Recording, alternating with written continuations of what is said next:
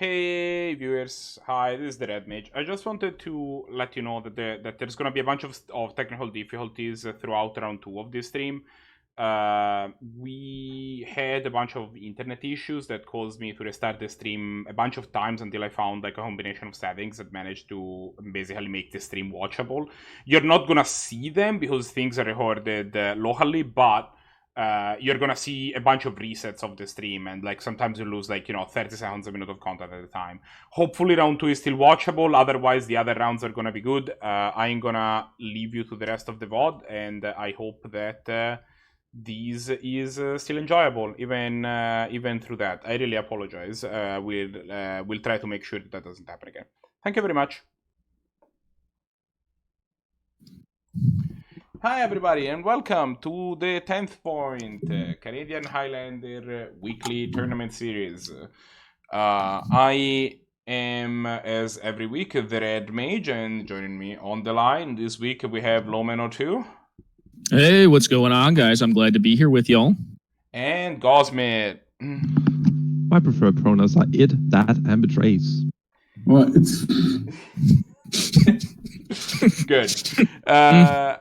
We are getting ready to give you our usual 4 rounds of powerful magic today. Just going to go through some housekeeping before we do.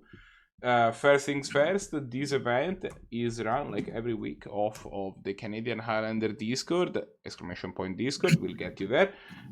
You will we use the Discord as a jumping off point, and like as a base from which to like organize all of these events. Like that's where we post rounds, for example, like we post pairings in between rounds and stuff like that. I want to remind, if you are already in the Discord and don't feel like going checking the tournament announcements, the next. If you want, but you still want to sign up for next week, the next events are ! Next poll will get you to the polls that I have already updated for once to sign up for the tournament for next week. If you want to do if you have no idea what we're talking about when we say Canadian Highlander, you can type ! Canlander in chat, and that gives you a few explanations, one in video, one in text, of what's going on. If you have no idea what that is, even we are playing Magic the Gathering, and if you don't know the game, I recommend going to watch. It's tough, like, and this is not a good introductory format. Go read up. If you don't know what cardboard is, okay, I'm gonna shut up now. So have you ever heard of this thing called cellulose? Well, we have 12 players today, which are getting progressively more and more ready to battle. The last point that I have to mention is if you felt the urge to support us, or just you wanted to support in some way, shape, or form, we don't hate it.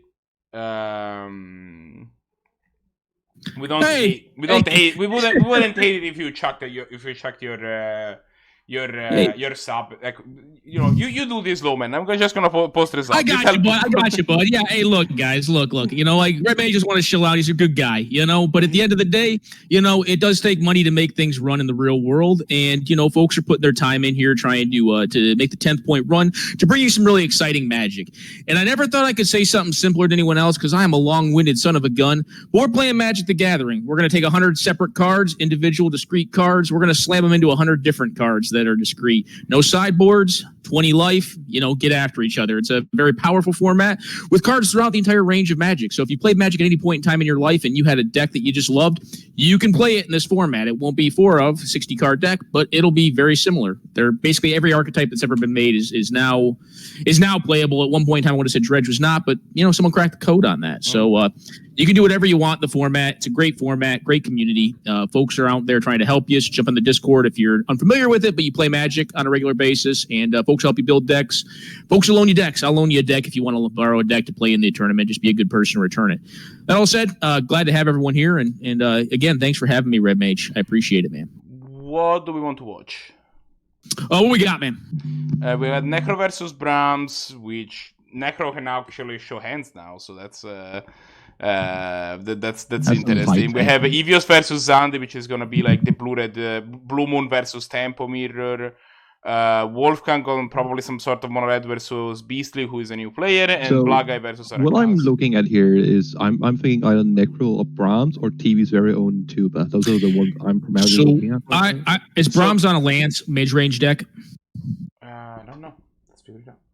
Let's check it out, yeah, because I know when Necro's on. I played a little bit against their deck earlier today. They're on more of a mid-rangey deck, and Brahms tends to play more mid-rangey like Lance style deck.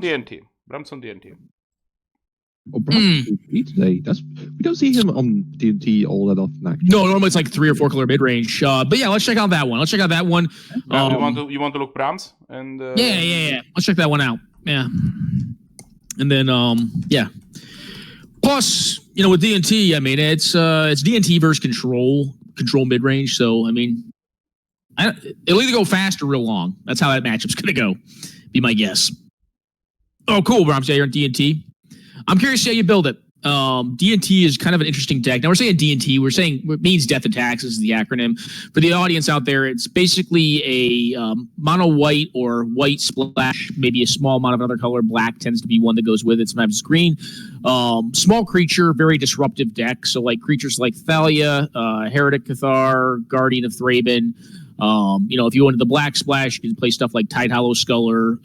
Cards like that have small incremental effects, but also can attack at the same time. So it's really an aggro control strategy. But at the end of the day, just, beats folks down. Tends to be very good versus combo. Tends to be fine versus blue decks.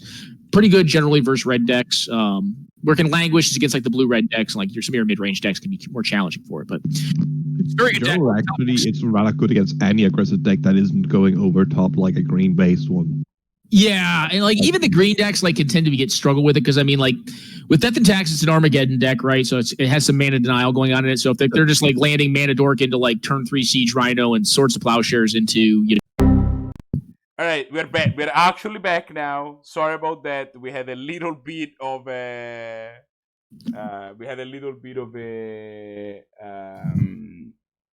crash. We had a little bit of a technical difficulty there. We are waiting for Brahms and Necro to get started in the. I believe they have set the game up and they're just waiting on our signal.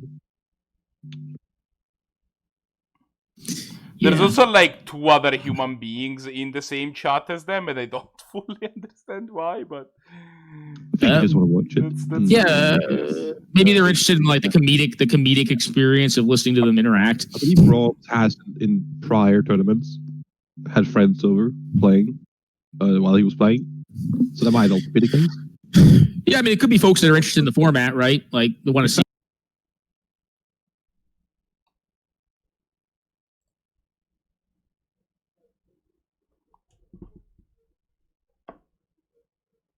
Oh my god. Oh god, what's happening?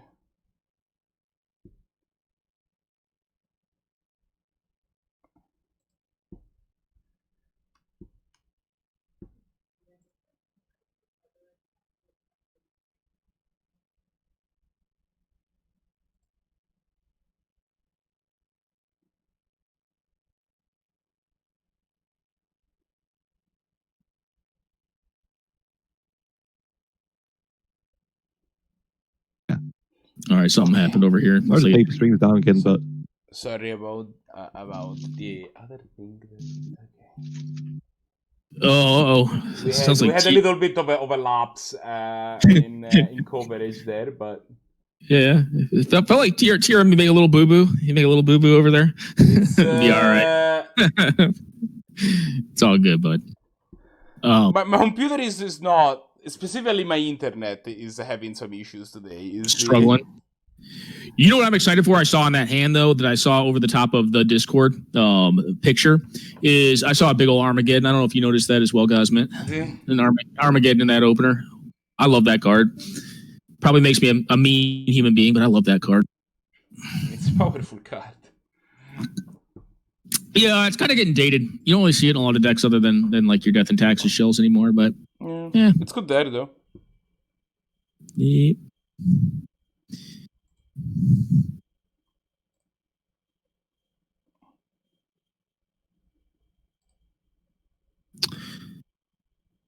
Alrighty. I forgot something because I'm an idiot. Yeah. What happened? I may or may not accidentally have turned into the game while not realizing it. Oh yeah, no, you were down in the tournament voice chat when they were in. That was a mistake on my end. I had some not terribly quick decisions. Oh god, are we gonna be seeing some Mace's End here, perhaps? No, they're not on a Mace's End deck. It's basically a teamer ramp deck is kind of what it is. I know it's on a budget. So one of the things that like Necros have been working on is getting like a penny lander format off the ground. So this deck's not going to be like a complete penny. It may actually be penny legal, like a dollar deck. It's not going to in general be as powerful as Canadian Highlander. It's just not, right? I mean, like you're not going to make a $1 deck that's as powerful as like, you know, a $400 deck or $350 deck or whatever on Magic Online. But you can play someone who's made red deck wins in that format. Like you definitely have to make for $1 you can do pretty good. But the problem you get when you get down to $1 is that like I think that's two currently actually too good. Well, the issue that I would think you'd run into with red deck wins is like there should be more mid-range decks at $1, right? You'll have more of those Highlander where you can like play like just absurdly busted stuff that like, you know, red deck wins is better against because like they're not really working hard trying to go over you. A lot, like the good red deck win cards are in general also cheaper. So I think actually strangely enough, your quality is often also kind of higher in some aspects. But yeah, I think mid range is absolutely the correct way. I'm planning on building a mid range deck as well in that format because that seems busted. Yeah. I built a blue-black control deck a while back, but it's since become illegal.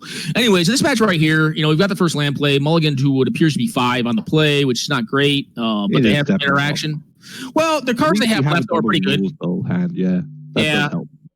And they are playing a deck that like has like red-based wrath effects, which tend to be pretty good to get versus, you know. We're just going to see a land from Brahms here. It's going to be Flagstones as well.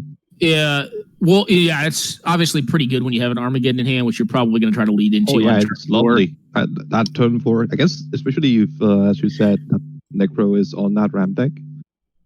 You know, they are. There's a fog. We're on purple fog as well, Jesus. So it has some weird themes. It's got some fogs in it, it's got a tangle in it, it's got some planeswalkers in it, the cheap ones. The issue that, like, Necro...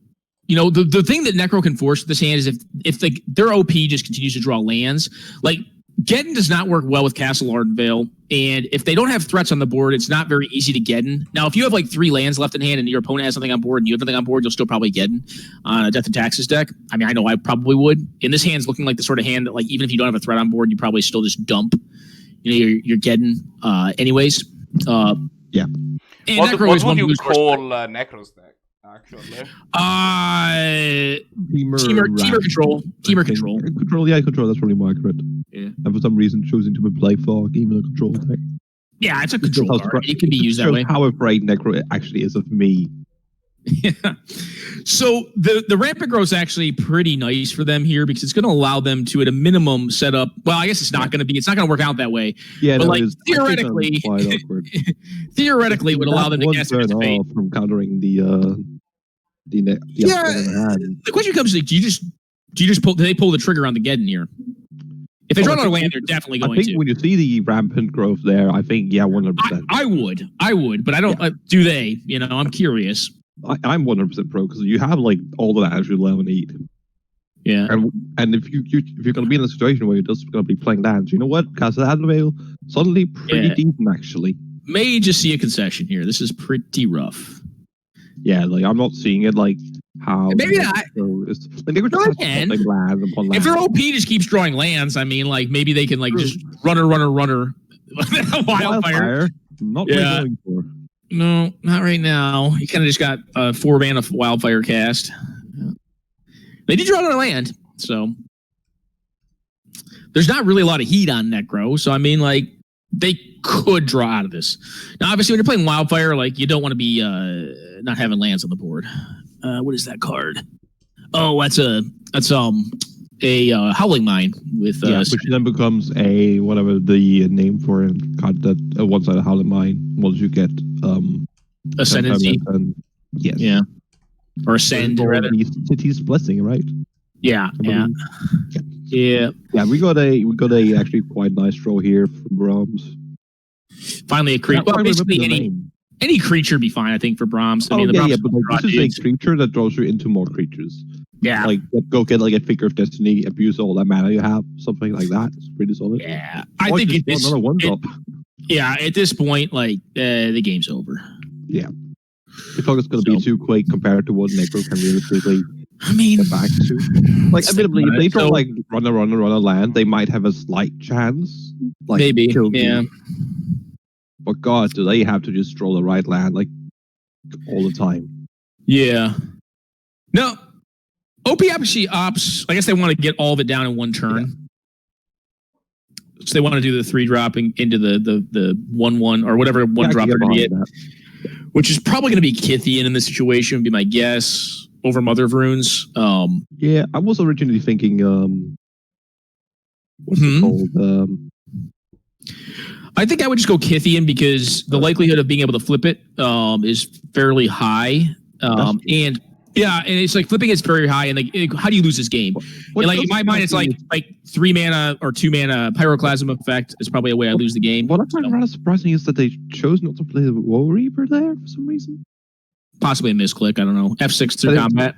Braum has been known to make some misclicks as they admit themselves. Yeah, could be just that. So it's probably not Kithian anymore. It's, I don't know what you get. You get Mother of Runes?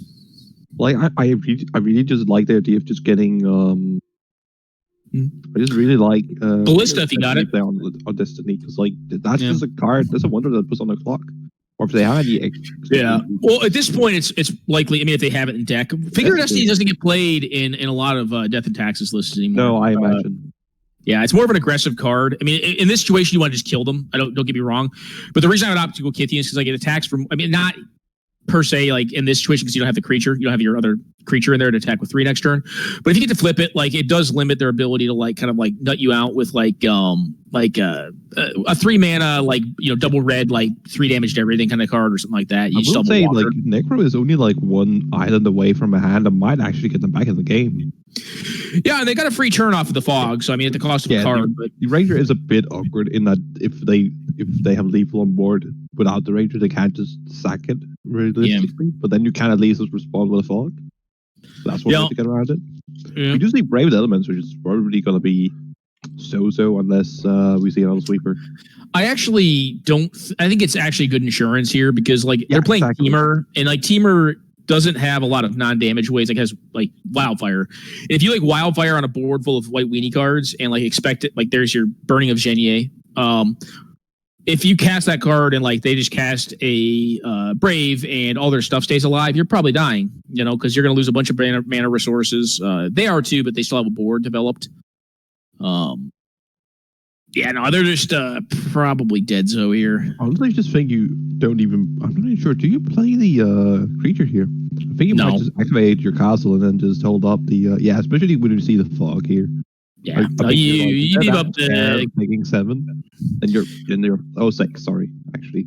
You leave up your castle activation in your spell. Yeah, it's not like maybe you don't. Maybe you play this thing out. That's cool. I guess technically, if you actually no, it's because you castle end of turn. That's 3, 1, 2, they 3, 6, 7, 8. Castle, yeah. They put them down to. In fact, they hadn't used either castles. I mean, the reason you don't do that though is because like they're still not dead. They're down to 2 as opposed to 3, which is really not a difference in my opinion. It's just like Like, why expose more resources? Like, not that they're probably going to be able to deal with the resources you've got on board, but like, I just like leaving up Brave. There's not a ton of I guess they could have like, what's the Eldrazi card? The Devoid card that's costs 3 and like does 2 to everything. Yeah. And then it comes back. Like, they have something like that. I mean, even though like Brave wouldn't defend against that because it's Devoid, but you get what I'm saying? Like, any random instant speed effect that they could have. I mean, if they had not cast a card, which you didn't know about when you're making that decision. So what I expect here is we just end up seeing like Ballista attacking down to if they Ballista, then Ballista. Ballista is actually exact. Assuming not the correct choice is just attacking for 8. That works too. Or Solar Paladins. That works too. Or Bali. Then you can just attack it for 8. Did you mean attacking for 10? The captain. Yeah. Well, they were attacking for 8 before, but Bali or this card right here allows you to get through for the final points you need. So. Yep, there's a Star Storm in their deck. Do you see that one? Or a Comet Storm? It's the cycling one. Saw that one. Pretty good against a deck that plays a lot of lands. Geddon?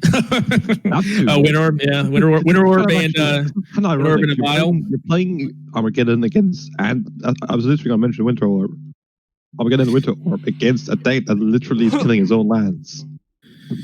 Well, this deck's got a lot going on. I mean, you see a Sin Prodder, which is a thing that can draw you cards. Probably won't in this matchup because they'll probably have to block with it. Yeah. It's also more of an aggressive creature. They got some interesting cards going on. I think they, like I said, they built it more as like under the budget constraints of like the Pennylander, which means that like it's probably not going to like, being fair, give the best like Canadian Highlander games versus like a Canadian Highlander deck, which I don't know that like Corehaven probably doesn't belong in D&T. This may not be like the most like El Primo build of D&T, but like it's still a build of D&T, and D&T is a top contending deck, so it's going to be a tough matchup. I think regardless, like D&T will just give most things a strong game. They're pretty tough. Yeah, Corehaven right there. That's a card you don't really see all that often. I play it in very few decks. Generally, just blue-white control is one of the few decks I play it in. Because it's so mana intensive, like you really want a landed deck that's going to have need to use just excess colorless mana. So we talk a lot about actually how good like Death and Taxes is as a deck, both against like aggro combo as well. What if you knew you had a meta game where you really had to play against Death and Taxes consistently? How would you take that into mind on a just deck to deck basis, or maybe on a whole? Like, what deck do you choose? Like, what? Grixis midrange. Grixis. Yeah, just rip them apart. Just tear them up. Grixis, like UX midrange tends to rip it up. Like red and black, especially like those cards. Then you have the blue cards just to like deal with like the planeswalkers and the Geddons and stuff like that. But like you can remove stuff 1 for 1 really cheaply at mana efficiency or less, which is really like the reason that aggro does well is because its cards are so cheap and they're high impact for how cheap they are, at least as far as how they progress the game state. So like Grixis midrange, it's actually the deck that Jared White, who's streaming right now, was thinking about playing in the year end before. I was like, hey man, this Storm deck is just like broken half. Like it's just stupid. It's a really good deck. It's a really, really good deck, and it's great at beating the crap out of white creatures. The thing with white decks is this, though, like the Death Deck thing, I talk about how good it is. The reason it's good is like not specifically because of like one specific build. There are some core cards to the deck, don't get me wrong, but it's really a modal deck. Like you don't always play the Geddons in the deck. You don't always play the Winter Orb in the deck. The thing with Death and Taxes is that you can have game against so much. And like the one weird thing about Death and Taxes is like you tune it up for a metagame, and then like if you run into something that you weren't expecting, you can just get like, sideswiped by it. Like for instance, like Owling Mine or like, Turbo Fog. Like those style of decks are not really great decks. They're not good decks in the format. They're like really bad against some of the best decks. But like if you're not set up to beat them, if you're like just set up as like a kind of a slower red deck wins in that matchup because your cards aren't really templated against them, they're just kind of beaters at that point, the deck becomes a lot worse. Like I've lost to Enchantress with it where I'm like, God, this deck's so bad, but like it's like it doesn't matter. They're not even a slower red deck wins. Your slower red deck wins, it doesn't have access to burn against like against like your Turbo Fog or like your Owling Mine, which is essentially kind of like Turbo Fog, or Turns. Like Turns can get them, and it's like if you're not ready for that style of deck, but Turns is not, probably a bad example. That deck's mostly blue and whatever. But you get what I'm saying. Like if you're not prepared, if you're prepared for specific things, which you should be with that deck, it's kind of a silver bullet deck, and the reason you're able to get away with this is because your silver bullets are tied to creatures that actually kill people, so like it works out. You're not wasting card slots. but you can't be prepared for everything. So like if someone comes at you sideways with like an Enchantress deck and your Death and Taxes deck is set up to beat like Time Vault or Oracle combo and like Storm and Red Deck wins, which it's always generally beat that deck. But the other three, then like you're gonna be like, oh, I don't have cards to beat this and lose. Or like Bant Blink. Like I remember during was it season 3, I believe, Red Mage. Yeah, actually you don't need to confirm that. I know it was season 3. But actually Godsby, you were playing there. Like during season 3, one of the decks that was kind of big that I believe Rami was playing at the time was Bant Blink, and that was a deck that like was intended to have pretty good game versus Red Deck wins, and it does. It's not bad. It's pretty good. Yeah, it's fine. I actually did it in the finals. Actually, you did. I remember watching. Yeah. It's not a bad. You lost to it once and then beat it, I think, twice in a row. Yeah, so I mean, it's a winnable match. Quite lucky element, but sure. Yeah. Well, I think it's mostly a combination of like you had median luck and they drew pretty badly, which is it happens, right? But point being, like if like I played against the same deck and like it is a good deck against aggressive decks, and like I had like cards like really bad cards like Hushbringer and like Hushwing Griff in my deck that just like hose that strategy. But you don't always run those cards, so it's like that's why you played at the deck. I think we have a prime example here, actually. Eggs of the Gods. Not exactly. No, it's not a great card. Not exactly what you're looking for, and you have Hexproof, not equally relevant against all decks. No, but against Storm, like yeah. And even like you look at like the 2/2 that's next to it, the Fox Samurai. I always forget the card's name. Pale Curtain, Samurai the Pale Curtain. Like that's a card that basically attacks in combat. It acts as a 3/3 when it just hits people. It hits for 2. It's Bushido 1. The card gets rid of permanents that go to the graveyard. So, that can hose Dredge. It's a card that I've used to hose Dredge before if you're playing against that deck, and it's generally just a pretty good card. But yeah, it's a bullet deck. That's why you play it, because it's one of the best bullet decks in the format because it's bullets all attack. And it has gone like recently that we see Recruit of the card, like some to the pieces that allows you to get those cards. Yeah. Captain. Yeah, it's kind of it's interesting that way. There's a lot of ETB like value creatures that are starting to get into it. And the deck like initially was kind of more of a beatdowny deck that had like, you can sometimes splash black into it to get more disruption, but it was more beatdowny.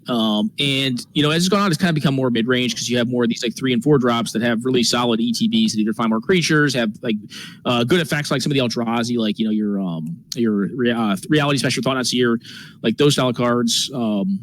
Are just they're really good, right? So you've kind of gotten a little bit bigger with the deck, which is not per se a bad place to be because it does solidify your aggressive matchups. It allows you to kind of scale up a little more against mid-range decks. All that tends to be a lot of fast mana, and then some bigger cards than like red would typically play.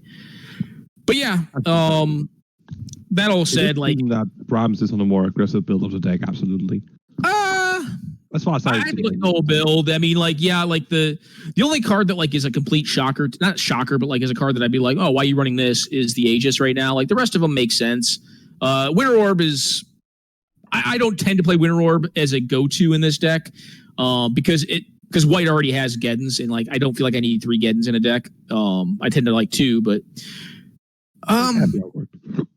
yeah. So this is interesting, actually. Like that card, if they can get it going, if Necro can get the Ironcrag Pyromancer going, I have used that card to just demolish Death and Taxes with blue red moon. Oh, absolutely, yeah. If you can get it going. Well, Tangless is annoying, but if you get like a deck Faden down and just like machine gun their creatures every turn, it'd be very problematic. We're not going to be seeing any deck Fadens. Yeah, probably not. It's an expensive card. And they're not even. What's the other new blue red planeswalker? Scions, the Royal Scions. Yes, the Royal Scions. Yeah, that one does the same. Yeah. That's kind of what turned me over to the card. Like I really like Ironcrag Pyromancer, and like there was just enough incidental cards. Like it was really the printing of Fire Prophecy. I'm like, all right, I have Latinam's Legacy, I have Fire Prophecy, I have so many cards that like just have this effect. I can get away with running this card, and I can use it to kind of control the board and actually just also randomly win, which is kind of what you want to look for in some of the control decks. Is like a card that can keep you alive, which it's a 0/4, so it blocks, and can trade off at value. And an 0/4 body is not nothing, honestly. Like that's something I can block a bunch of creatures and just say, have a burn spell, have a removal spell. Yeah, like spend basically an attack step and a burn card, or like spend 2 cards to deal with this, or else it's going to start machine gunning your stuff. Yeah. And even against control, it's just going to pop them once in a while. It'll just Yeah, or knock out their like flyers. A lot of the control decks now play stuff like they've always been playing Vendilion Click, but Nimble Obstructionist, Brazen Borrower, and like you can just kind of like crank those things down. Yeah, good for Planeswalker control as well. You just chip away at them with some burn spells. Hit them once or twice with this thing, and they're gone. Again, not looking great here. Now, I will say this about Necro's deck. They have a really cool Birds of Paradise art. I'd never seen that until this morning when I was jamming with them. And that bird's art is really kind of cool. It is lovely. It's from as far as I remember, a Secret Lairs set of like. Yeah, I never seen it, and I thought it was really cool. I like the promo they have on. Like 2 weeks ago.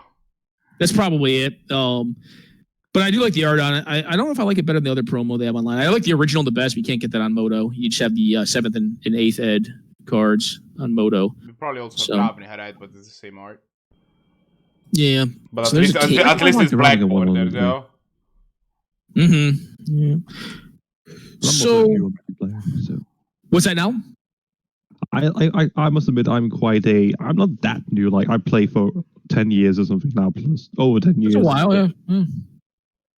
But like I gotta admit I am a big fan of especially black bordered cards visually more than don't have the same feelings for the old cards in general. Yeah, like I just for whatever reason I like that art right there. It's real simple. Yeah, I mean it's not bad. It's definitely definitely up there in the older cards. Do you know what the story behind this art is? I think I do. This was supposed to be. That one's spoiled for you. Yeah, it's supposed to be a landscape originally, right? This was supposed to be the art for Volcanic Island. Yeah. And when the art came back, there's this bird like very prominent in the foreground. So they're like, well, this is a bird. It looks like a creature. All right, so actually, something interesting going on in the game. So they actually drew into a Chandra. That Chandra is Chandra the Pyromancer, I believe. She plinks things. She plinks things and makes it so they can't block. She has 1 damage to them, I guess, when I say plink, which is actually kind of interesting because that can eliminate quite a few of the creatures that are on the opposing side, especially the clamp on one of them. But there is a Winter Orb. So we'll see how that ends up working out. There's 16. Yeah, orb making things awkward here. One cute thing is Tamiya's journal is going to make clues every turn. And you know what clues do when you sacrifice them? They draw cards. Yeah, but clues kind of suck versus Winter Orb, right? They do suck quite a lot. I think you probably don't mana leak here because you want your mana. If you draw a land, you can just get this Chandra down. So I think you let this happen because you have this Chandra. Yeah, like I think you have priorities that are higher than that. Yeah, absolutely. Like I would just let it happen. Next turn. I would just let it happen and then probably look to block with. Oh, they're gonna mana leak it. They're gonna do this. Chandra's Triumph this thing. Okay. Oh, they're gonna let them draw cards. I don't know if I like that with a Vial play. Did they have the Triumph in hand? I would have thought they'd go for the 2/1 flyer. Bless you. Yeah. Well, okay. I'm stupid. They can't actually draw cards off of it because it actually exiles itself, so it never technically went to the graveyard. So it's die, right? All right, because it exiles all permanents. Duh. Yeah. It's one of those ones where like as it's dying, the state-based effect of it still takes place. It's it's how replacement effects work. I can go into more detail if you guys want. No, probably not. But yeah, I knew it didn't work. I just forgot that was the card that was actually dying. I was like, oh, yep. That's how that one works. You can't get death triggers off of it, which is generally a nombo with Skull Clamp, but I've definitely played them. Oh, definitely played them both in a deck. That is a chain reaction. Holy shit. I'm sorry for cursing, but that's awesome. Chain reaction. That's Fire Prophecy triggers my Ironcrag Pyromancer. Oh. That's awesome. I would save that Fire Prophecy and wait for them to clamp something up. I don't think you care about them drawing cards because their mana's cut off right now. They have to draw specifically 3 drops. The other downside of that is like if you Fire Prophecy, you could 2-for-1 them. So if you Fire Prophecy, I guess you can't because the stupid Selfless Spirit. But, it's an awkward spot to be in. Oh yeah, because you're not gonna draw the card if they No, it's about card drawing. It's like you don't have the card draw on their turn, so like you won't get the extra benefit of it. But like right now, like you could just do this on their turn. They have it double. Oh, they have Aegis of the Gods Chosen with the other card. So they're gonna sack this thing. You might as well get rid of that Tamiyo's journal. That thing's really bad. Oh, they don't get rid of it? Oh, because it's stifled. Because this thing sacked itself. Yep. All right. Yeah. The only way not to have the thing like you would have to target the Aegis of the Gods. with it, and then they wouldn't sacrifice in response to make you not draw cards. Yeah, you know what I actually think though? I think they probably should have played this 2-1 the last turn. I think they probably should have not played it and then had access to unexpectedly absent on this turn, because unexpectedly absenting these cards is going to be pretty rough for their OP, especially with the Winter Orb in play. That said, what'll be interesting about the bless you, that's fine. Which is a Restoration Angel, is do they go to 4 on the Aether Vial? And my guess would be, well, maybe, but they're not going to have a lot of 4s, so like it's going to probably reduce the viability or the usefulness of Vial as the game goes on.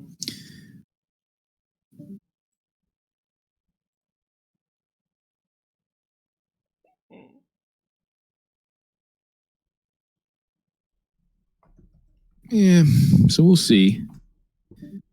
There's a counter spell. I think at this point, like Necro just wants to draw a land. Any land and not having to cast a spell on their OP's turn is going to allow them to get down this pinger and start pinging cards, which is not a bad thing. But what I'll be curious to see is how this Vial gets handled on their upkeep. Yeah, I really hope they take it up to 4. I think this Restoration Angel is how they just win the game quickly and efficiently. Maybe. I mean, we'll see, right? The issue with that is like if it gets dealt with, your Vial is worthless. Like your Vial is really bad at that point. Like you don't have a ton of 4-drop creatures. You have Jailer. You know, maybe you're playing Hero Bladehold if you're really beat down. But like normally your 4-drops are like your Geddons and your Planeswalkers. So 4 is not a really great spot to be going long. I think something it's not that important, but I think it's interesting. Is you mentioned the unexpected journey here. Due to the way, and I think we might actually literally see that here, due to the Sin Product effect, putting something on top, specifically the product itself here in this case, you can remove it due to its own effect and actually kill it instead of putting it on top if you really need to. Yeah, take 3 damage off of it, yeah. Which, I mean, honestly, at this point, I wouldn't mind if they drew that card. I'd be like, yeah, sure, have it. Because the Winter Orb is just making you replay the damn thing. And like your game right now is a 3/4 flyer. You're not getting through on the ground regardless, very effectively. Really, what they need to fade is another land drop. Because a land drop is going to be problematic. They'll be able to fade one of their creatures dying this turn. They're going to counter this, I guess. Okay. Yeah, I think there's one card in hand we just consistently cannot see from Necro. Yeah, that might be my end. Yeah, no, same here. I'm watching on the stream, and there's one card you cannot see. Oh, there is? Yeah. I mean, they could have Sinister Sabotage. That's better. The Chandra is the card that I really would be like trying to push to get down if I were in Necro's position. I completely agree. I think I would have played it a little less. I would think. Yeah, they're on a very budget deck. So even then, I did not expect Pausing of all things. It's under a penny. Yeah, it's an ABUR card, original set. Yeah. Yeah. Does the it's if they don't play, they have to tap out, right? Correct. Yeah, so it's actually kind of good against Winter Orb. It's actually an old combo with Winter Orb. Yeah, you like, use this thing to tap them out on their turn or force them to counter your counter, and then like you'd you had not Kill Switch. God, I can't think of it now. No. It's from the Antiquities. Not an actual Magic card. Yeah, no, it'll come back to me, but it's a Magic card that taps artifacts for 1. Yeah. But you tap your own Winter Orb and then untap. Icy Manipulator? No, Twiddle did that. Icy Manipulator did it too, but there was one that's Relic Barrier. Relic Barrier is reprinted, actually in Mirrodin, I think, but it's a 2-mana card that does that. So it turns off Moxen and shit. The only reason I know this is because when I played back then, and I play old school now, so I know that card. It's not a common one. Not per se a good one either. That's the new art. There's really old art for it. It's like this dauntless. Harold McNeil, I wouldn't be against just slamming a Chain Lightning here. Oh, I didn't know he did it. Sorry. What's that now, bud? We could the option. I think we might even see it here if it's a Chandra. At this point, is that you can't slam the Chain Lightning. That is going to kill your birds. That's very important. Yeah. The problem is this Angel stays around, right? So everything just dies. Sure, it does stay around. That's the thing. Yeah. So everything just goes dead. I don't think Chandra can't hazard either, really. So, well, what you could, you have the birds to block on the following turn to give yourself another draw step off of it. You also get a free draw on the following turn. So, like, if you wanted to set up a situation where, like, I don't know, the Chandra just should have been down earlier, I think is the thing, right? I agree. Especially, like, that would allow you to kill the bodyguard and then at some point set up the... Yeah. And the dog's going to come down, which is going to be rugged. You can equip it up next turn and basically puts him on a 2-turn clock. Yep. So I think that's probably going to be game. Yeah. Yeah, unless you have like Fire Slash into like land. CRM. I think this is game 2. Is this not correct? I believe Brahms won the first one. This is still game 1. This is still game 1. This is still the game where the Armageddon got played, right? Hey guys, no. All right. This is game number 2. I want to say, right? No, this is game 2. You're right. I'm an idiot. There is an Armageddon in hand, so it can't be the same Armageddon game. All right. Yep. That's a Ravages, but yeah. But it's close. The same card. Just costs like $400. Yeah, just costs $400. That's definitely the biggest change. I don't know if does it cost that much anymore, or has it gotten cheaper? That's a good question. I'll quickly check. It's fine. I'll go check. You all. Send our resident scientist on job. Chain Reaction. I think Chain Reaction is a sweet card. Currently, you can buy a Judge promo Ravages for about $100. Yeah, that's more reasonable than it used to be. Like it used to be like a $300 or $400 card, so it has gone down. Even the P3K one is like down to 180. Yeah, which is still a lot of money. Oh yeah, no. So it's you're not going to get your game value out of that card. Like it's not that good in game to be spending that much money. You just build a red deck. On the other hand, you can get an Armageddon for $4. I think a red deck splash Armageddon. Yeah, you could. I mean, they just kill them though. The reason you play the Geddons in Death and Tax because you're just not fast enough. So you gotta act like it's turn 1 again, and everyone's got 0 lands. But yeah, that's gonna be game, guys. So Necrozon like more of a budgetary deck. So a little bit more of a tough one there versus Death and Taxes. But still put him fight. That's the match actually. That's a round. Okay. Well, the round is over. So, be interested to see what we're jumping into next round. How many players do we have? We have 10 or 12. We have 12. 12. Okay. I said at 12. Is Baylight playing today? Is who? Is Baylight? There is no Baylight as far as I can tell. So we have a lack of slow, grindy absent matches. That's what so like I'm trying to do like approximations. Evios tends to play like blue red decks. Yeah, Blahguy plays black red for the most part. I'm trying to estimate. Red. Yeah, it's mono red or like blue, like red with a very light blue splash. Maybe they're memeing. Yeah, and I think that's mostly like Arakasi might. I'm not sure if Arakasi is on anymore. I think they used to be on the blue-black tempo deck. They changed up. Still the case. They've been on it for a while. They enjoy that deck a lot. So I mean, they've been on it for a while. It's the deck they really have put their time into. I don't think I've ever seen them play anything else. Actually, I've seen them play Storm. I've seen Arakasi play Storm. I think once or twice, but not not on stream though. I've seen them play it like against me. Like we really need someone. We need to convince someone to just play Storm at some point. You know what? Fuck it. Borrow me the cards. I'll play it. I'll give you a Storm deck. I mean, if you want to do it. All right. I mean, just honestly, like Storm's really easy. You just got to play it a bunch first. I mean, just get used to it. Know how to do it. It's easy. You just have to play it a bunch. No, I mean, if you like math, I mean, that's all it is. I mean, it's just it really is like It's really just finding the path. Yeah, it's finding the solving the puzzle. Solving the puzzle. I mean, the interesting decisions in Storm really like once you learn how to play it aren't like how to play it optimally. It's not really that hard to play once you get it. It's how you use your disruption when you use it and like when you want it. Yeah. Do you get Proton 1? Do you get Proton 2? Like. Yeah, because like once you really master that aspect of the deck, like you can beat Blood Moons, you can beat Price of Progresses, you can beat Thoughtseizes and Duresses, like Collective Brutalities, you can beat all that shit. Thalias, like you can beat pretty much. I would say you have game against every deck because you're so goddamn fast. You're pretty consistent, and. I'd say you're a little slower now than you were with the Breach. That was a goddamn turn 3 deck almost. And and like also like the additional pointings when DT got hit as well. Yeah, beforehand, it needed to happen, but yeah. So I was thinking that this match, this round, finished pretty quickly. Like we only had one, like by the end of our feature, everything was over. None of our matches actually went to game 3. That's the reason that this round was. So we have a real clean, like all 2-0. 2-0 sweep across the board. 2-0 sweep all the way through. All right. Wow. And we have round Red 2 Mage, left. Red Mage. Great goddamn pairings, bud. I'm just kidding. Like, all right, got Red Deck wins versus Blue-White Control. Yeah, that's Storm gonna be versus D&T. Oh, I'm just kidding. It happens. Yeah, we have the next round up. Let's see. Sweet.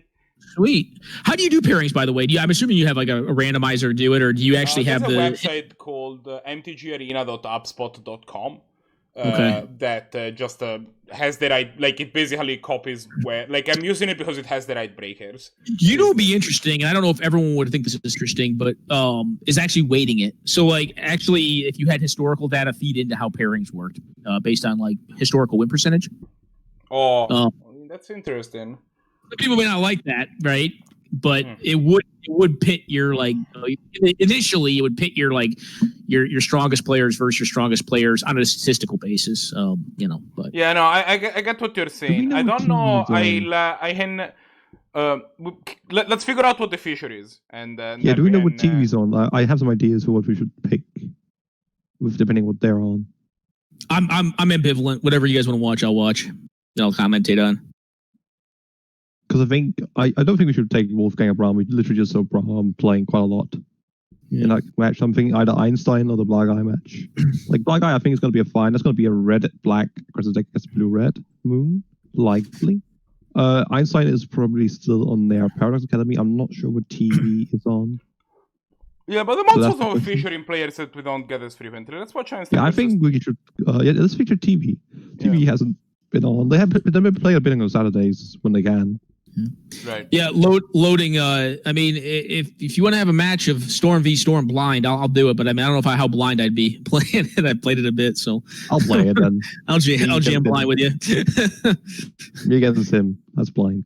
Yeah, I've jammed it. No few amount of times. It's one of those decks that to me is really fun when new cards that ARB Surge come out. It's really fun to build on. Oh, yeah. It's a very fun deck to build, but like playing it like becomes very prosaic. You're just like, yep, you're dead. Yep, you're dead. Like once you get it, you get it. Yeah. Absolutely. Like, it does have one advantage over some other combo decks. Like if you compare it to like say Oracle's Blitz and all those AB combos, like at least here you're not literally always combining AB combos. Like they can kind of be AB combos at times. Yeah, I mean.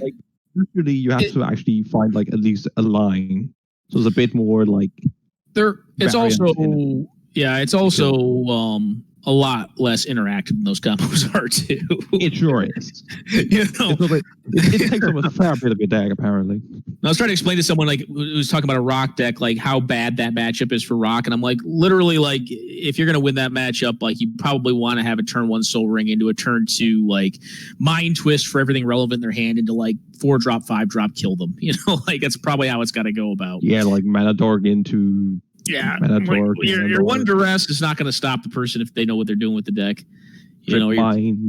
Titan. Even strip mine's not that big of a deal if they're taking the time to do it and they're not playing something relevant. Like you're like, okay, whatever. You don't need a lot of land to go off. So I think you're switching the decks around here.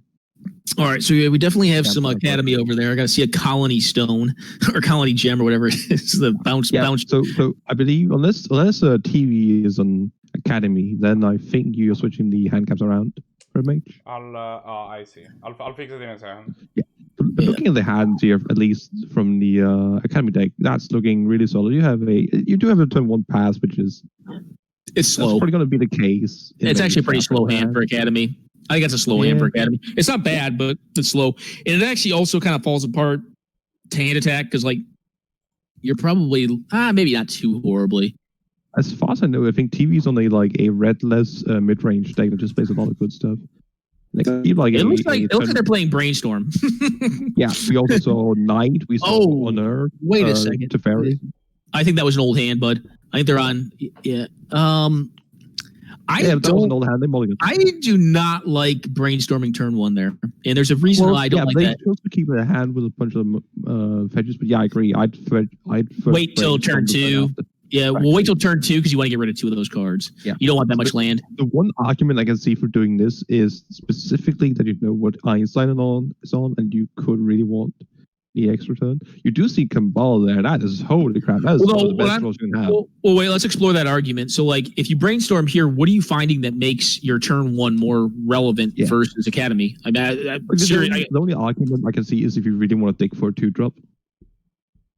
Because like if you brainstorm turn 2, you cannot play a 2-drop as well. That's the one. That's the main argument here. I just think going long, like this hand, if you were going to keep this hand, you're keeping it on the back of that brainstorm, and I think that's the only live card. You want to get rid of 2 of those lands, right? I don't know. Like, maybe, but like, maybe. But in the minimum, like the Academy hand is slow this time, and mulliganing is actually pretty good against Windfall, randomly enough. Mulliganing your hand is not bad versus Windfall, and they're going to be able to get a Camball down before Windfall was able to happen, unless their OP draws something along the lines of like crop rotation. Yeah. But the thing is, even with a slow hand, you are still going to see like the first play that you're usually going to see like from Academy, Paradox Academy, it's going to be turn 2. Unless I'm not sure, they do not play Moccasin, right? Do they? No, they do sometimes. Like Soul Ring is a card they'll play sometimes. Yeah, Soul Ring they definitely play. You know, they can definitely have some powerful turn 1s. They play Academy. How many points is Academy again? 1 point for Academy itself. Just 1 point, and then you play maybe 1 or 2 of the artifact tutors like Transmute or. Yeah, I think there's actually a debate about like how the pointing of the deck goes. You know, because it's basically like playing Craterhoof, Craterhoof decks, except you don't play creatures. It's a very similar deck, and how it functions. You're like combo Craterhoof, like kinda. Yeah. Well, Craterhoof in some ways acts as a combo deck. It just has more good medium lines, whereas Academy just kind of wins all at once. This Camball is going to be problematic though because they don't have like a bounce spell. I don't know if they're playing like Chain of Vapor style cards or not. They have upheaval, but like if you have to upheaval to get rid of the Camball, that's kind of awkward. Yeah, and here like getting a 3-drop down is going to be great because it reduces your hand size as well. So like if they go for this Windfall because their hand kind of is poopy right now. They're probably planning on Windfalling next turn because this hand is well, and they also probably want to get rid of that Echo of the Aeons. Now they're probably going to play that card. The Windfalling first. But they'll probably play the Worn Power Stone first, I guess. I think you just want to set up the mana and then just go for like upheaval, set up a board, and then Windfall. The problem is they're not producing enough mana at this point to really get away with upheaval. Yeah. It's just going to put them back as far as their OP, and it's not like they're accelerating that rapidly. So, and they're even short of blue mana. So I mean, that's it's not even a viable line at this point. Like they're probably going to play the hard gem here this turn and then slap down some. Is that 2 or 3 lands you have to return? 2. Yeah, so they're probably going to slap that one down. Yep. They have a copy artifact. They can actually. When they cast both, they cannot cast both unless they transmute artifact and something on tap. Copy artifact. If you copy Worn Power Stone, does that enter the battlefield untapped? Yeah, it would still come into play on. Exactly. It'd come into play tap still. Yeah. So if you can't copy anything, you'd copy the Worn Power Stone. Yeah, you're not going to have the lands to return. The Worn Power Stone, the Mind Stone. Yeah, you could. It's more cards. More cards. You could also just copy the. All right. Yeah. The battlefield tapped. I am afraid of this. I see. This is how much to play the deck. Never. Yeah. It's still a good card. It's just and you don't even have to return. That's actually really powerful. No. You don't have to with that one if you're not casting it. But what's going to be interesting here is like they have honestly they're in a tough spot. Like this hand kind of sucks. Like it's not that great. It has a lot of setup cards, but like right now they just need to get rid of this crap that's on the board.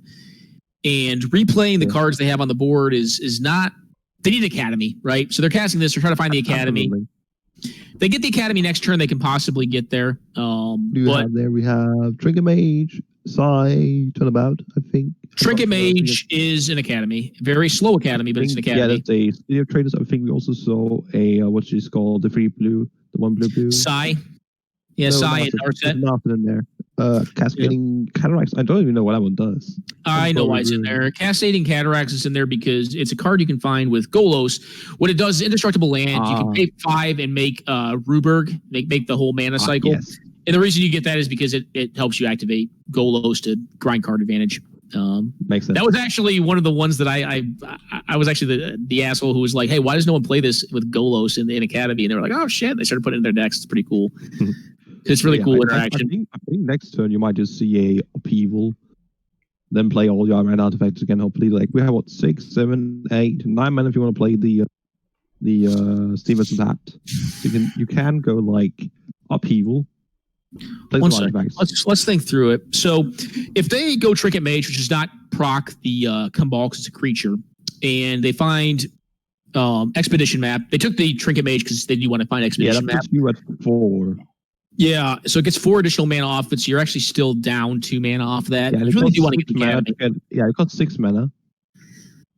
I'm just trying to do the math on it and see if you can do it. I think they may be 1 short or 2 short to be able to get the Academy pre upheaval to recast all their stuff. Actually, I think it goes. I think it can very much. Oh, you know what? Turnabout may do it. Yeah, the one problem with that line. What do you? Oh yeah. The one thing about that is as you said, is a life total. Yeah, so they can cast 2 more spells. The only cast if you do that, you cast. They cast one. Upheaval. You have to cast upheaval immediately. And then just try to So I'm trying to do the math on. I don't know if you can do it because your land drop's already going to happen this turn. So you have exactly enough to get it and then play upheaval. The thing is, like, they're OP. If they play out a blocker, a 2/2 blocker, and just find that still doesn't work. So wait. If they find, this gonna be challenging, right? So wait. Here's I think what you do. If I'm on their side, I think what I like doing is playing out the Trinket Mage, finding the stupid Academy. You can probably just play out you play out the Academy this turn.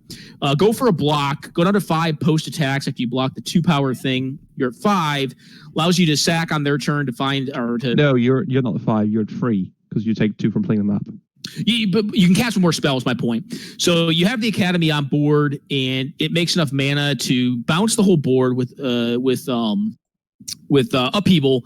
Yeah. And you have not made your land drop for that turn, so no, because you play Academy. Unless that's the second. You could fetch for it immediately and then just block, right, and then not use the mana this turn. Because you might have enough. You can save them lots of life. Yeah, by doing that. Yeah, you're right. Oh, wait, we're turning about. Oh shit, this doesn't look like what I would do, but it's all right. So you're gonna turn about. What does that even do? Like, I guess you just go for the upheaval immediately. I guess. Yeah, maybe they counted it out. But I think I like just trying to take a block there because they haven't done anything. 6 mana here. I think the game plan here is just play as much mana again as possible and then go off next turn by getting Academy next turn. Right. I think that is what I imagine. Yeah. Plus, this windfall now is awesome that your opponent has 78 cards in hand. Yeah, but you got to play your own too, but right? You still have the mana to do that. And I think you want to play your own. Yeah, they also have a mana dork, and you're at 2 life. So their Camball's coming back down the turn after. So basically, you have next turn, and that's it, right? Because Camball is going to be tough to answer after you already. Camball can't be played next turn. No, the turn after. Yeah, what I'm saying. So you have next. This turn right here is a wash. Like they're just going to play a bunch of artifact mana out and probably not do anything that relevant.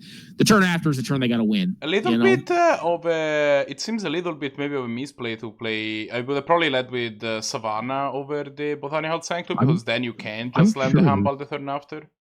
I'm curious, what is TV on that makes them want to be playing Tomb? And I think we see the new Vista. What was the card to the right there? My guess would be Life of the Loam. It's probably a Loam deck. A lot of these mid-range decks are. No, that is Vista. Oh, yeah, but the Tomb, absolutely, 100%. Yeah, my guess would be like a Loam, yeah, that's all I can guess. It's probably a land shell. I mean, it appears to be a 5-color deck. Yeah. It's 4 called. I don't think this deck plays any. Why would you play the Steam Vents over, like, say, a Artifact land there? I think the Artifact land would just have been better there. Unless I missed it. I would think so too, but it does produce blue mana, but you have colony gems, so I don't know. Yeah, like, you're literally just gonna get, No, it's gotta be 5. Academy, right? You gotta get, like, Academy here. Like, we have, like, fucking Time Spiral. Yeah. I mean, I don't disagree with you. Like, to be fair, I've played at least, like, 50 games more with this deck than I have. Likely much more than that as well. So. Yeah. I'm just trying to think, like, this line is probably going to be able to get there, depending on what they hit off their draw 7. The issue, like, I'm still curious as to why not going for this specific setup the turn prior to get the replay post upheaval. Because if they had the burn, you're just dead anyways. Like, if they had burn or something like that, you're just going to die. I think you kind of know their hands on goose eggs at that point. I think this deck plays no red cards. Well, so here's the thing, right? They may not be playing right, but they have a stomping ground. That's what I saw on the board, right? So I'm nervous about that. Like, I'm thinking right in 6, I'm thinking lightning bolt, stuff like that. Well, there is a way to deal with I guess not Camball, but Camball's gone now. You have a Capsize, which can actually set up a pretty sick lock. Yeah. My guess would be you just play out the Emery this turn just in case they have a removal spell so they can't do something random. 3 mana here? Yeah, 3 mana available, 1 floating, and then 3. Probably just go for the Emery and try to set up for the following turn. Looking at it as a reason to just you could also just play a Monolith, which is a better use of your mana at least. Yeah, I think I'm going for the setup. Like, you have so much mana. Like, do you really need the Monolith next turn? What does it enable you to do? I mean, it lets you go for like a massive Whir, but like Whir is probably just going to get Paradox Engine. Yeah, and then you just go in for no Capsize. Yeah, and then like it doesn't really matter how many. I mean, if you have like enough mana rocks that net every time you cast a 2 up to 3 drop here, yeah, it's gonna be all right. So like Emery, I think we just went from I have all the lands to I do nothing. None of the lands. Yeah, it's unfortunate. They can play a Tarmogoyf out that'll be really big. I mean, all they have to do is hit them once. All you gotta do is hit them once. They don't have the mana to even hold up that Erupt Decay hand, which just really sucks. Well, it's not going to do much, but yeah. So I mean, my guess here is you just play Goyf and then hope to hit a Mana Source next turn and upset them with a Abrupt Decay. Yeah. I mean, obviously you draw Black Source to do that. What we know is that this game's probably over because there's a Capsize in the opposing hand and their OP is just going to capsize their whole board. I would, at least. I would probably capsize. Actually, I would probably leave the Tarmogoyf in play and capsize everything else, then just leave back allow the mage to get eaten by the Goyf and then bounce the Goyf the turn after. Is probably how I would approach it, but All right, yep, this is going to bounce something. The casual I'm trying to think, casual 30 mana. Can Academy win with the card in the graveyard? Can they mill themselves infinitely with oh wait, they just bounce. No, my actually they have a line. They just bounce their trigger. They're gonna infinitely bounce everything. Is what they're gonna do. So they're just gonna bounce everything. They have the win now, so they just bounce trigger mage get probably I presume they're on some sort of way to draw with I don't know what's it called? What you could do is get Sensei's Divining Top. Yeah, exactly. And then that's not your deck, and then you win from there somehow. Yeah, the one thing that you don't have right now with Sensei's Divining Top is you don't you have, I mean, Avacyn taps everything, but you don't have the not the portal, the 4-mana card, the one that lets you play artifacts off the top of your deck. They don't have that in play right now. I always forget the card's name. It's Forge. The one that got restricted. Irrelevant, actually, because you can just capsize it in response because you have infinite mana. Yeah, you can. You can capsize your own top. The value. Yeah, so you can just generate infinite mana. You should just concede here.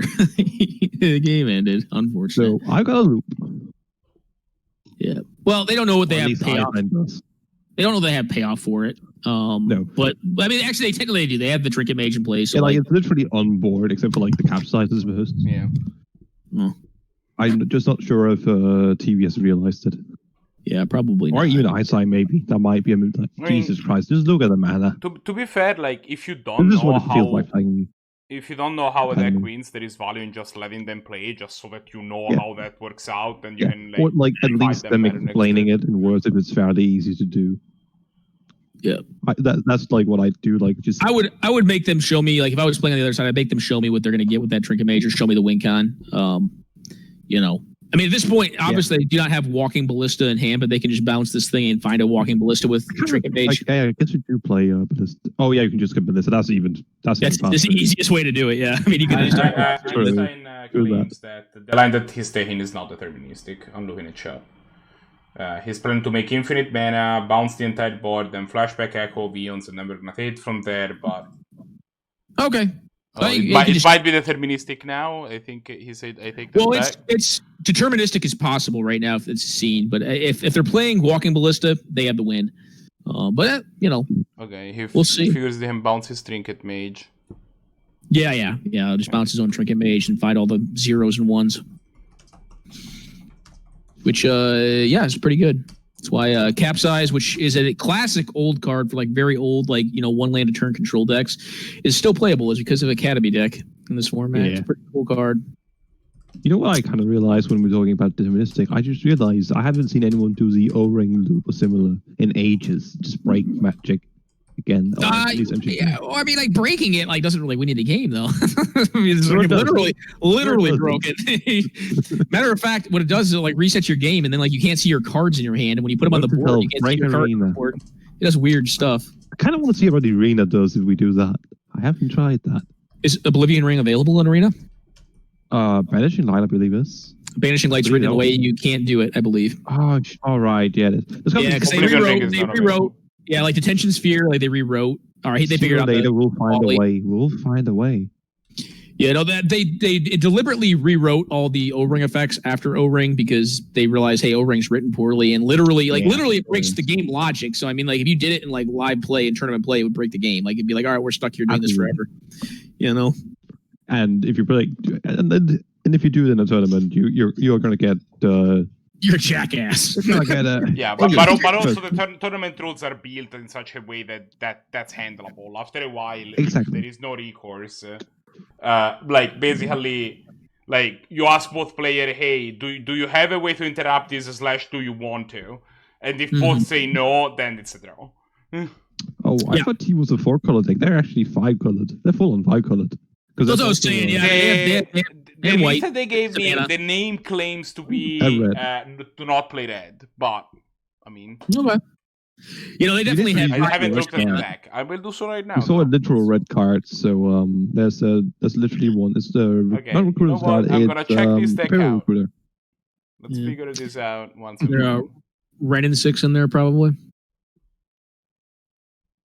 Imperial Recruiters in the deck, which is literally in their hand. Oh shit! Is this Well, it's got Oracle in it, right? So no, it's not that deck. All right, never mind. I was thinking it was like I have a 5-color like Blinky style kind of deck that's like a Time Walk combo deck, and actually it looks kind of similar to that. I was thinking about it now because it has like the Wood Elves and stuff in there. And not a great matchup for them versus Academy, probably. All right, Academy's... I have checked. There is exactly one red card in the deck. There is Recruiter, exactly right? Imperial Recruiter, and that's it. Cool. Yep. No, we just saw some red lands last time, so I was like, I think it is technically 5-color, but the points for this deck are Time Walk, Spellseeker, Survival of the Fittest, which is a pretty interesting stock. Well, they're missing one. What's the last point? I think they're playing 9 then. No, wait. No. That's 10. Time Walk is 7, Survival is 2, and Spellseeker is 1. Oh, that's right. Survival is 2. I thought for some reason that had gone out of 1, but yeah. Okay. All right.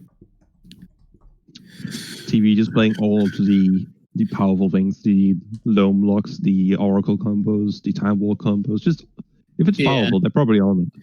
Well, it's powerful and grindy though. Like I think what's going to happen here is we're going to see like a turn 2 Talisman into I've got a crop rotation into an Academy. Into a Gilded Lotus, into I have mana to do anything forever.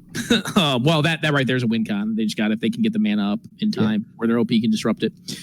Yeah, this is just this turn, and it's like gotta have something, my friend. Yeah, these are the hands you kind of wanted. That was a very good. You can play Lotus. You can't play Tezzeret next turn.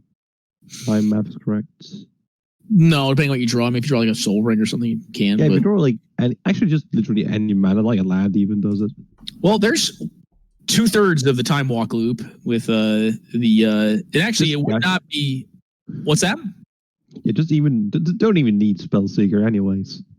Well, if you have the Time Walk, bad, right? you don't. Well, if you have the Time Walk, you definitely don't. The Seeker normally starts it off. I mean, they'll probably ponder here, see if they can find a Time Walk. If they find a Time Walk, they can actually win next turn. Yeah.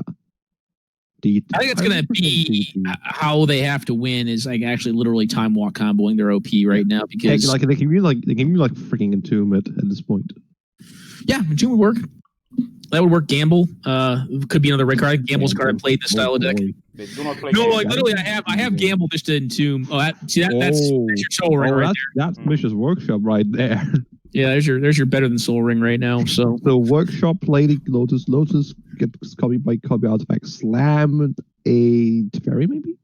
What's Tez? But you can slam Tez and actually find with Tez you can find Candelabra, and I don't know if that gives you more mana to be able to whir to find something that like is useful. Like, what do you whir for here? Probably that 4 mana card that gets cards off the top.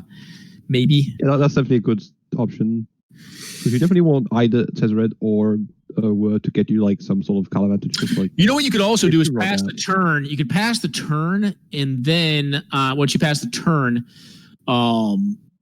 go for a whir to find Rings of Brighthearth, and then on the following turn land the Tez, and then get a double activation out of it to find 2 1-drops, which would be Expedition Map and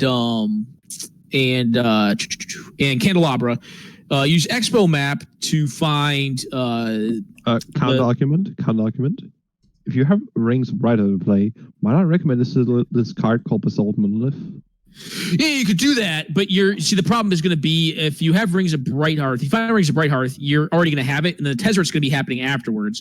So if you Tezzeret for 1 with Rings of Brighthearth in play, put into play EOT by Whir of Invention, then you can find on the next turn with the Tez 2 1-drops, and what you end up finding is Candelabra, which untaps your Academy to make a lot of mana, arbitrarily much mana, and you find Expo Map to find Inventor's Fair, which can find any artifact in your deck, at which point in time, if you wanted to make infinite mana, you could, but right then your limitation would be cards. So like getting like Basalt Monolith and literally anything that can win the game, like yeah, the problem is the constraints is on cards right now.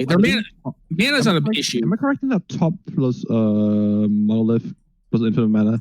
No, sorry, Rings should do it, right? Oh yeah, that would do it, but like the issue is going to be in that line. You don't have cards in hand. That's X or less, or is it just X? No, it's X. Right? It's going to be the same X. Yeah, that's why I was thinking that does make a big difference. Yeah, I was thinking it was X or less. You're right. No, that's why I was saying ones. Like ones, you can do that. You can set that up. Like you can set up infinite mana, but like what the issue is going to be is constraints to be cards. So like you want to find Candelabra plus the Expo Map, which allows you to find any other X, whatever artifact you want. Yeah. But like unless TV finds something here of its next draw step, or maybe like a ponder. Yeah. Like Ewit, then this is gonna be likely gonna be Einstein's game. Yeah, the Tez is gonna be down to 1 though, right? No creatures in the Kipper, so the Tez goes down to 1. Well, if you plus the Tez Regent, that doesn't have to be the case, does it? And you probably do plus here to unlock both of your Lotuses. That allows you to get up to a 3-drop, which could be Rings if you wanted Rings still, and you can still go with the line with Tezzeret, being at 1. So you have what? Oh yeah, you can also just go for it now. They're just doing it now. Yeah, I mean it depends on what you're getting, right? So they're getting a 4 instead of 5. Yeah, you're probably right. Yeah, Mystic 4 to make sense. Okay. Yep. So they go for cards. I think I still like my line a little better, where like you do the Tez the turn after, and you just kind of pass the turn back to him this turn, and use the Whir. Yeah, you EOT. Really like to play around like here. Yeah, Reclamation and such. Yeah, you get had by like discard, but it's just sneakier. Yeah, true. But I think if you'd seen discard or Rake Sage or something, we'd seen it at this point. They look like mostly a creature deck. Yeah. So, yep. But Yeah, Tez is still going to have the ability to find. I'm sorry, what'd you say? It is also the kind of deck where you really don't expect force because they have to play mana doors, they have to play tutors, they have to play this and that. Okay, 1 second. Do you see what was just drawn? Yeah. Okay. That's a whole thing. So no, it's not. They don't have enough mana to do it. Yeah, that's the thing. They are literally like 2 mana. They're too short. Yeah, they're too short. So close. It's close. Yeah, like that was like one of the best rolls they could have had. Like, no, I mean, like, Einstein can F up. Einstein can screw up and not find Sensei's Divoting Top, which is essentially like infinite draws with Sensei's. It's not infinite, but it's like 20 to 30 cards for the mana. Yeah. With their whatever that card's called. I always forget the name of that card. What's that stupid card called? The something Forge drop. Yeah, Mystic Forge. That card. That's the one. Yeah. It's not quite infinite, but it's the 20 to 30 cards probably enough. My main qualm with the Mystic Forge is that every time that I search Mystic Forge on Scryfall, I find that, and also Stoneforge Mystic, because literally the entire of the words Mystic Forge are included in Stoneforge Mystic, and it requires an extra click, and it's very unfortunate. Yeah. Mystic Forge definitely an interesting card. I mean, it did get restricted in Vintage for a reason. It's quite powerful. Yeah, the moment that there are like Black Lotuses and Moxen and all this garbage going around, it turns out that's kind of dumb. Can they entomb for anything irrelevant here? They'd have to get like a 0 mana spell, which I don't think they'll be on anything of note. Like they couldn't even like. They don't have mana. I would say they could. If they had, they couldn't even get force. Well, if they had an Ancient Grudge, they could do something. But TVs decides to call it. Oh yeah, Ancient Grudge. Yeah, that'd be sweet. You know what? Let's go. So we have Blahguy versus Evio still going, or JP versus Beast. Let's watch JP versus Beast. I don't even know what they're on, and I don't think I've watched a lot of those players play. Yeah, Beast is a new player. We haven't seen them. Let's check it out. Well, one game just finished, but this is not the last game of the match. Cool.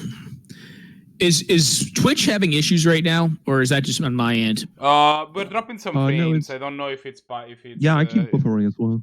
It's loading for me as well. Okay, cool. Good deal. I'll try to see if I can do something to fix it. No problem. In a second. We might have to bring down the stream and bring it back up, but I'll do that between rounds. Yeah, it may be a Twitch thing as well. Yeah, I think I'm gonna try changing the Ingester server because we've been dropping a lot of frame. Okay, yeah, I've been watching the end of this game that you said they conceded for a little while.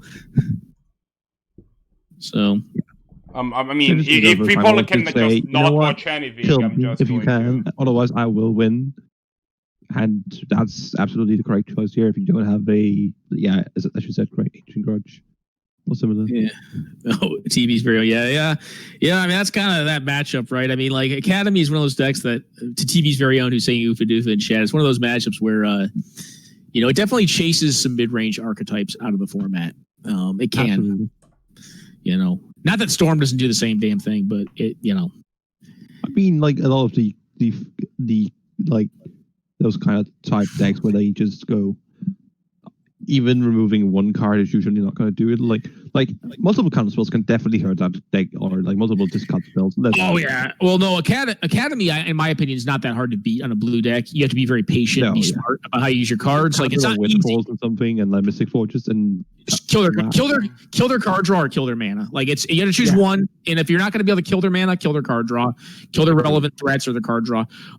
But for TVsVeryOwn, like recommendation, like I played a few of this style of deck, not Oracle, with Time Walk Loop with the Seeker and all that, but you have a lot of creature tutors in those style of decks. Like you have Eldritch Evolution, you have like Neoform. I don't know if you have Eldritch Evolution, but like these are cards you tend to play in those style of decks. And then like your Eldjamri's Call, that put Collector Roof in your deck. It'll just rando like F up some decks. It's not a great card, but in the matchups you want it in, if you have a lot of creature tutors and creature selection, just having access to that card can just shut off their whole deck. And I'm curious, new card from Korea. Are we on Fiend Utters and those type of decks now? You think? Or is it too would I play it in this style of deck? It depends on what I was doing. So here's my deck building philosophy. Like I like less combos and more cards that allow me to get to the bet. Like I like less total combos in one really goddamn good combo that's hard to fuck with, and a lot of ways to get to it. So like I am more of a person who, yes, I would probably rather have a Fiend Artist available because it also services as a mid-range threat, in a creature-heavy deck that's probably losing creatures against aggressive decks. So you can play it down as basically like a Tarmogoyf substitute against red deck wins when they burn out all your mana dorks and whatever. You're like getting like a Kitchen Fiend and then just generating the value of that deck against like other decks can also just get there.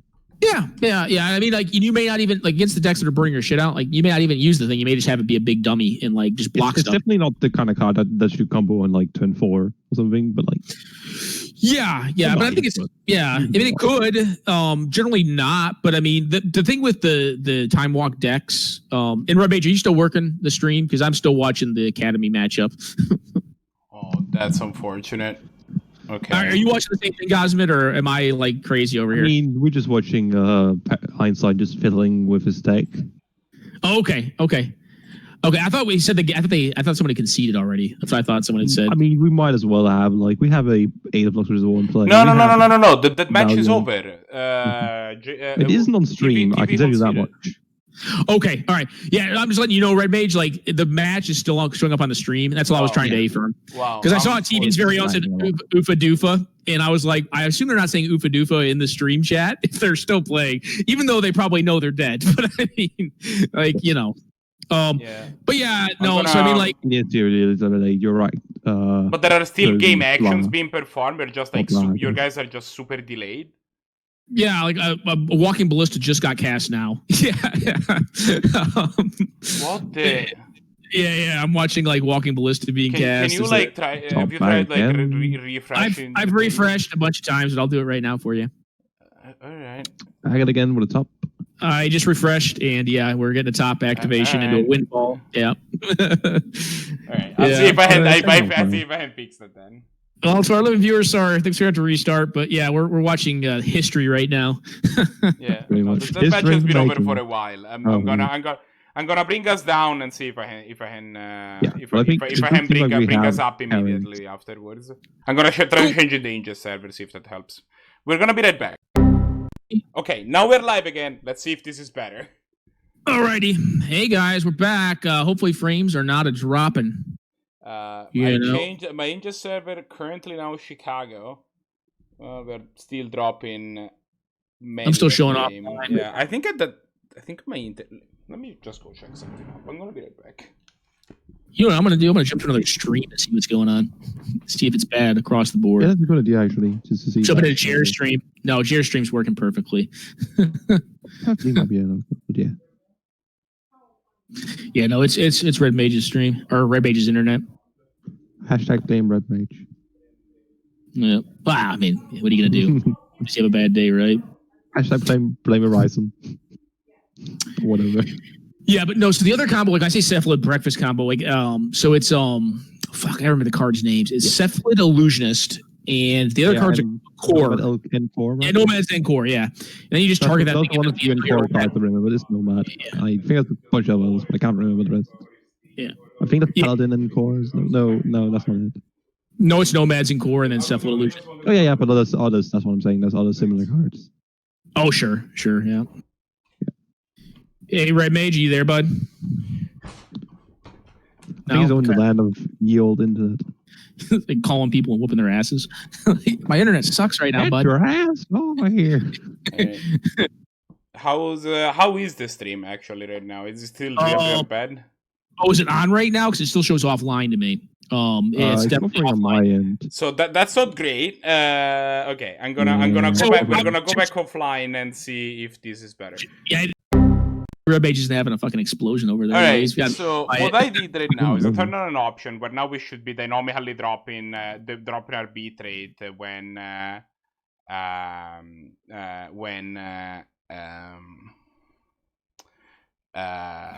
it's been fixed. Maybe. Yeah, I mean, I fiddled with the options. Let's see if there's an issue. I don't think there's a problem. I think it's good. We're good. Yeah, buffering. God damn, that might be just my end though. It does seem more temporary because the stream seems smoother and less. Like it's just a bit of a quality thing, but I think that's in my end. I should probably subscribe with the rate this drops because I have to get back into it so much and watch like every commercial. Man, or I should get an ad blocker. Yeah,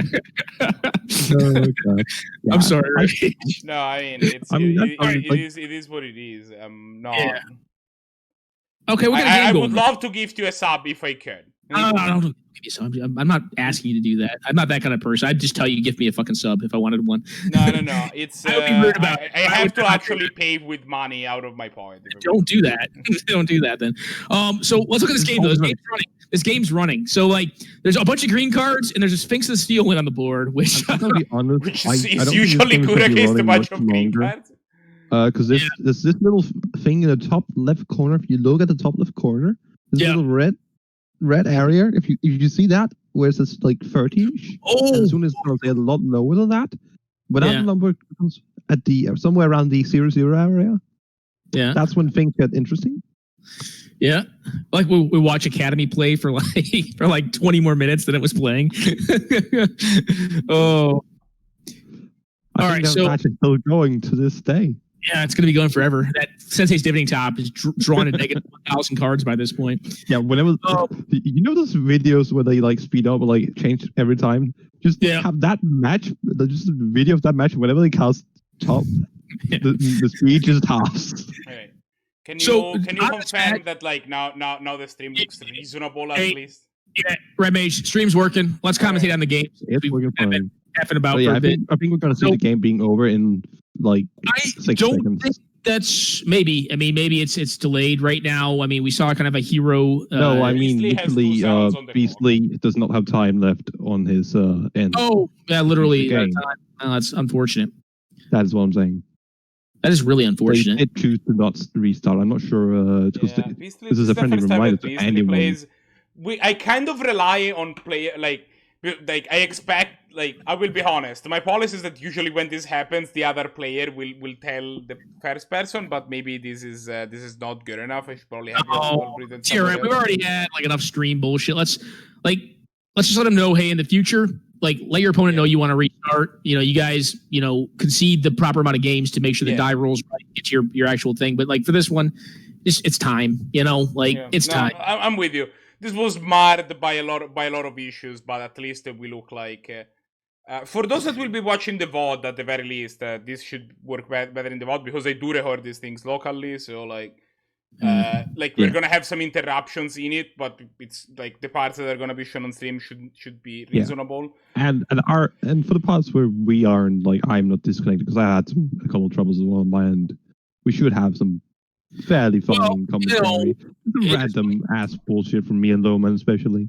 Yeah, I mean, honestly, I kind of thought it was like some pretty riveting, insightful commentary on the color and the humor of the irony of having Sensei's Dividing Top one waste our time. That means Sensei's Dividing Top. I think very few cards have added just so much length to Magic games, or at least competitive Magic games. Like, if we start talking, adding like just making games longer. Then we have to consider Commander, and that can just send games going in infinity. So that breaks all math. I could argue that Farplay and Ironworks brought more time to Magic games than what card? KCI. Ironworks. Yeah, that's fair. Or Second Sunrise combos. I mean, really was how the card itself. You know what? Blame artifacts. Let's be honest. Let's blame artifacts for taking so long. So do we have any games going? So here is where we're at right now. I'm told that the stream looks okay, finally. So we got that part fixed. Everybody, like round 2 is complete. I will be punching the results in presently. I want to remind everybody that if you want to join these events for next week, !Discord will get you to the Canadian Highlander Discord, which is what we use, it's the place that we use as a base to run these tournaments off. We run Discords there. We run all that fun stuff, like put on the polls and put on the sign up sheets and ask players for input and have sign ups and tell.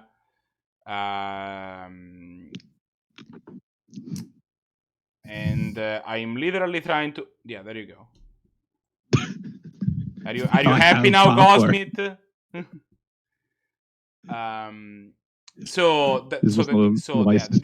Discord's awesome. Join the Discord if you want to have an easier time joining the stream. I also want. I kind of said a billion words there, and none of them made sense. We use the Discord as a base to run these events. That's what I meant. So if you want to join these events in the future, join in the Discord, ! Discord. We'll get you there.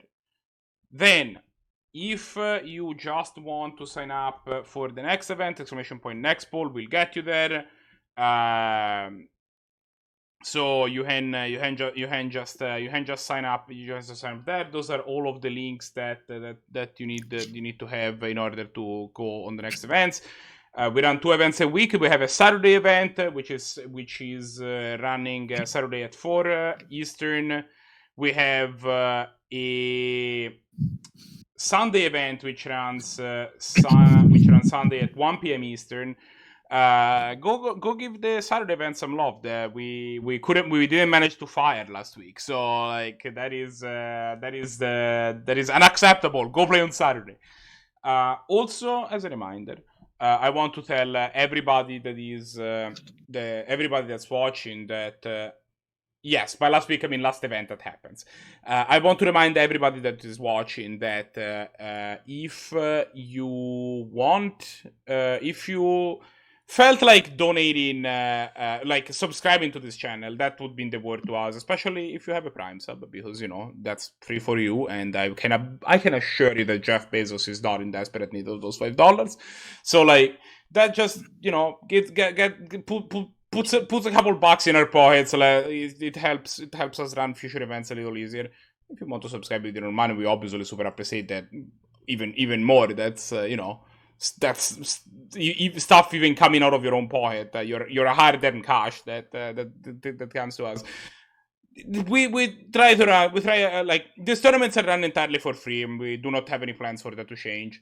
But it's nice to be able to have access to some resources in order to like make prize pools happen or get technical or get stuff. Like for example, I think I'm gonna have to buy new headphones because no audio is coming from the right side of the channel as of 2 hours ago. That was a nice thing to wake up to.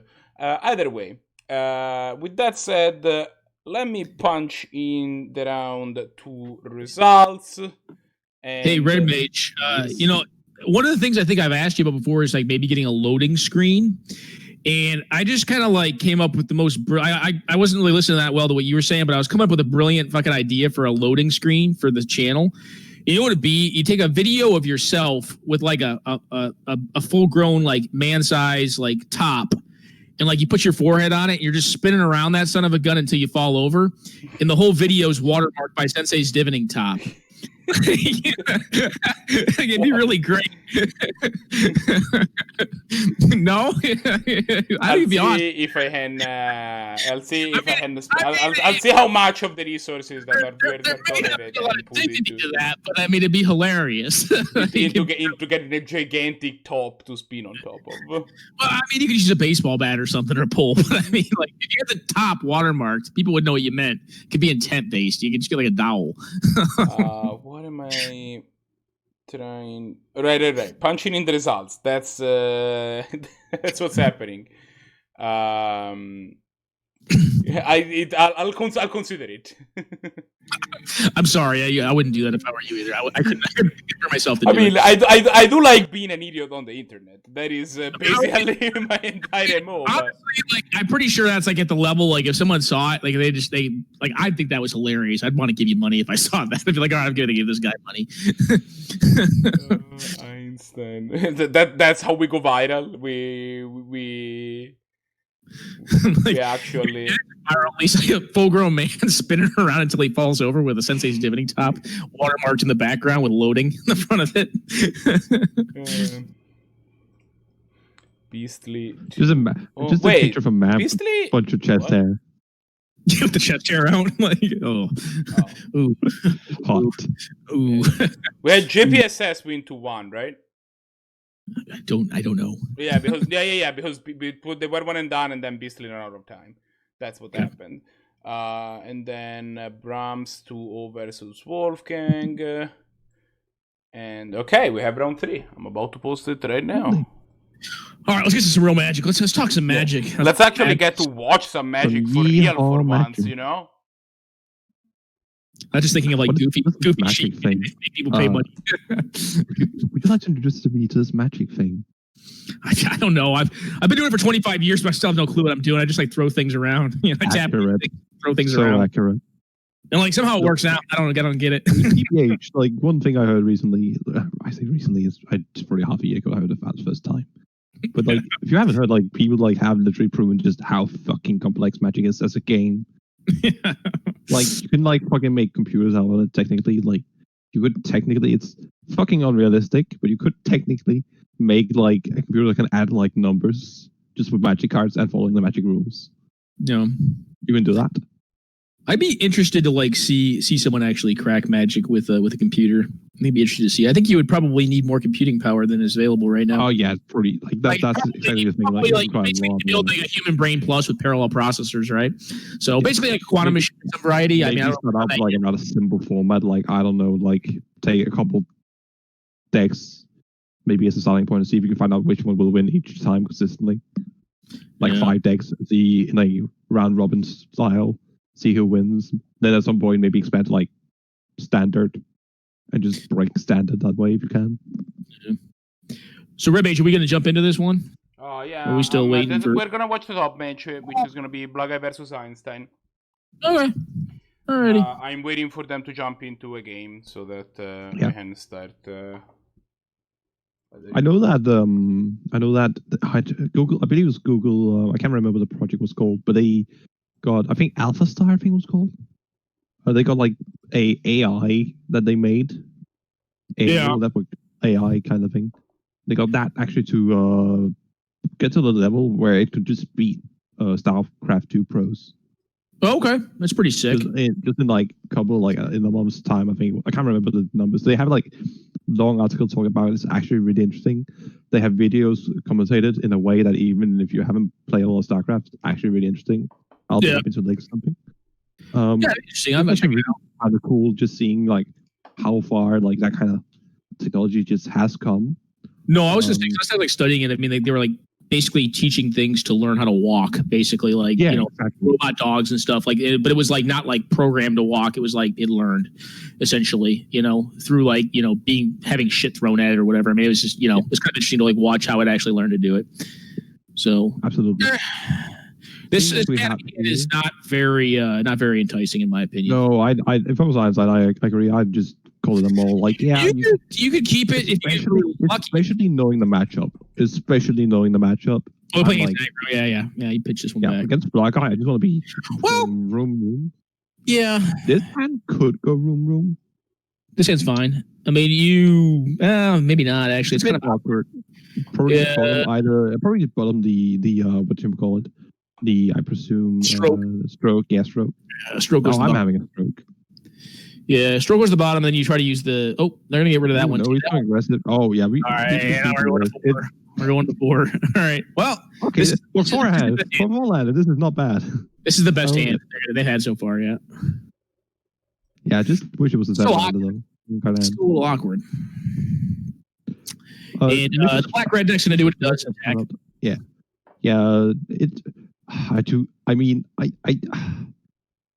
I love that they're playing Flamekin Harbinger, but they shouldn't be. Yeah, they shouldn't be. I mean, the same thing with like ball lightning. Like like I was coming on that. I'm like cool and like ball lightning. It's lightning skelemental, my baby.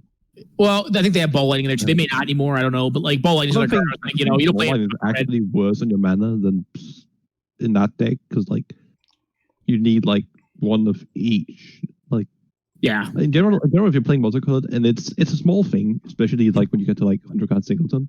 But like playing a black card in your black red deck versus playing a black red card on the same turn, It's actually harder. Oh, it's massive. Like Hymn to Turek is harder to cast than Saskia. Terminator Saskia. Yeah, I mean Saskia even like a 4-drop. Like double black is tough, especially if you're on a 4-color deck. That's why you don't see it in many decks that are not just 2-color or less. Yeah. But most of the 2-color decks that'll play a card like Hymn to Turek are more controlling in nature. Exactly.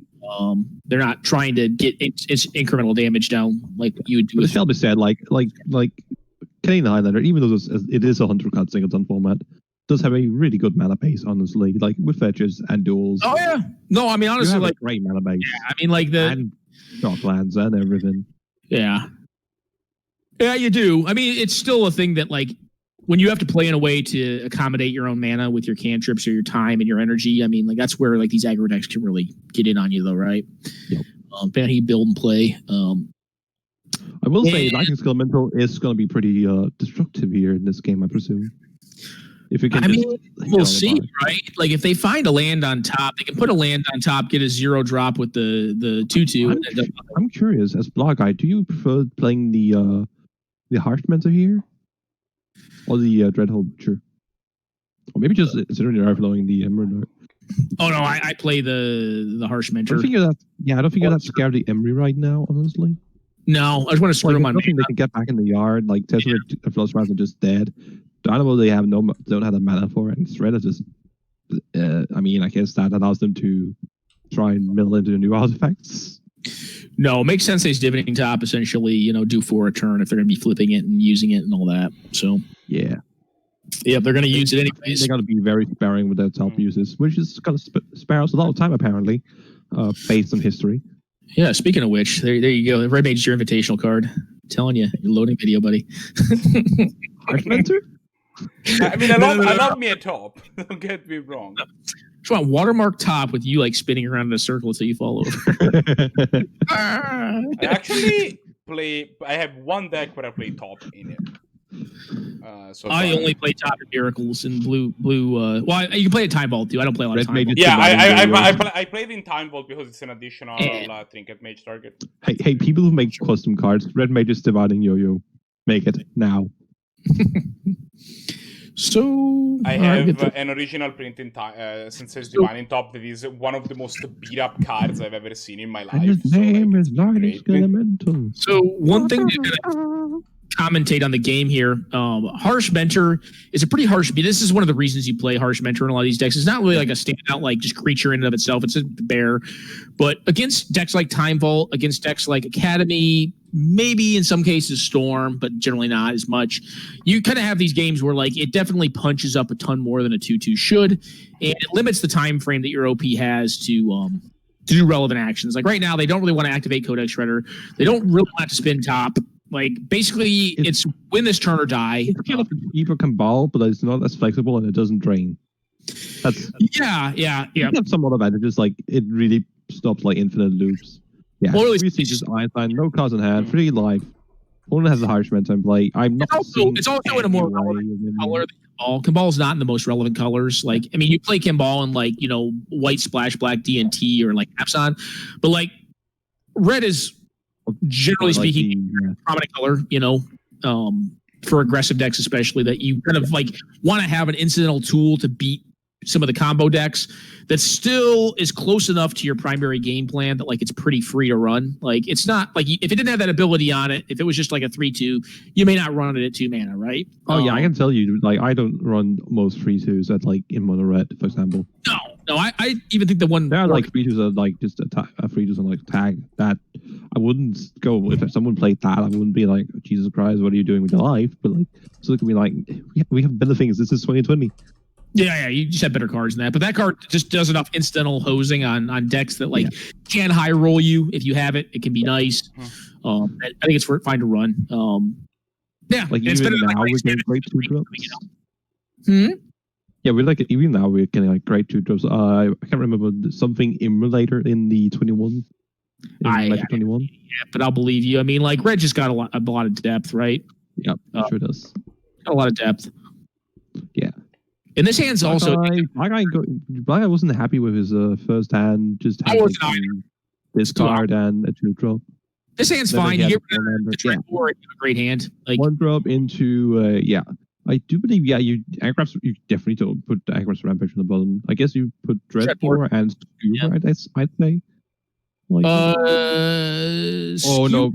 why? Don't put that. Rampage is pretty good when your opponent goes down one Soul Ring. Yeah. Similar. I think I would have kept this a Rampage, just like give you that turn extra, possibly. If they have a turn 1 Soul Ring, I mean, you're not like something like Codex Shredder just goes, haha, funny thing. Yeah, Aggro's Rampage is like awkward in this matchup. Like, it does need to be kind of used early against the deck. Interesting, yeah. Like Brutality, like, do you go into Brutality? Because if you don't, you can't get pretty punished by not being able to get something. I mean, if I'm gonna go, the time you're not with like this board, like. If I'm gonna go turn 2 Brutality, I'm discarding a card. Like, so I want to drain the card. Yeah, just throw away like tempo. Yeah, I think just watching Ridges, honestly, and that's like you don't want to risk having to draw like a third land like this point, or maybe Skew. I could see Skew as well. Okay, so they want to hit the damage in, but yeah, I think that's correct actually. I don't know. Like, I think there is a legitimate like rationale to actually discarding literally the Regisaur to do 2 damage to them, to do two life drain, and look at their hand. Yeah, that's fair. That's also because I think the most things that you can find from that deck, like, yeah, first of all, you're not hitting any of the artifacts. Yeah. But those are not the cards you're gonna usually discard with few stickers. Here's kind of the rationale, right? Like, Regisaur is actually slower than if you drain 2 this turn, ditching Regisaur. The following turn, if you hit land, which is probably close to your optimal draw, you play your 2-drop plus you burn them with 3. I don't see Windfall here. Oh, no, Time Spiral. Can we play Time Spiral and Time Twister? We can't. Can we? No, we can't. We're just 1 mana off. Even it's not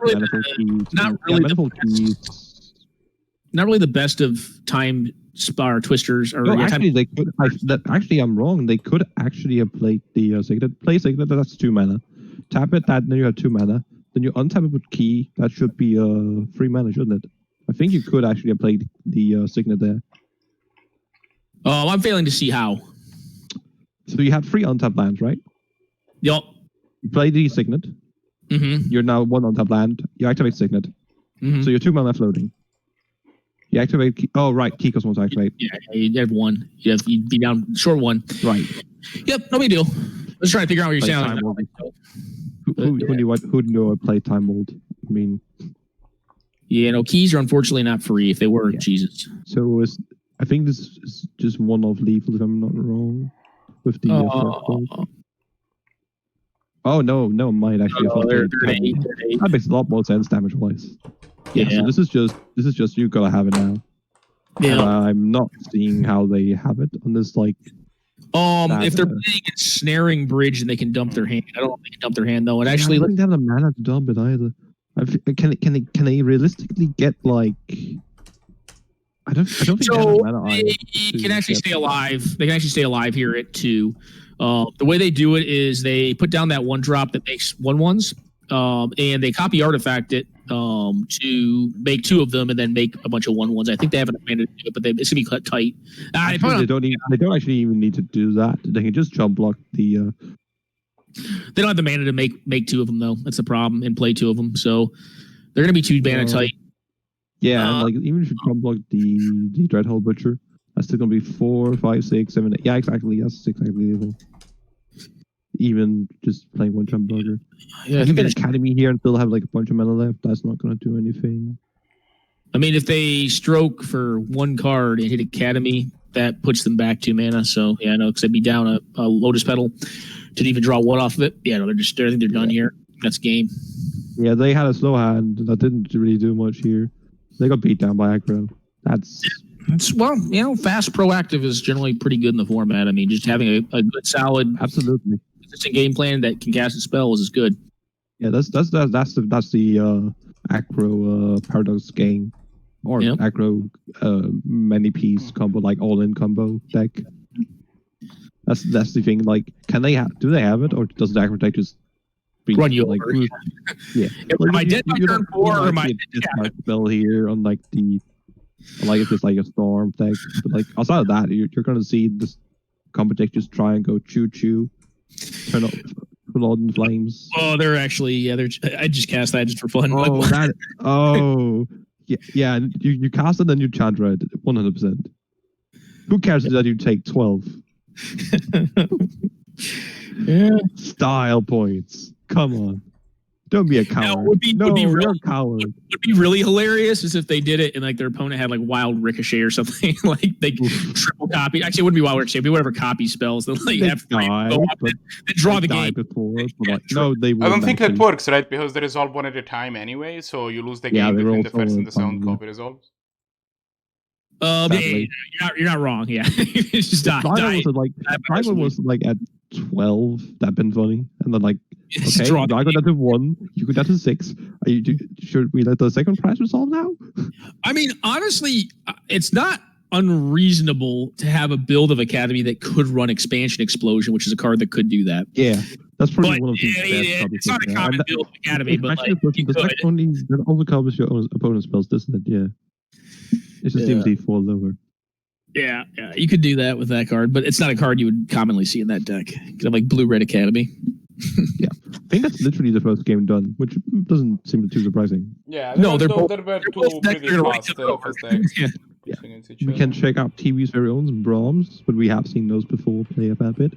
I'm looking at Wolfgang versus Evius as a possibility. Yeah, I'll check that out. We haven't seen either of those players play yet. Yeah, plus it's a classic matchup, right? Like mono red aggro versus blue mono. I was also looking at Arakasi versus Zannty. That might also be an option. That would probably be a better game, generally. Yeah, I think so. Which one do you want to watch? I'm to be honest, we've seen a lot of Evios and Wolfgang in other weeks. I think featuring someone else is definitely worth it. Well, it's just a better game. I'm not surprised if we're going to see Wolfgang or Evios. Actually, no, it's probably going to be Brahms, if anyone, who's going to go up against Blahguy. Do you want to watch Evios or Brahms? Well, I think Arakasi and Zannty, honestly. Okay. Yeah, that's what I'd watch too. If this is something like who might go like in the finals, that's what I was talking about. Red versus blue-red is pretty lopsided generally. Yeah.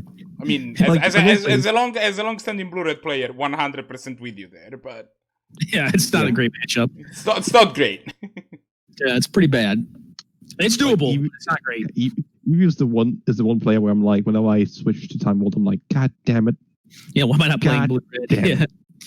I mean, being fair on Time Vault, if you're on 2-color Time Vault, like it's not a horrible matchup for you. The red card's kind of horrible. I think I have a negative win rate. I think the matchup is in Red's favor, but it's close. That's what I'm at from Blue-Black Time Vault's point of view. I'd rather be playing Blue-Black Time Vault than than Blue-Red in the mirror or in that matchup. Yes, 100%. I just honestly think that they have a lot more experience as well. So I'm sorry, folks. Necro here. Sorry for interrupting. Red Mage, did you get my message about JP's currently having technical issues and we haven't played a game yet? So. See if JP can fix it in the next, 5 to 10 minutes. And if not, yeah, we're reinstalling Magic Online. I mean, he is. This is my first time I haven't had it was a problem in my game, and it wasn't me. Look, I having played a decent amount of games with JP and online and stuff. I think computer is a pretty generous description for the machine that he uses to play on. I know. It's more like.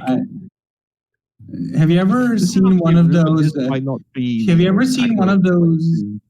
Also, there's some amount of echo coming from you. I don't know if. Yeah, that too. Echo? That shouldn't be the case because I'm using a new setup. No, I mean it's just your voice feel really echoey. It's not we can see because I'm in a bigger room. I'm just yeah. So what was I gonna say? I was gonna say, yeah. Have you ever seen those air fryers? I will just stop you there. I'm going to tell the other people we're gonna watch the match now. But okay. Yeah. Before we go on the biggest tangent of the universe, we're gonna stop. We're gonna watch the match. This is actually a really interesting choice. They chose to play Liliana and kill the Storm card. I'm surprised they didn't just choose to hold up mana for the. In this calc here, maybe? Yeah, sure, the opponent did have, what? Yeah, now they get available. Board wiped. Now they get board wiped and they have a Liliana in play. I mean, you kill the threats, you leave the Liliana around. I think if you're on Zannty's side. Yeah. versus Arakasi. This technically an argument for not killing the second creature. I think it's a bad one, but there is an argument. Yeah, I suppose. I mean, what is the argument? You really do not want to fetch a non-basic at this point. It's fair, but now they're going to get a. Yeah, I guess they get a Brazen Borrower anyway. Yeah, I mean, they're probably going to. Actually, they don't. Funny. This is actually funny. Mm-hmm. Yeah, do you want? You have to use it. You almost have to use it. Well, I guess you don't because you're going to lose your beautiful. Rune actually ends up giving your opponent a basic at some point if you want to look at your own basics. And I think you prioritize your own basics in this situation. You need to let hands. You need another like. Well, island. they're at 6. They're at 6 though, right? Yeah, so like, I mean, like. Yeah, like if you take the free, and then the Brazen Borrower is going to be lethal. I think that's the biggest reason to just kill it immediately. I think I think you have to kill it here. Like, well, you're not going to kill it EOT now. If you didn't do it pre-combat, you're not going to do it post-combat in this match. I don't think. So you're gonna you have to have 2 turns. You do have 2 turns. Like they can't now at least as far as you know. Yeah. But they can kill your steam vents and then get another blue source and then have the mana. The problem is they can't because they're going to lose their Mutavault when they do that because back to basics will eat it up, right? So they'll be back up to 2 islands. So they'll have 2 untapped blue sources, but they won't have the 3rd mana to cast the Brazen Borrower. Where? Mockchin and 2 islands. That's going to be enough. I apologize. You are correct. It's covered up by the Arakasi's Exile Zone, and it looked like a Mutavault to me underneath the Arakasi's Exile Zone. Who's saying fair enough? Yeah, I mean, maybe it was. So, I mean, this is actually somewhat favorable because it allows you to save 1 life and play around Clutch of Brutality, which is a card that could kill you from 2. That's reasonably in a blue-black deck.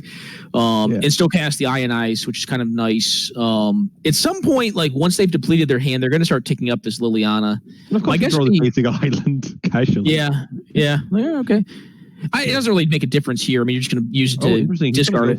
It's going to be the island, I think. Yeah, we're going to. Yeah, I think that's right. I mean, I think I like that play because you're going to force them to use their counter spell. You're probably going to try to cast this Brazen Borrower. Be my guess. I mean, I guess you could just sit around and just pick up the Lily. Yeah, which is going to eat up this Brazen or this Ionize. But I mean, you're just going to be wanting to like take up Liana. At some point, if you can. Just crack her, get rid of the back basics, and then maybe win with like the castle if you don't somehow win before that. Just if a small update to what is going on in this match. Just wanted to let you know. Currently, this is game 2, and Arakasi is up 1 game. That is the match score so far. Just letting you know. Okay. Cool. And they look to be in a pretty good position, in my opinion, right now. I don't know why you leave the land in hand, though. I mean, I guess. The Liliana is going to uptick regardless, right? So it's like, why not play it? I mean, it is more, I guess Brainstorm, but they're going to uptick the Liliana, right? They're going to cycle this, probably uptick her. Opt. I mean, in for a penny, in for a pound. The Misty Rainforest is interesting because, that's a great draw. So I was going to say the Misty Rainforest could possibly find a Mystic Sanctuary. They're going to discard both these cards. Interesting. I would have figured you would have kept it and found. I guess you can't find a black source with it anymore because all your black sources are on the board. Fair enough. The reason you didn't play the land here is that if you just go down to 1 card, Arakasi could just untap, activate Liana, and then have the save Brazen Borrower. And I don't think you would want to allow that at any point. I'm sorry. Why would you? Why would you not play your land if you're Zannty? Yeah, because if you could then.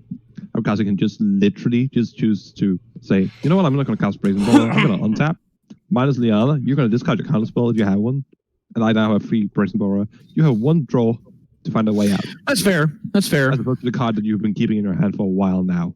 That's fair. Yeah, that Nautilus is not going to do much. Just going to die to the Liana down tick. You're going to go down to 1, that Flutterstrand's going to be dead. And they're going to have to find something. Preferably like a flyer, something, or like experimental frenzy. Spell Pierce probably not doing much. So what does the blue-red deck find here? Frenzy is pretty okay here.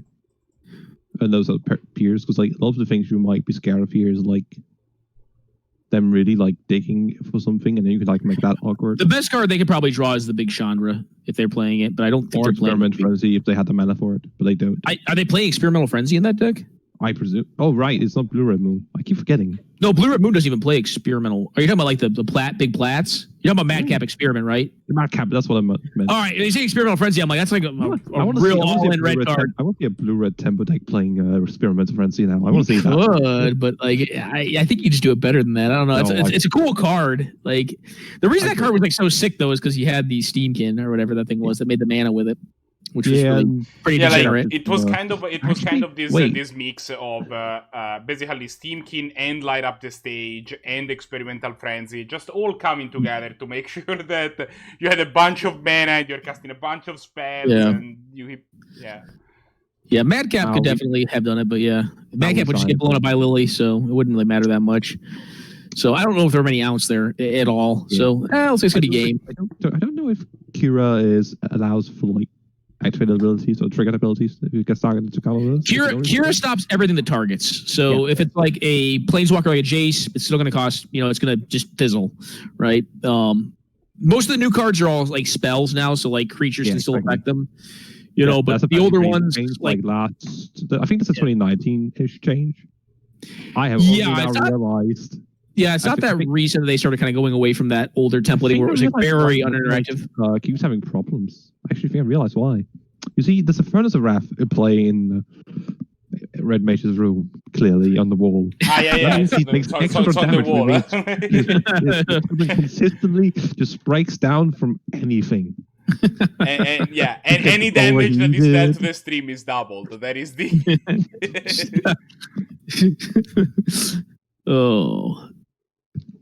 All right, so at least his stream does double damage for whatever that's worth. See, that's an oversized Furnace of Wrath. It's even oversized, so like, even more. Oh, lovely! We now play as a commander instead.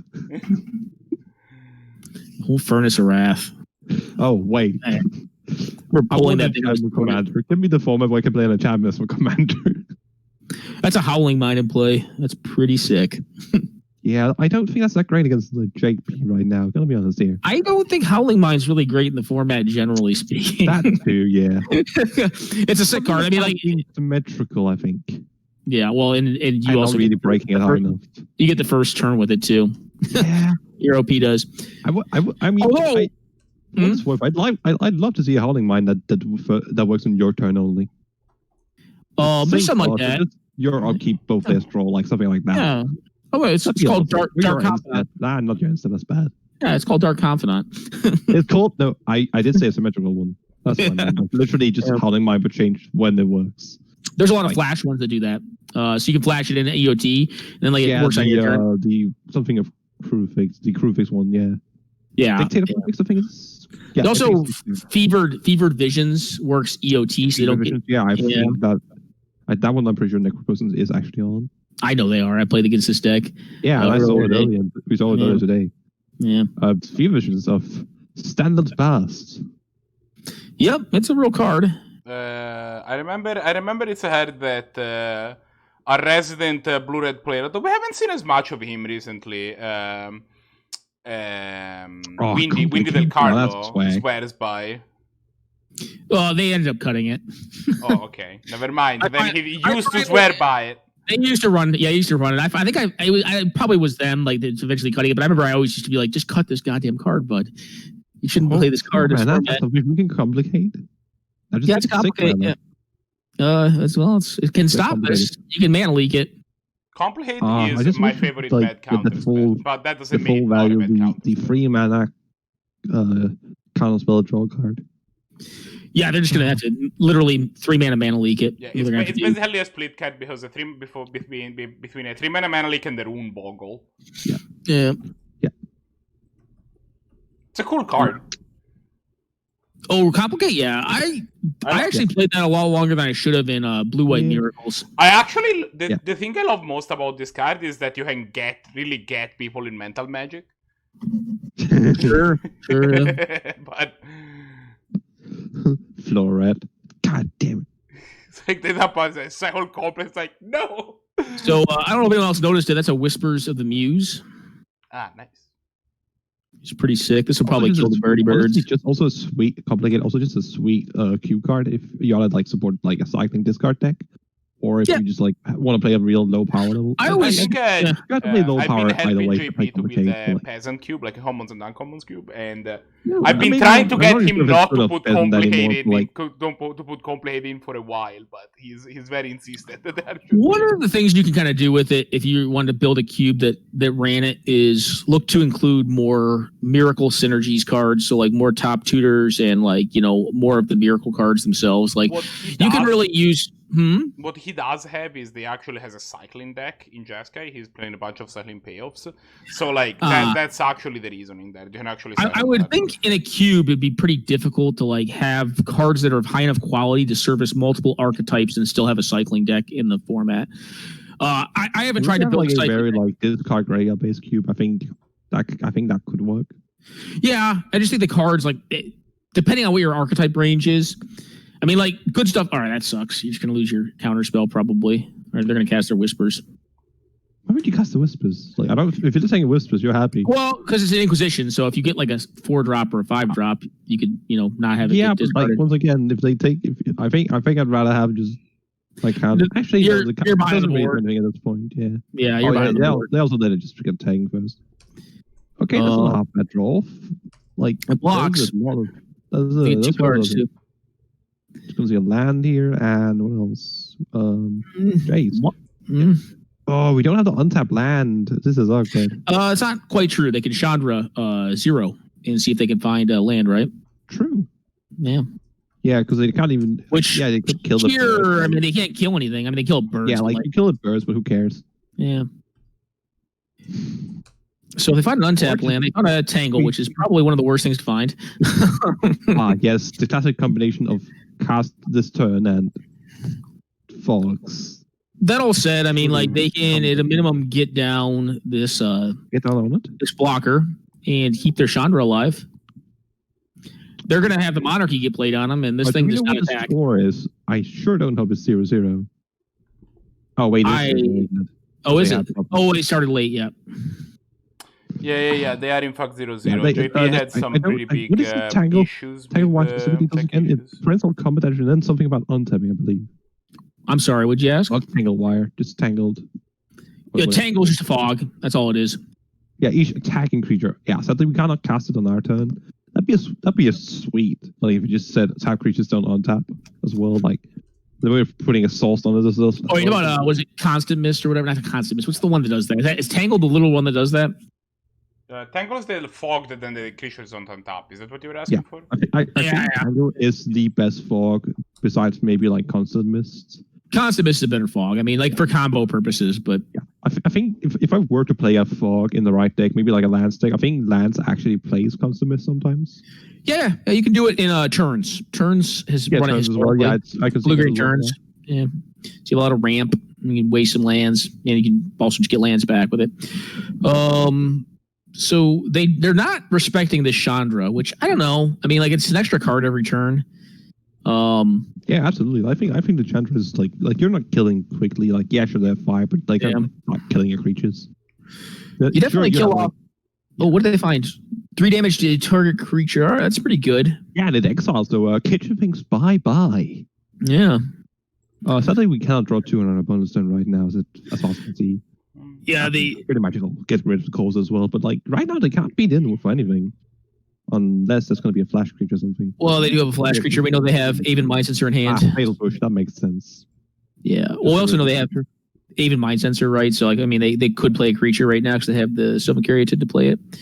So they're going to take. They're actually not dead. They're going to be at 1 after the next turn cycle. So, yeah, they probably should look for a card with the Chandra. See what they get. Well, that's a thing. Not really a great thing to be doing right now, but it's a thing.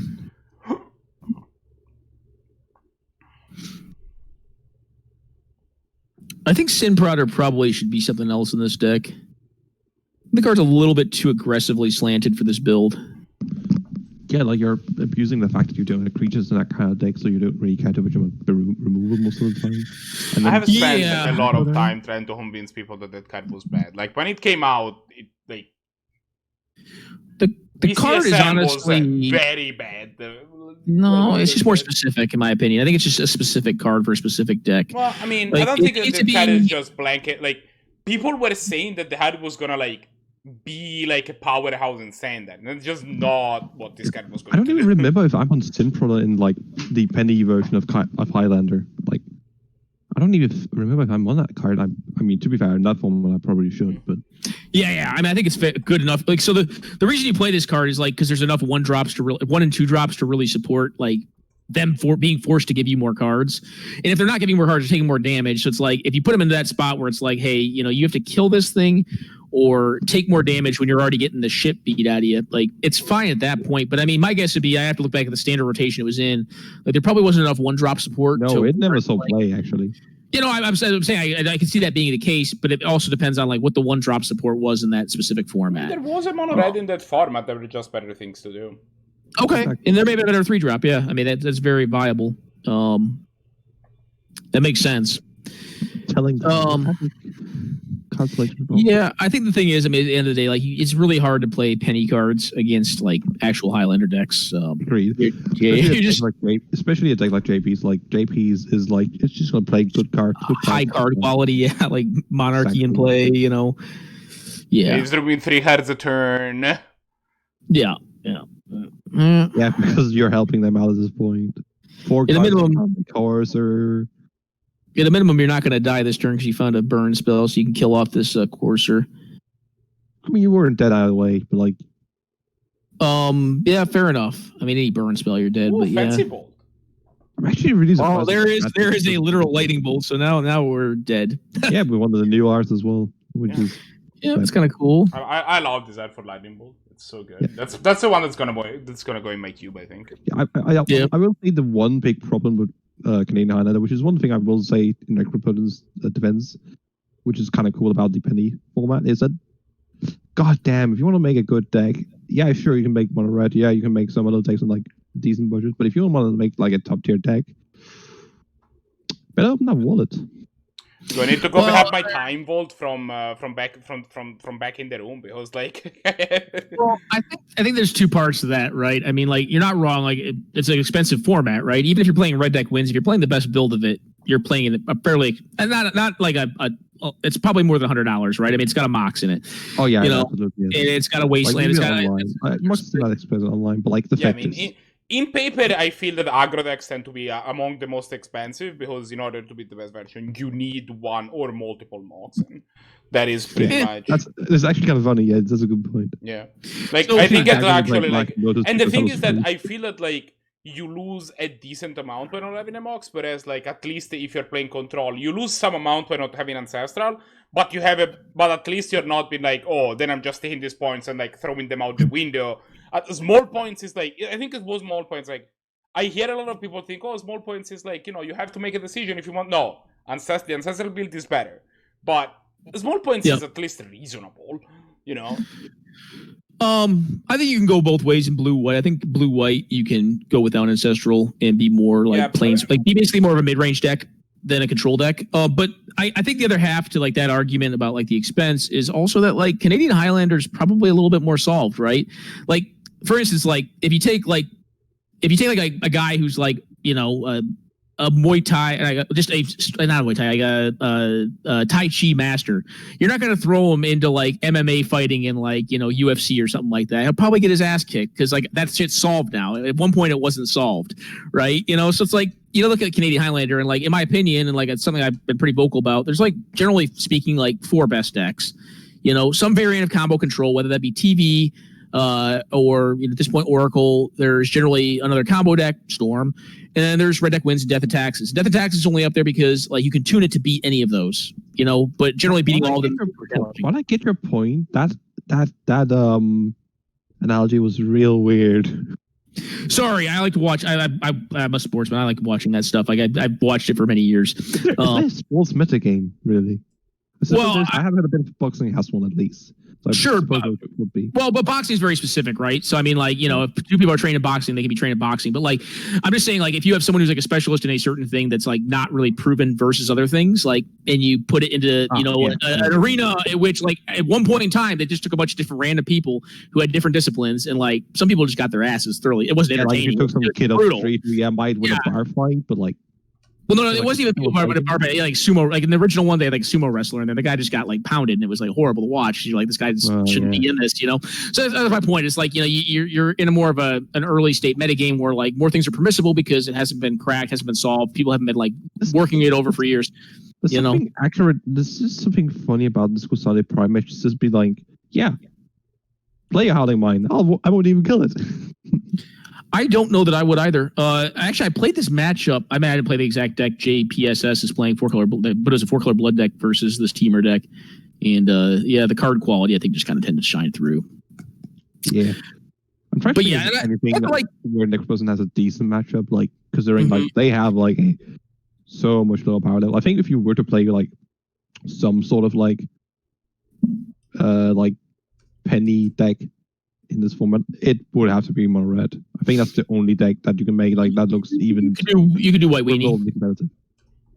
Yeah, you could do white weenie. Yeah, all right.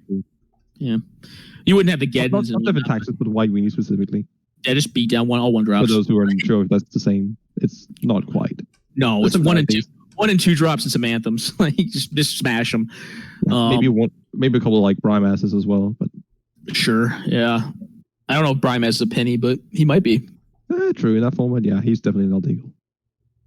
He sees too much cube play, I think, even for that. Yeah. Yes, classic Monastery Siege. Truly playing all these format staples. Well, get you through cards. I mean, like, it's just honestly, like, if I'm in, I'm actually surprised about that one. I figure you're just. Yeah, I'm happy to get that blood if I'm Necro. Yeah. JP's gonna play a 4-drop Planeswalker. JP's gonna play a 4-drop Planeswalker, like land, double white Planeswalker, like Gideon or something like that. Oh no, nothing. Or just pass it. That actually also explains why you kill the siege here, because you're like, you don't have anything going on, yeah. If you have like enough, is JP just mana flooding here? Have they just like? Do they just have lands in hand?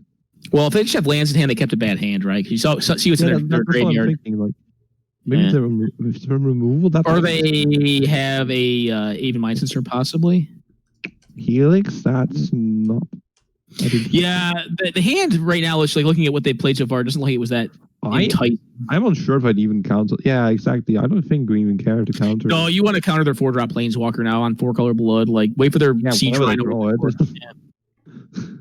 Yeah, I think you're right. I don't think they're on anything. I think they just probably maybe kept like a speculative hand. They were hoping on to gas. That said, like 4-color blood is a deck that like you can be very defensible on some just mana rich hands because your card quality is really high. It's kind of the intent of the deck is just to draw good cards. Like it's a deck that just says I'll play all these powerful cards that'll beat your face while being a little bit disruptive and quick with like some mana ramp as well, and I'll beat your face again. Yep. I think like maybe not the perfect example. Like Saskia is a great example of what this deck does in the beatdown aspect. Different Shaman isn't a card that only this deck plays by any means, but it shows what the card like they do. They do some ramping, they do some damage in the exiling, and they do some disruption. Well, like 4-color blood really doesn't ramp. It tends to just accelerate to 3. Yeah, exactly. It's like play like the wind drops, like the burst, the death right. The funny thing about like the deck is that like, well, it does have mana dorks and can go into 3 really fast. It generally has a fire high density of 3s. It actually has a pretty decent density of 2s as well. So it makes the deck kind of interesting to play against. Like it's not always correct to burn both the birds in that deck because like sometimes they'll just go like bird. Yeah. And then like you bolt it, they just go 2-drop, and you're like, all right, well, that didn't do anything. But sometimes they play it, they have the 3-drop, and then they go to turn 4 and they play 2-2-drops. It's really a deck that just kind of like it's an aggressive mid-range deck, right? I mean, it's that's definitely something you're going to be countering next turn. Absolutely, 100%. What Kolaghan's command? Yeah, probably. Yeah. The issue is right now they don't have the mana to counter it. Complicated getting really. Oh, they're EOT. Here. Yeah, it's going to continue to be so. But I mean, they may sack this land and try to double spell on a turn, the canopy. So yeah, Or maybe even more realistically, I could just calculate a company just getting like style at one point. Yeah, they're a little shy on blue mana though, right? Necro, please don't cast Telling Time. Just pass and just realize you have to kill the command. Cold command, yeah. I mean, they could honestly, do it and try to find blue. I don't honestly. Yeah, if you feel certain you want to find out blue, yeah. Yeah. The thing is, you're probably gonna expect to see. If you're lucky, you get to use the Complicate actually, because I think that's the worst counter spell here. Yeah, I mean, will be optimal for them. It is two, yeah, it's 2 cards. Will be optimal for them. We probably see that. Yeah, exactly. We could agree with there. Yeah, but a little part of me was like, oh, I just want to use Telling Time here. Yep. But we can't because if we let that command just resolve, we just probably lose. I probably don't lose, but we definitely sit in an awkward position. You don't really want to be doing this EOT either, though, because they're going to sack this land after you counter it, and then try to cast 2 spells. Yeah, exactly. Then they have suddenly other looks. I actually like them letting it happen there, because you can still counter the spell they got. Countering, sure. But if you were going to let it win tempo, the argument is if they were going to let it happen, they should have Telling Timed on their opponent's EOT to let them do it there. Yeah, I completely agree there. Yeah, that's the issue with that line. Like, if you're going to take that line, which is an acceptable line, you Telling Time on EOT and let them do it at their EOT. So you use your mana efficiently and then develop your mana. That you complicate isn't doing anything and then just move on. Yeah. And just let your opponent be slow because they choose to be. No. Okay, they're actually limited on green mana. That's why they haven't sacked this Canopy Horizon yet. They've only got 1 source they sack it. Yeah, that makes sense. Yeah, that's a counter spell. I think here I'm greedy. I'm greedy. I would go for a Telling Time to find any land. Oh, yeah, I agree. I think Telling Time into a non-top land. I think it's better than playing Chandra. Nope, they don't agree. Fine, but Chandra doesn't take a steep. Oh, he takes you. You get to 0 it and find a card. For 1, I guess that works too. I would just 0 and try to find a land, but yeah. Yeah, I think unless their JP is close to dying or they have an egg on toughness creature, you probably should never be plusing Chandra in this situation. No, you're probably not killing. Oh yeah, I guess if you're tapped, if you're yeah. And then we kind of see the inequity of Chandras. Now we found the Planeswalkers. The Planeswalkers are here now. Yeah, that Chandra's not a bad one. Pretty good card. Alrighty, so you got to start zeroing because you got to find an answer to that, or you got to win the game before it kills you, because it will kill you fast. What I'm really wondering is how the fuck does Necropotence win the game? I haven't seen their win outside I don't know, Chandra. Or Jace, I guess. I guess that's how they win. Planeswalkers. Yeah, possibly. I don't know. Hey, Red Mage, I'm sure you can still hear me. Is Necropotence won any games today with this deck? I will be checking that. No, they have not. They're still on 0. Oh wait, games or matches? So they haven't won any matches. Okay. Yeah. Necro won round 2. Won a game in round 2. Okay. No, I'm just wondering. I'm actually curious. I played against this deck, and I'm trying to remember. Did I die against it? I don't think I did. I won the game. Currently, Necro has lost round 1 2-0 and round 2 2-1. So she has won a game. And to be clear, I'm not asking you to be rude. I'm literally curious how they do close the game. That's what I'm wondering. I think what they close with. I get that Necro is in the budget. I just don't think and they have played decks like Mono Red before on a really low budget, and that's a fine deck to play on a budget. I'm assuming they didn't really like it. I think the thing is too, folks play formats for different reasons, right? I mean, they have the right to play and certain folks, a lot of people enjoy, they don't care if the deck's not the best. That's one of the questions. Discord, I help people build some decks. I know you see I'm pretty talkative on there. And that's one of the first questions I tend to ask people is what's your goal with the deck? Because are you just looking to have fun? Is this really this is what you enjoy in Magic and you want to do it? Do you want to try to grind win percentage? Do you want to just win a bunch? Because it definitely matters. Or is this I want to make this card work deck? Yeah. Well, that's fun, right? I mean, that's I just want to really make this card work. Cruel Ultimatum. I played someone who was playing a Cruel Ultimatum deck last night. Exactly. And I didn't even know they were playing it. I thought it was just a lands deck, but it was a Cruel Ultimatum deck. And I'm that's pretty sweet. Cruel lands. Cruel lands control. That's what it was. It's kind of cool. Oh, okay. Yeah. I remember the last time I built a background through an ultimatum. I was drafting Ultimate Masters, I think it was. No, Modern Master 2017, where I first picked a Hero Ultimatum and drafted a base green deck. You know what kind of deck? I just really wish there was a Reclamation deck. Like I guess it technically is. There's like a block Reclamation deck I heard about a bit. Yeah, I have one up on my deck database. It's fine. It's a good deck. It's acceptable. It's not a tier 1 deck. I really like God, I don't want to be playing Reclamation instead, but God, is it a cool card? Like, it's so weird. I think that Reclamation is a perfectly good card to play in back control. The problem is back control isn't the best deck right now, but I think if you're playing back control, it's good. You can also build a very, in my opinion, a quite good Bant Reclamation deck as well. Yeah, I'd like to play like a Latitude and stuff. Yeah, well, you do that, and then like you also have like you probably splash black a little bit because you want to get Mystical Teachings in there, and then you have like Settle the Wreckage. You could do the Miracle Package at instant speed with like black for just demolish. No, Mystical Teachings flashback, just like a couple lands you do it. Okay. You know, just like real slight splash. Maybe some tutors, who knows. But yeah, all right. So they get this. That's good. So the cards are not going to be like overflowing on them, but their Chandra is slowly ticking up. It's like cancel, but it can be better. Yeah. I mean, if you get low enough, you can stay alive with it. We have Whispers.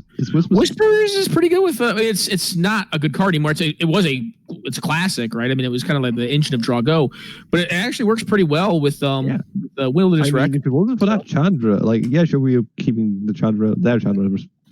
What is what is that Chandra ult into? What does it do in -7? Do we even know that? -7. I know what it does. Yeah, it just kills you. Basically every time you cast a spell, it does 5 more damage than target. I'm thinking the one that Necro. Exiles the top like 7. Spells, I think. Yeah, it does something that like exiles like the top 10 or 7 cards. You get to cast 3 of them or something like that. I forget exactly. We pull it up. As much as we give Necro respect for actually just casting and it was with some use but buyback. Hell yeah. Respect for that. I think honestly it made sense there to actually throw that Chain Lightning at the Chandra just to start chipping away at it. I agree. You know. We'll see. I don't think it's the one argument there is that if you do that, then they can Chain Lightning you back and kill your. They couldn't have. They only had a plateau and then a non-black or red land. Yep, they didn't have the mana for it. So I was saying it, but it's gonna be able to deal with this card. I think they should have exiled the top card before they played this card just to see if it was you can kill the voice and then ping it. I think that's better than just keeping the Chandra and check right now. Yeah. Like you can keep the Chandra and check later. As weird as that sounds. Or just Kavu. Kavu's also a pretty good magic card. Kavu clocks. You can hit that Chandra. That printing of Kavu like breaks my heart a little. I'm not gonna lie. What does Midrange? Kavu what? That choice of that printing of Kavu, like come on. So it's actually weird. Like on Moto, like you have to get like a special edition one. It costs significantly more money. It's like a dual deck version that has the old art on it. If I'm not mistaken, I don't know if you can. Can you not get old frame at all? No. Is that just not a thing? I can't remember if it has old frame. I don't know if it does online. I think I've seen it before, like back in the days of Cube, maybe. And then that well, they have the old art online, but I think it's a new frame. That might be, yeah. I think that's the case for a lot of them. Yeah. It's actually kind of weird. I'm not a huge fan of like the old art in paper, but I kind of like it online for some reason, and I don't know why. It looks more like cards online. Yeah, exactly. It looks more like cards. That's probably why. I think they look more like cards online too, with the old borders and all that shit. But you know, they look a little more. I mean, like even the newer card designs look more like just more digital, right? I mean, it's digital age, so you know they look a little less cardy. You know, and you can definitely see that these cards were not designed for digital play.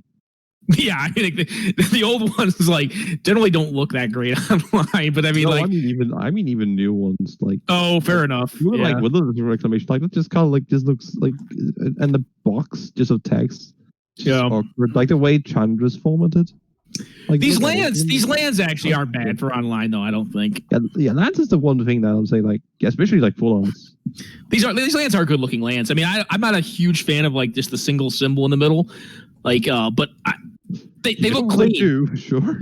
They're very clean, you know.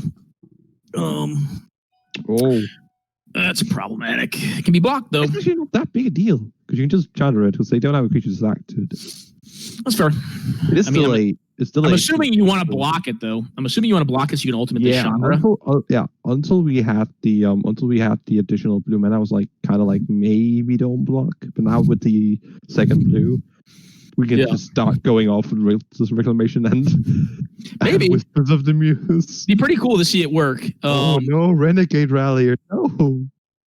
Yeah, that's not they great. had another card. They did. So they're gonna Whispers. Oh, and a land. That's gonna punish real hard. Yeah. Oof. Well, let's see what they draw. Still got some draw steps here. I guess you just ping the Falcon Wrath and then go to maybe. Well, unfortunately, that's a human, so it'll make it to a 5/2. Yeah, but then you can like chain lightning the next turn, I suppose. Yeah, so you take 2. The problem is you're going to be dead because like the Chandra is doing 2 a turn to them, and this thing's going to be a 5-power attacker, which means you're actually exactly dead on the following turn. No, turn out. After that, but if you leave 2 red open from, which you probably do, assuming you don't have any like red cards to play, and if you have red cards to play, you probably win. Yeah, if you're not using the Wilderness Wreck here, your OP knows you're on goose eggs. So they can assume you are. Yes, JP did draw badly, but Necropotence hang in this game longer than I expected to.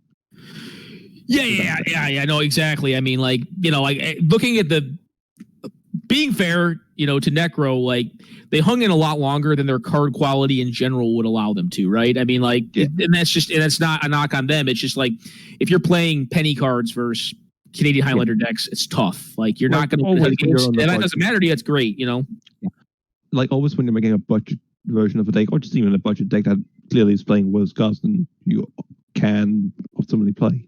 Yeah. Then you're going to be in a situation where you are going to be losing to people who just have better cards. It'd be like comparing playing 4-color blood versus a no holds barred unpointed vintage lander storm deck, right? I mean, you're gonna probably lose. It's got all the power in it. It's just gonna run you over. But I have considered the most busted deck if you play. It's Storm with Time Ball. No, I was gonna say no banless Magic. No restrict, every. That's definitely some Storm deck, isn't it? Just some Storm deck. Yeah, I mean, if you don't have Mana Rocks playing all the in Canadian Highlander, are you talking single-ton, or are you talking as many number of cards as you want? Just literally freeform, it's 20 black notices. I'd say both. I think it's too obvious what's busted if you just play normal Magic 60 cards and no ban list. Yeah, maybe Canadian Highlander, but remove the points list. Yeah, if you remove the points, it's just Storm with Time Ball. Storm, yeah, Storm with Time Ball in it or whatever. Yeah. I think that's a format folks play. I mean, I know they play. I think the folks up in Victoria play it once a year. It's Vintage Lander, and it's mostly Storm Time Ball decks, all mixed together. So you can probably do some tempo decks and do okay. You get to have your pitch counters. Green black degeneracy. Yeah, this is actually kind of interesting. So we haven't seen ElectricTub's deck today. They're still on they're in absent this time. There's the Kaya as well. But they're on a stacks list, which is pretty sick. Except that Liliana on the other side is going to be problematic. They're getting stacks back. Yeah, doesn't do that great a good job of reanimating if there's a. I'm sorry. Yeah, and the other thing is you can actually use this Kaya to kill off zombie tokens, right? Because it can exile other zombie tokens, or can exile other creatures, and it's a token and won't come back. That's a good question. Trouble funny. Well, you can actually kill the board this turn, but the Liliana's the problem. You want to get rid of her. Oh, look at that Toxic Delusion hand. It's technically the wrong hand, but that's sad. Yeah. But you're just gonna make them try to just continually just be make a zombie token. Guess you gotta sacrifice a land. Make a zombie token. Guess you gotta sacrifice a land. Well, the zombies aren't going to keep up because they just played a drop of honey, so they're always going to have 4 power on board. So you're going to be sacking at least 2 lands every turn, right? Is kind of the issue. No, yeah, it's your upkeep. It's not each player's upkeep. Right? It's your upkeep, yeah. It's not every upkeep, but you do have the Kaya. The Kaya can deal with 1 and then actually finally eliminate all the zombies. until they don't make. They won't make a zombie. Wall drifter, just go higher, play another creature. Yeah, or they could just like allow their zombies to die, and then like drop a honey doesn't stick around forever. If there's no creatures, it just dies. Yeah, then you start making them again. So yeah. I don't think Kaya isn't free to exile creatures with either. By any means. She is. It's 0, but it domes you for what, 2 or 3 or something. That's what I mean by it is free. That is a Snarling Bridge. It's pretty good. That is actually really good against we it is an Esper deck, so the wide part of it especially can deal with it. Outside just bouncing it with like Brazen Borrower. And God, is Brazen Borrower a magic card. That's a really good one, yeah. Yeah. It's a really good one.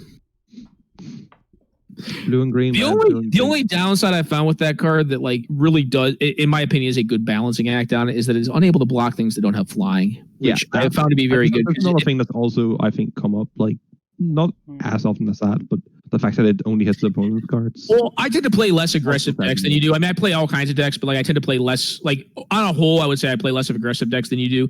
And like I play Brazen Borrower in almost every blue deck that runs creatures of any variety, and that is something that comes up in like the less aggressive variants. Is like you'll be like, I'm a little behind. I kind of would rather block with this thing than attack with it, but like it's still worth it. I mean, like it pressures Planeswalkers out. Like it's one of those cards. No, I agree. I mean, I play Brazen Borrower in Blue Moon. Like I'm not disagreeing with you. I'm just saying the other thing is that it doesn't allow you to like bounce your Planeswalker in response to a removal spell. No. Like the thing that I tend to find with it is like if it was a Vendilion click as opposed to it, like I would just trade it off in combat on the next turn.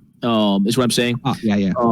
You know, you can't do that, but it's still fine. I mean, it's like still a good card.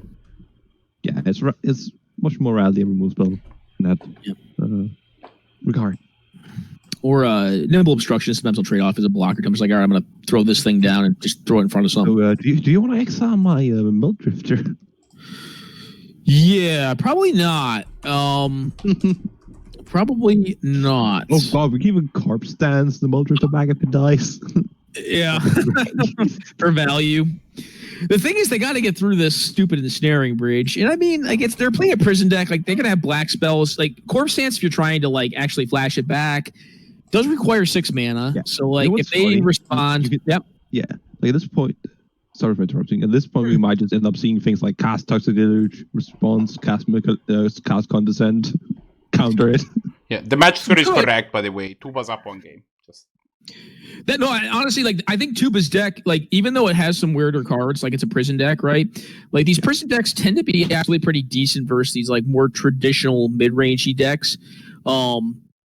Blue cards are problematic for prison because you have really wild card power. Like card relevance is pretty wildly varied depending on matchup. Why that benefits a blue deck is because like you don't have counter spells to counter everything, like versus like for instance like red deck wins. I mean, there's a couple problems there. It's more mana efficient, plus like all their cards do the same thing. But against prison, like you have like a card like Uba Mask, you know, which is really good against blue decks. It's because like they're gonna have counter spells, and if they're drawing counter spells that they can only play on their turn because they get exiled, then they're pieces of shit, you know. Whereas if it's like against red deck, Uba Mask is another piece of crap because like they'll be like, oh, I drew another Jackal Pup, play my Jackal Pup, or like I drew another Chain Lightning, I'll throw my Chain Lightning in your face. You know, it makes them play face up, but I mean they're still kind of just do the job. I'm trying to think if there's any way we can force ElectricTub to draw a card somehow. Well, you know, so there's a lock with this card, right? Like, there's a couple locks you can do. Like, this is actually very similar to a deck that I put up on YouTube, and like, I think Necro was playing it one week. It's a black-green Uba stacks. It may even be based on that deck, or they could have just built a separate. I think one. It is. It could be. I don't know. I don't want to like say that I made the deck. I didn't make this version of it because I know they have cards that I don't run in it. But Uba Mask is pretty specific, and it's a card that I was running in that deck. I mean, they seem to run in more colors, right? We see a blue land and the white land in play, so. I see green and black, homie. Yeah, we actually know they have. Oh, that's a polluted delta. Sorry, those are fetch. You're talking about the other player, yeah. I'm talking about the black green deck. Yeah, no, those are fetch lands. I didn't realize. Sorry, never mind. Oh, no problem. Yeah, no problem. Yeah, how dare you? But like, so there's a couple things you could do. Like, I think my version at one point was playing like Chains of Mephistopheles, which is a card that people think is way more sophisticated than it is. But basically, it says you can only draw 1 card a turn. Everything else, you basically either mill if you don't have any cards in hand, or you loot. Or, I'm sorry, you rummage. You rummage. You have to discard and then draw. This is really bad. But you can use that as a combo with like cards like not Phyrexian Furnace. there's a couple cards that like make you draw a discard, and you can like basically stop folks from drawing cards. There's chains. Yeah, it's got a lot of words on it. It's an old Legends card. I guess it's an MED version of it right there in the card viewer. But yeah, there's some interesting stuff you could do, and like the idea with like the Uba Mask and like the change type stuff is that like it's not really good against like the more typical decks that like I think you will generally see in the metagame we have here. But against combo decks and against like very controlling like blue-red decks, stuff like that, like they're very good because a lot of those decks rely on regaining card advantage after doing a lot of one-for-one exchange at an efficient rate. And you can kind of just like negate their ability to actually get that card advantage engine going. And against combo, like, you know, if you're playing Storm, like you don't want to have your cards in exile. You want to build up resources. So yeah, you can kind of think of stacks as a pseudo combo deck, like really. It's a meta deck. It's yeah. Kind of playing a actual combo, but like once you have like Ubermass, chains, and a bunch of other jank board, like you basically combo your control opponent out. Yeah, you're so like people like we were talking about Death and Taxes earlier, right? Death and Taxes is like golem. Yeah, it's a Meteor Golem. Death and Taxes is like the good version of stacks, right? Because like it plays cards that attack and also have stacksy effects. They're maybe not as powerful singularly, but they actually attack. Yeah, no, this is not good. This is well, pretty close to lethal. It's going to be a very busy Zuran Orb over there. I did not expect Meteor Golem out of this deck. I'll be honest. I wouldn't expect that card in this format. Maybe even.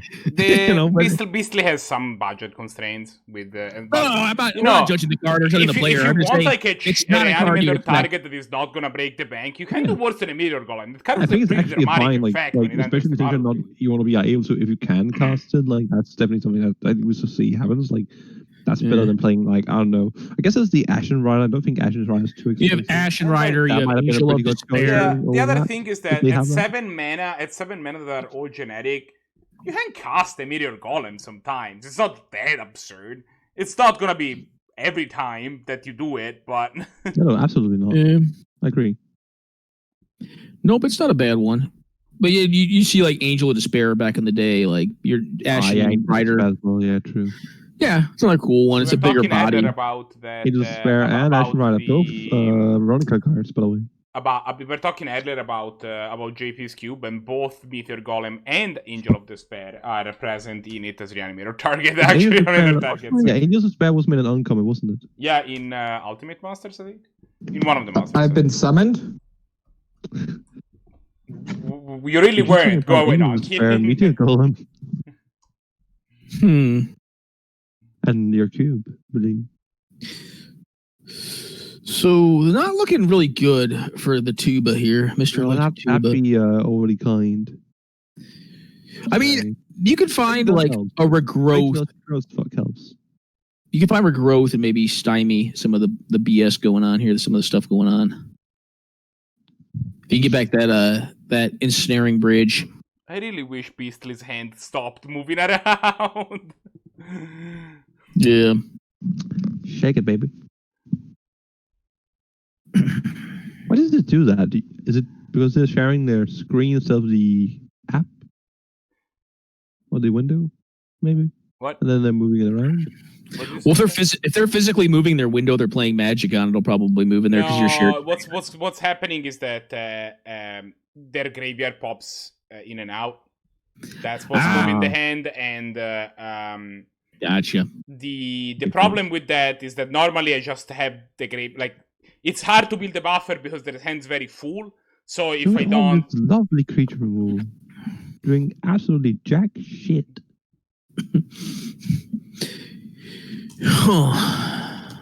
At least we got Planeswalkers. Praise be. Yeah.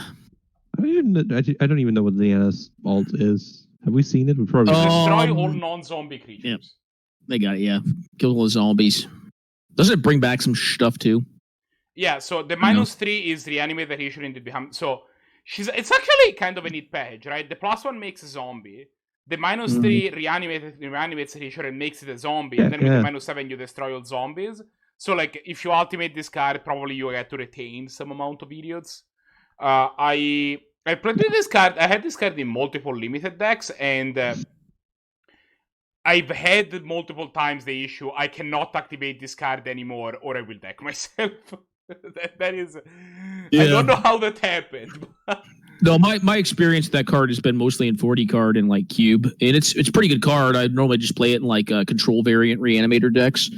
It's been good, but yeah, you're not wrong. Like, especially in 40 card, like I found, like I can get pretty close to milling myself, especially if I'm like a lower win con. It was this thing where like when I was close to alt, it got bounced, and then I like brought back up again, and then like I alted, and then like my opponent took it, my opponent like claimed. It was like a so hey guys, hold up 1 second, guys. There's actually an interesting thing going on at the game state now. There's something significant change. We have a Tabernacle, a Pendril Veil.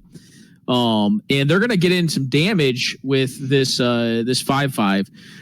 So the reason this is interesting, and actually, does their graveyard have anything cool in it? So their graveyard has something cool in it. They can actually put in something with one of these instant speed reanimator effects. But the thing that's interesting now is that what's that now?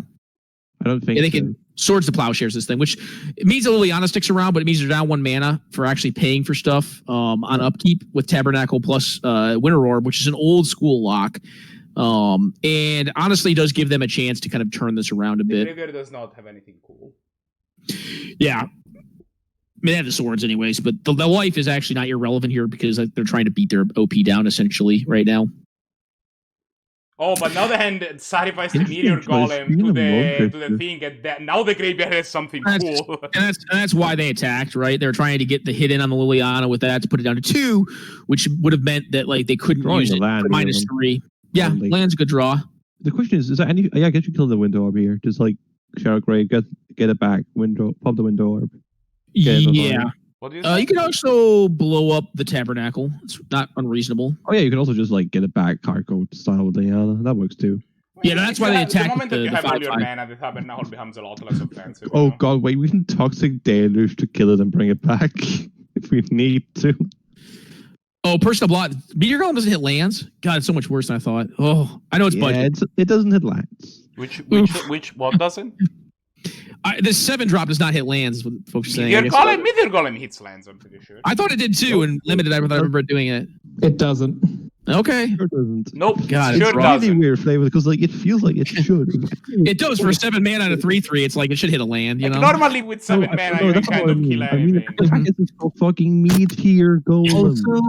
Let me put some other cards that kill everything for 7 mana on the screen. Yeah, I mean, Agent of Treasury is a rare, but that can steal lands. Why can't this destroy land? Like it's Fine of Ishtar, baby. Fine of Ishtar. Yeah, or like just like Desert Twister. I mean, like yeah, the classic. I mean, it's 6 mana. Bramble Crush. Yeah, sure, but I mean, Desert Twister kills any permanent, right? Yeah. Let's try to Vindicate. Yeah, Twister is old card design, TPH. So I would really like to see B3 mill out because he is down on 36 cards. He's not going to mill out, homie. He's not. I would really love it though. They're not going to mill out. I mean, their exile's almost bigger than their. Yeah. What's this blowing up? The Lily? Yeah. Absolutely. Nice. I mean, it's an engine. It's an engine card, so. Yep. Yeah, makes sense. Now this Golem's going to go away eventually. Nobody is impressed by my knowledge of cards that can destroy any permanent for 7 mana. Red Mage, I can also do a Scryfall Search as well as you. No, I know of this card off the top of my head. I don't believe you. Question, does Corpse Stance allow you to keep returning the same creature it does, right? No. It doesn't work that way because it exiles it, right? It does exile. So we can't keep looping our rat. No, they can't just like recurse your Golem infinitely. For the goddamn Surin Orb. Actually, you know what? You can have you know what? Here's the line of play. You let Meteor Golem die, you bring back Meteor Golem with the Corpse Stance, kill the Surin Orb. If they don't activate sacrifice with Zoro. Yeah, you could EOT it and attack them. Yeah. Yeah. I think that would have been a line of play. Yeah, but they couldn't. The issue is Drop of Honey is actually not. It is targeted, but it's a forced target. Like you only have a choice in what Drop of Honey kills if it has tied lowest power, I believe. Yeah. So they couldn't like be like, oh, I'm gonna kill my Golem now and win. But you could just have it die to Pendril. You could. It's not unreasonable, but they get the attack step in with it now. So like, why not get their attack step in and then let it die? That's a shelter. Yeah. Well, that's pretty good. Now you can just let it die, and then this is a really weird matchup. It is. We've had a lot of weird games today, to be honest. Like, we've had a lot of weird matchups, like, where it's just like, like, some of it's been uncharted territory. I mean, some of it's actually to be expected based on the player base we have. Yeah. What is the last card? Like, this is not a Grand Prix level turn even. What is no. Huh? What is the last like card in FNM, hand? right? Is that a shield? That's a Sheldred. That's a Sheldred Altered Art, yeah. Like, let's be honest, this is like the level of competitiveness is like of an FNM. Like, people will try and win. Yeah. There's also people who Gosmith, for the sake of our younger audience, what is a GP? The 11 people here.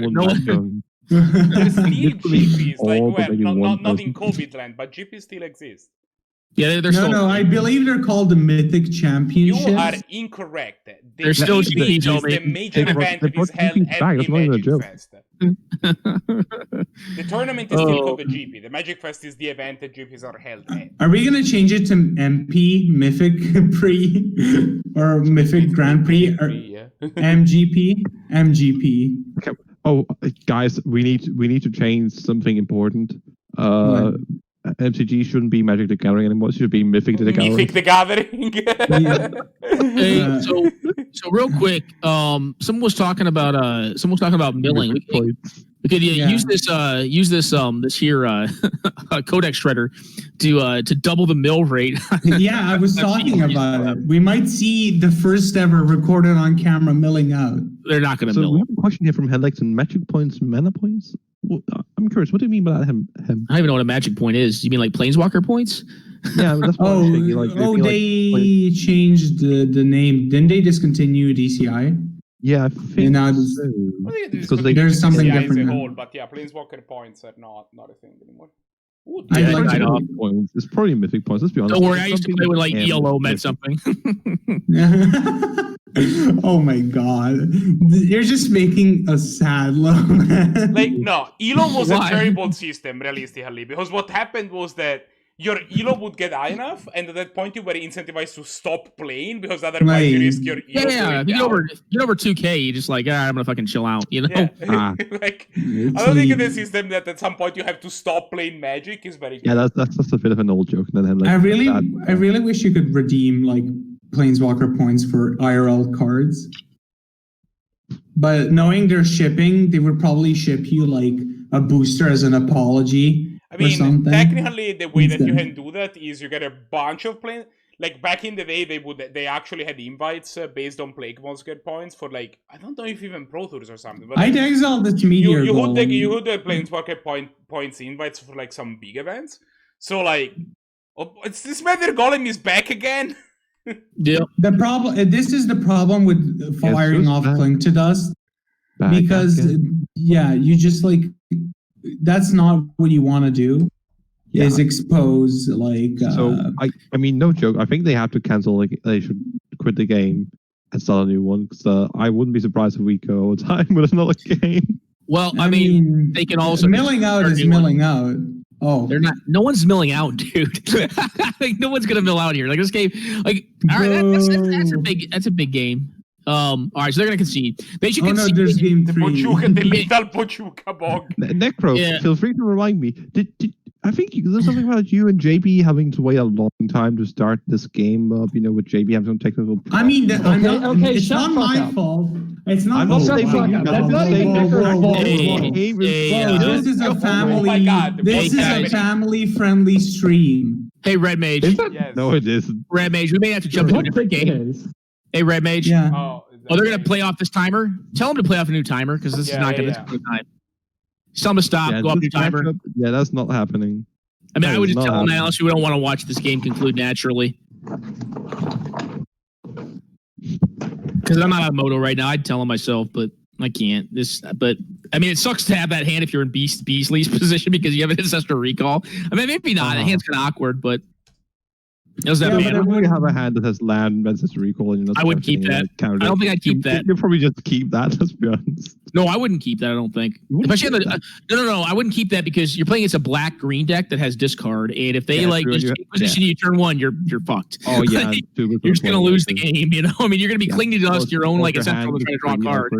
Yeah, your hand doesn't do anything. Burial rights and like stuff. Like, what are you doing with his hand? No, you mow that. It's a discipline mow. Like, I think like the initial thing is like, oh, I can cast Ancestral, just keep it. It's like, okay, you're gonna discard a bunch. I think matchup based you could argue for it. Yeah. Sorry, Arakasi. You just tell your peers to not bring like slow as hell decks. Gosman needs to play more, you know.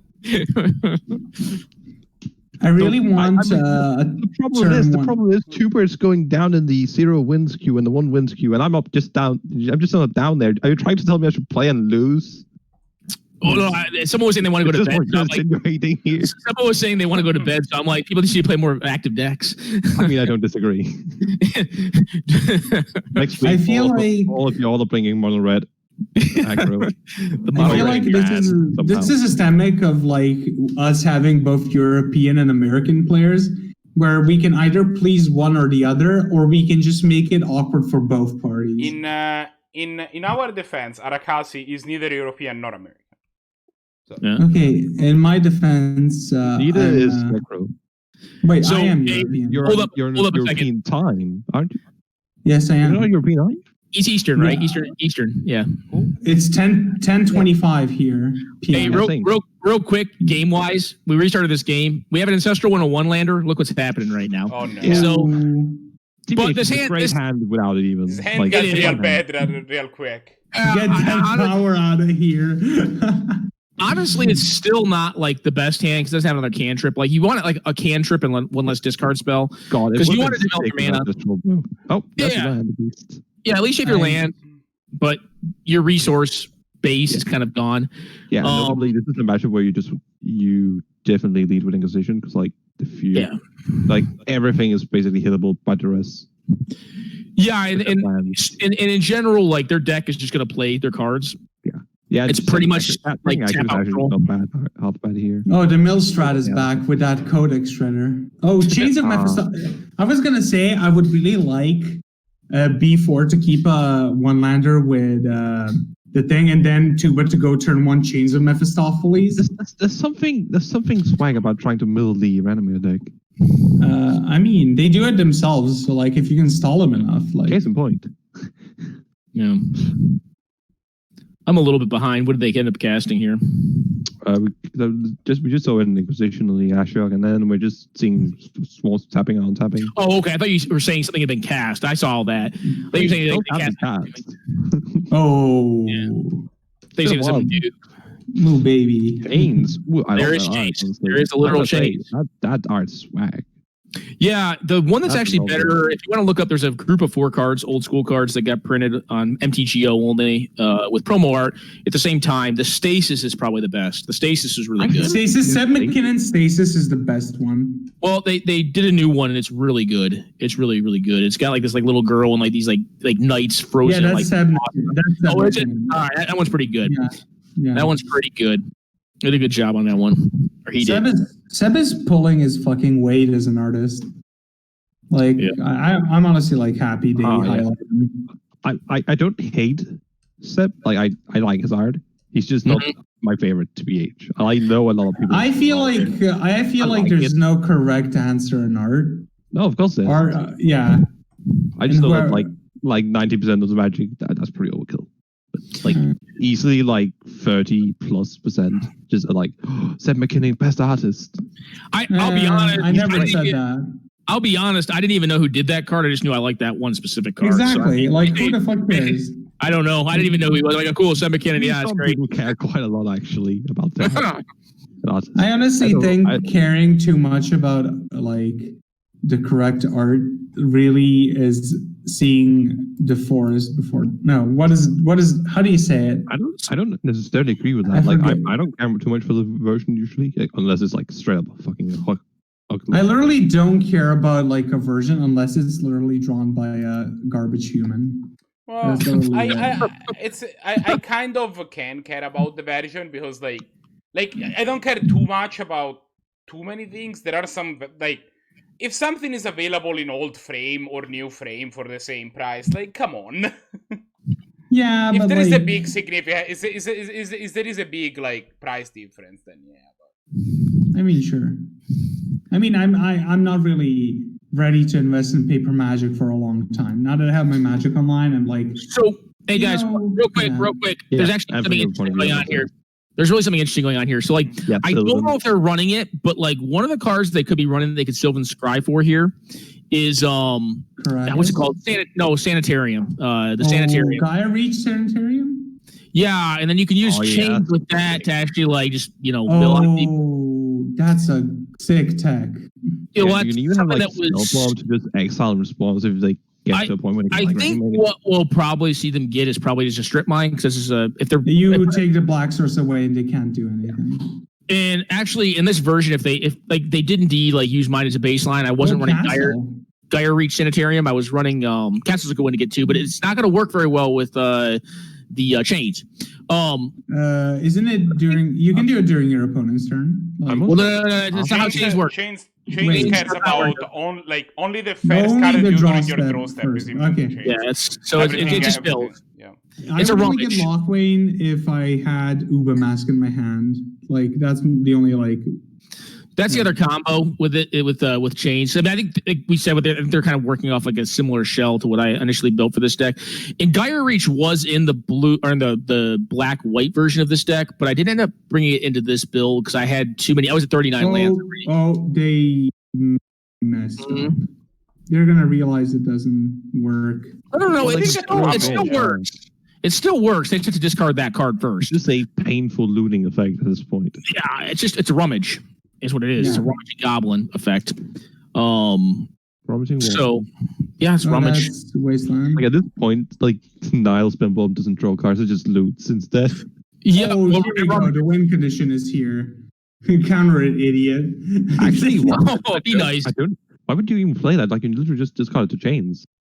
Yeah, that's actually what you should do is discard to change EOT so you actually get a free card. You can take, I don't know, it's so... No, it's a play mistake. It's all it is, but it's not a big deal. Like, I mean, it's fine. I mean, you get one card deeper, though, if you discard it off chains. Yeah, but I feel like you just want to start boosting. No, it's the same time, though, Necro. That's the thing. Okay. Like, you do it EOT and it comes back. It's just like, it's fine. You can do it right now, and it's... I'm just trying to, trying to justify bad plays. Okay? I mean, like they may want to see right now, like get a free card. It doesn't have haste. No, but I mean, like to me, it's like, is the 2 damage really that relevant in this matchup, or do you just get your damage? And they're going to counter this.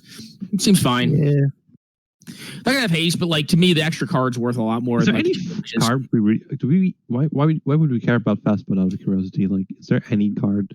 Yeah. It's a strip mine deck. It's a strip mine deck. Yeah, but like. I guess you had Loam, yeah, true. It's so Crucible basically wipe your opponent's land base here. Well, there's a couple things, right? So like Strip Mine's part of it. Wasteland's another piece of it.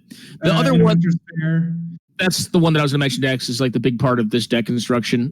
Is Inventor's Fair because you can get your ensnaring bridges, you can get your Expo map.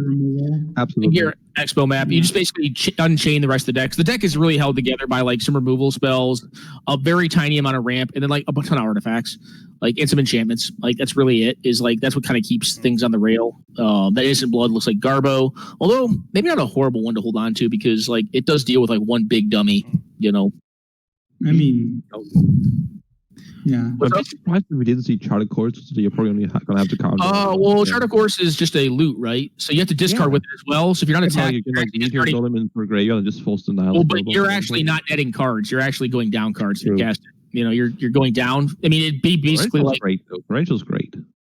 Well, when you get the mana, it is. It's pretty decent. Yeah. You got the time. Basically, any pressure. Fast. No, it's not very quick. It's actually exceedingly slow. I think there's some planeswalkers in it, but really the only way this deck wins is with this card right here, and then with like Curse Scroll or like the 2 committed like win cons. And like the planeswalkers are incidental win cons if they're working off a similar shell. But it's actually pretty nice putting it on top and guaranteeing like dead especially when you can't activate. Especially when you can't activate the castle as well. That's because they would activate the castle there just to get rid of that crap if they have a bad card in hand. But if their card's good in hand, they probably want to keep it. Yeah. I wouldn't be shocked if we see a castle activation here for damage just to get rid of that thing. Yeah. It's castling, my favorite. They castled the first time. They're going to castle the second time. Yeah, they want to have it, I guess. Maybe they have a very expensive card in hand. They could have literal Death Cloud. It just makes it easier to This like. spirit is going to eat me, says B3. Oh look, it's the Surveil card. Yeah. It's Surveil Dane. That nope. Yeah, I like it. Discovery. That's actually just It's not Discovery disposal, it's just Discovery. Let's be honest. I like playing it in black-green graveyard deck sometimes because it's technically like card selection. Yeah, I agree. Yeah, I mean, like it's a great probably card. the best really mono black can't play cantrip. If you're in mono black, you don't need cantrips. This is more I if can see you it. want I can see the Magic Pyromancer if you really wanna. I'm just gonna. There's people talking about each other at all times, so let's just try to be a little better about that. And I know that I'm also doing that, so just it's I'm fine, Red sorry Mage. Join the cool people club. Talk over us, please. let's just trying to like let's just try to like make room for each other talking. No, yeah, I agree. Necro and I are good at that. These are the worst people if you want someone to be quiet because everyone here. Oh no, I likes can be talking. quiet. I just hit the mute button like this. So one of the interesting things we're kind of seeing here is the deck archetype that Chains is good against. You see them cycling a card right now, getting into a reanimation effect that honestly is actually kind of relevant due to the fact that Meteor Golem, yeah. Well, Meteor Golem, and then if you really wanted the Torrential Gearhulk, you could use another draw effect like the Charter Course in hand to get rid of the Torrential Gearhulk to get spells back with the Corpse Dance. The Corpse Dance again does excellent. I like Corpse Dance EOT here on like. The problem is there's a Nile Spellbomb, right? Yeah, but like Nile Spellbomb's gonna be there for quite a while unless you just. It's gonna counter the Corpse Dance. What he's saying, or they're saying. I'm sorry. But yeah, that's gonna counter at some point later. Well, might as well be like prepared, put yourself in a situation where like. I mean, I love this matchup where Nether Spirit's carrying the team. Well, it's one of the few cards in the deck that actually wins the game. So counter argument: Nether Spirit is the team. Yep. Nether Spirit is like Batman. It bought all these shiny toys to like help it win, just to play superhero in a deck.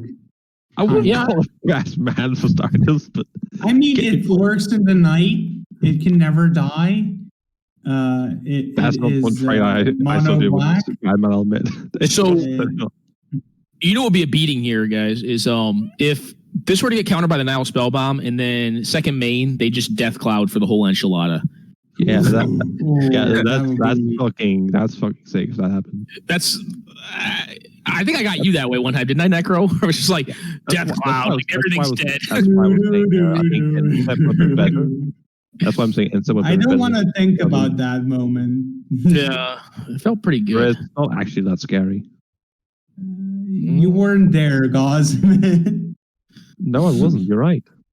I wasn't there when you got D1 Wastelanded either. You weren't there when I lost to Battle of Wits. It was fine. Well, the fact that you lost to it wasn't that big of a deal. The thing that was funny about when you lost to Battle of Wits is you were really don't tell the story. Don't tell the truth.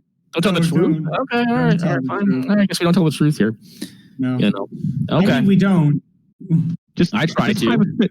Just hypothetically, if you tell a lie, that definitely wasn't the case, and definitely wasn't the opposite. What's funny about the Battle of Wits game was that, like, I lost the first game, right, with Battle of Wits. Necro was I don't like being called out, no, man. You're not being called out. We're just telling a story. It's just funny. I mean, like, I've lost plenty of games. It's a funny ass story. Because, like, you were like, you won, and you were like, you're pretty excited. You're like, shit, I just won, and like, I was talking crap in my own deck. I'm like, God, this deck's so bad. This Battle of Wits, I hate playing Battle of Wits. I was talking crap on it. Then, like, you kind of jumped in and were like, yeah, there's no way you can win this. I'm gonna get you on this one. I'm like, all right, cool. And then I was like, you started talking a little bit of smack, and I was like, you know what? Like, now you're gonna lose both these games. Like, you're gonna lose the Battle of Wits. You're gonna be permanently marked by this. I won. I played it really aggressive. I was like, I'm gonna mulligan to exactly what'll just smash. Just like, being really like a little more aggressive when I was playing, but I mean, it's fine. I'm used to losing to you, man. I'm pretty sure everyone here is used to losing to you. No, I'm not that used to it. Oh, nice 5/6 flash. Oh, what's going on here? Guys, but watch out! I'll pull out Suey Black again. Oh no, that was a fucking. I felt bad. Like I felt like I stole. Oh wait, what will crop rotation get here? I think I was also beat your ass in Super Black when you like been really aggressive with it as well. Oh yeah, like that's a horrible matchup. That's a horrible matchup. Hey, Lauren, what do you get here? I'll get you. That was one of the sickest. I get here. Well, 1 second. Let me think about it. You even care to get maze? Because like it depends on what your hand is at this point. If you had like honestly, like a cool thing you could do is you don't get Maze of Ith because you already actually have Maze of Ith on board. Like that 2/2 is basically Maze of Ith for one thing. I don't know what you get here. I don't know. I probably Maze of Ith you get, but like I think honestly I would probably look to get Fair. I was thinking Fair because you get an answer from your Hulk. Well, you can't do it yet, but honestly, like the reason I get Inventor's Fair is because like if I draw into more artifacts, which is many of in the deck, then I can turn Inventor's Fair on, and then I think you just let it through. I think don't care to stop it. Yeah. You know what I really wish? I wish this deck had access to like the black-red land from like Innistrad or something equivalent to that. No. Like red. Just like a land that you just like activate and ping up on the wall. See a bet Bloodhall is the one you're talking about? Yeah, something like that. Like or like anything equivalent. Yeah, you can do that. Like there's some red lands if you can control the game, you can kill him with whatever. Like you could like ping him one by one. I think what Gosman's trying to say is that like if you could combine like a discard land or just a continuous discard effect, like even Fugue Scepter would work. That's the wrong card. There's a card that makes both players discard a card. I said the wrong one. It is a black-red land with a very large activation. It actually means Rix Mahdi. Oh, did you? Okay. Yeah, Rix Mahdi may be the one. Yeah, but like, it costs 3 mana to both players discard a card. Is it only sorcery speed, or can you play it anytime? I think it's sorcery speed. They avoid making discard effects you can pay mana into that are repeatable, not be sorcery because it's really uninteractive. Yeah. Colgan's command? No, I meant repeatable. Like one shot they like, but repeatable is where they draw the line. And if that's where you have the Mirror Guild Mage not being and if it's able to speed, it's probably not going to be targeted in any way. Like you're not going to like unless it's expensive. It's probably not going to be anything that's going to say. I also feel it's anticlimactic to have my opponent's 0 cards, now they never have a card again.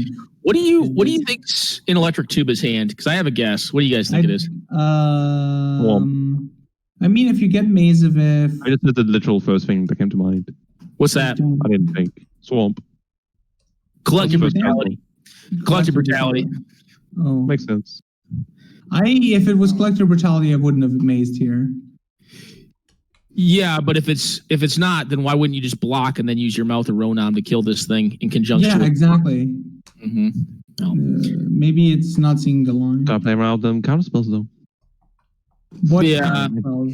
They can't counter Mouth of Ronan.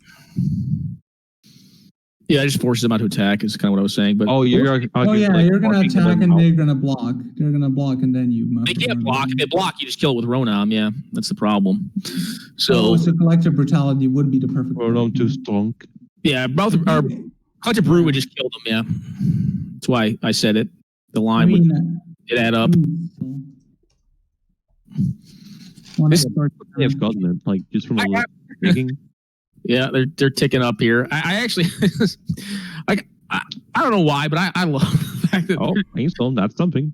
Well, it's not, the only deck I've ever played those things in. Hey guys, have you ever seen Brainstorm get cast against Chains of Mephistopheles? It's fucking great. It's fucking horrible. I hope it happens. I don't like from some standpoints, but like I kind of do because it's just so funny. It's just such a fucking meeting. It's like getting quadruple fucking chittering rats down. Low man. I have played a game of Commander where I had Spirit of the Labyrinth, and literally next turn my opponent goes Brainstorm, and then I remind them that they don't draw any cards. Yeah, they bury too. Yeah, pretty savage. Pretty savage. I mean, it was a 1v1 Commander deck. Before someone asks why was that in your deck. Also, I had a really funny game where I played Even Mind Sensor and Spirit of a Labyrinth, And one of my opponents played Teferi's Puzzle Box, so we locked the entire table together. Oof. Yeah. Some good interactive magic right there. Oh, yeah, and then I cast Armageddon. Yeah, that's then I cast Armageddon. Great story. You have a very interesting, like, most Commander players, like, when I first, like, got into, like, Commander, right? Like, I kind of went with a more competitive mindset. And this is 4-player Commander, not 1v1. And, like, I remember casting a Geddon or two the first time around, and like people were not happy with me, like, and I was like, I shouldn't do this again. Our play group is a bit more lenient on whatever. We played the game just to have like to talk with each other, play game. We don't care how hard we ranch each other. Oh no! Oh no! No!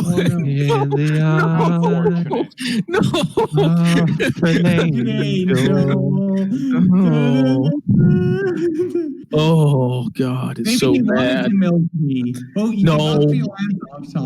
but you have to put them back on top. That's the problem. I mean, TBH, you still had a turn. You can play the Surge, you know? Yeah. Like, Esper doesn't have a haste, luckily. Oof. I mean, they do get to reanimate they get to reanimate the Meteor Golem, I guess. No, they don't, because it's exiled. Oh, no. All right, well, I guess they have something in there, don't they? Oh, they're taking their nether spear. I mean, it's not that great. I mean, it just takes it away from them. If they have a kill spell, they just kill it and it goes back to them. Collective Brutality, let's go. Let's go, Collective Brute. I'm just saying, it's an awesome play. It is, yeah. It's the best they had, yeah. It's the best they could do. I mean, I just think it's cool. Yeah. Well, they do have the I assume they have the Search for its contents on top of their deck right now, so they'll get it next turn. Yeah, that's pretty how they're trying to win. Searching. This is so sad. I just love how Super is just like just not doing anything. You're just like, what? Yeah, I mean the thing is they still the chat is gold. I love it. You just read it up because I have been too late to start up MTGOS after it. There was like two dots in a no. Are they killing their own thing? No, okay. They're cling to dusting their own Nether Spirit. No, they're not. They're not. They're targeting something else. They're targeting something else to loot. That would be sick, though. Yeah, no, that would be absolutely dumb because then you have no way to pressure him anymore. You want your Nether Spirit to be alive, and just because your opponent gets to take it doesn't. You still have Maze of Ith. You can kill it eventually, and you also have this land that allows you to loot or rummage, so you can get rid of crap and try to find something that kills it. Can someone explain why Model figured? Yes, we'll put it down. It's with any aura that enchants creatures. They enter under like its controller's side and then go back to the rightful owner for some reason. But hey, Gosman, have you ever had the pleasure of doing the Monarch in Commander on Mitgo? Oh, the Monarch where it's literally it just moves around the person who played it screen. So real quick for the game. Real quick for game actions. So we have Smallpox being cast here. So that's going to be a land drop down. Search for his contest. They're 0. Yeah, okay. Well, they're just dead. Yeah, I forgot they were at 1. Yeah, so they're just dead to that. Little Smallpox for leaving. Sometimes you just draw the 1 damage off Smallpox. Have you ever died to a Hornet Sting? Bean Sting, yeah. Have you ever died to a Hornet Sting that's been cast 580 times off of a Gitrog player? How long did these 3 games take? God. It kind of is sick, TBH. I blame Tuba. I blame Tuba. I like Tuba's deck. Shut up. I do too. I feel like it's just because this tournament is so inconvenient, like time-wise, because like it's too early for Americans. It's still a bit late for. It's 5 a.m. here or 5 p.m. here. Like it's not that early. My argument is that think about it like this: like if you had like the normal time on, like even if you had like a 15-minute clock, trust me, I think that's already gone by. I really want to be able to set my own clock in a custom game. I really wish you could set your own time. It's probably something to do with the Mitgo client not wanting people to set infinite times. My friend is asking me if I'm up for a milkshake, and I don't know how to feel about it. You say yes. I think. I mean, are they paying for it? I mean, I'm gonna ask them honestly. If they're paying for it, you should be in. I mean, Like free milkshake. I'm pretty sure you do also. It's just value right there. Red Mage, are we gonna have a round 4? Yeah. Sure. Okay. Sweet. Who's in the final? Blahguy versus Brahms, which is the top table. Oof. Okay. Well, we'll get a second game. That sounds a little negative. I'm sorry. Like anyone can win that, but it's a little tough for the black red deck, in my opinion, to beat the white weenie Death and Taxes deck. But we'll see. Go either way, I suppose. But it's gonna be tougher. It's a harder one. First strike creatures tend to be pretty good against ball lightnings. So. And maybe I'm shortchanging that deck too. I haven't seen the genesis of it. I know the original deck had a lot of big flashy cards like ball lightnings, and Skelemental I think was the initial build around card for it. So we shall see. Kind of cool to get to see black green Uba stacks get a win. Zannty, you never played against me? I don't know if we have played against each other. I mean, if you want to remedy that, we can play after the stream's done. I'll jam with you, homie. Let me know if there's anything you want to jam against. I'm always pretty down to clown. Also, Lowman, I don't think I've ever played you either. I'm sorry, who is this? JP. I think we have. Probably not that recently, but I think I've seen your name across from me at a table before. Maybe I'm wrong though. I played you once on Goblins, but that was 5 months ago. Yeah, I was just have pretty good memory for if I played someone or not. I'm 90% positive. Since I played Lowman TVsVeryOwn. I can't recall if I played against you. I mean, basically only been playing. I basically only been playing in these tournaments. Events, yeah. Yeah. I haven't played much over the last month and a half. I've kind of cut back because reasons. It's understandable. Yeah. Well. Yeah, this black-red hand's great. I mean, it's got a massive beater, which if the white deck does not have a Swords of Plowshares or Path of Exile, it can be problematic for it. Or multiple first strike creatures. But we're short Brahms. Let's see what they. All right, so they have this card. This card is not really great on the play. Sure ain't. Really good card on the draw, but my guess would be we go for Badlands, play the 1/2 out, and just say go. Once you play that strip mine, crack the strip mine in response, activate. Yeah, I've actually blown up my own lands with Wastelands and strip mines, having that card in play if I want to find something like a Karakas to get a lethal swing in. It's not an uncommon. It's not a common play, but it's not an unheard of play or a wrong play in certain situations. Well, yeah. Or fetch don't find. You're all right, fetch don't find. Find your Wasteland or whatever. There's a lot of burn. That's actually really good in this matchup because if there's anything you want, once you have that dinosaur and you kill all your opponent's permanents, you probably win. Well, what it's going to come down to, I tend to think, is when the dinosaur lands, is there a Swords to Plowshares, a Path to Exile, a deck in stone? Exactly. If there is, then the game's still pretty active. Great.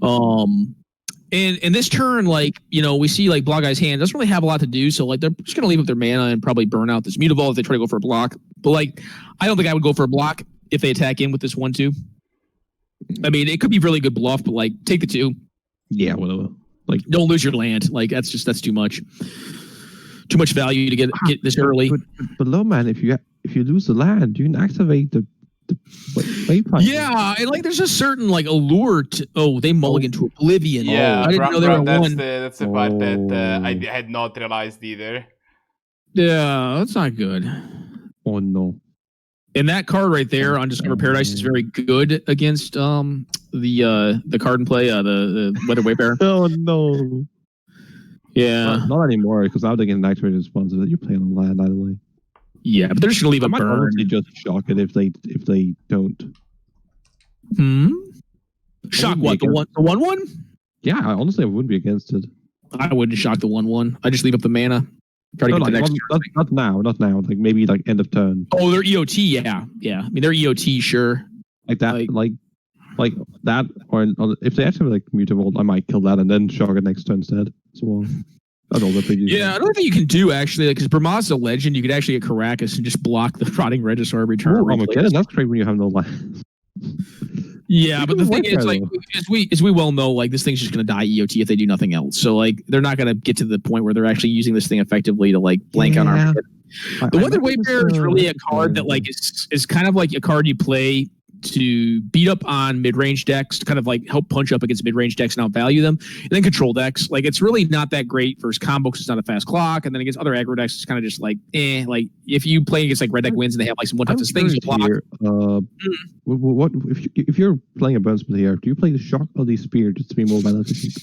I play the shock because I'm already going to tap out next turn. I'm going to be up 4 mana next time I cast the 2/3 damage burn spell. So yeah, it's fine. Not necessarily have 3 mana because I can imagine like you're going to have to discard still to the. Well, you're drawing a card though, so you have that option, right? So you could cast 2 on turn 4 if you wanted. You're great. You're right. Now I guess you're going to block still. Like you need this land so bad. This game's over. Like you have to draw planes now. Like this is a way. Well, you're just kind of fucked anyways. But like this is like a way that the black red deck can definitely win is if one of the players most oblivion doesn't play a game. I guess it's a way you can always win a game of Magic. You know, if you have a if you mold to an unplayable hand, like he'll lose. If you do like a mulligan to like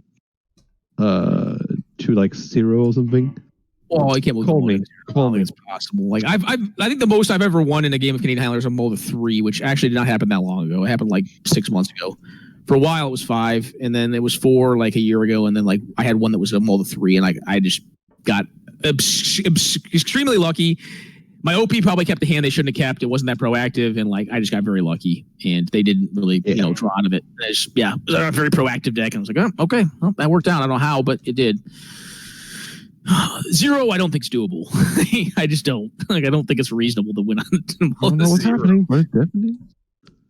Yeah, the way you win with the mulligan to 0 is you have your opponents have more than have 1 card in hand and just have them just have no way to win the game. Well, yeah, if they mulligan to 0 as well, like man, like the best deck to play would be red deck wins every time because like all your cards are castable with 1 to 2 mana. But yeah, no, you know what's great? Just play like Artifact Aggro maybe. I would play red deck. If there was a format where like no one started with a hand size, I would play red deck wins because your cards are going to be castable. What you try I'm curious about? I just gotta find you. I'm not sure if you're familiar with this card. I'm trying to remember. I can't remember what it's called. Mm-hmm. Well, what are those like? There was like the special set, the the one Recruiter of the cards from as well. Conspiracy. Oh, okay, yeah. That was the conspiracies. Yeah, but those are playable in like exclusively that format, right? I guess some people cube them. Some people cube them, but yeah. Yes. Some people cube them. There's one of the conspiracies I was considering making a format around, like as if you both had that conspiracy. And I can't remember which one it is.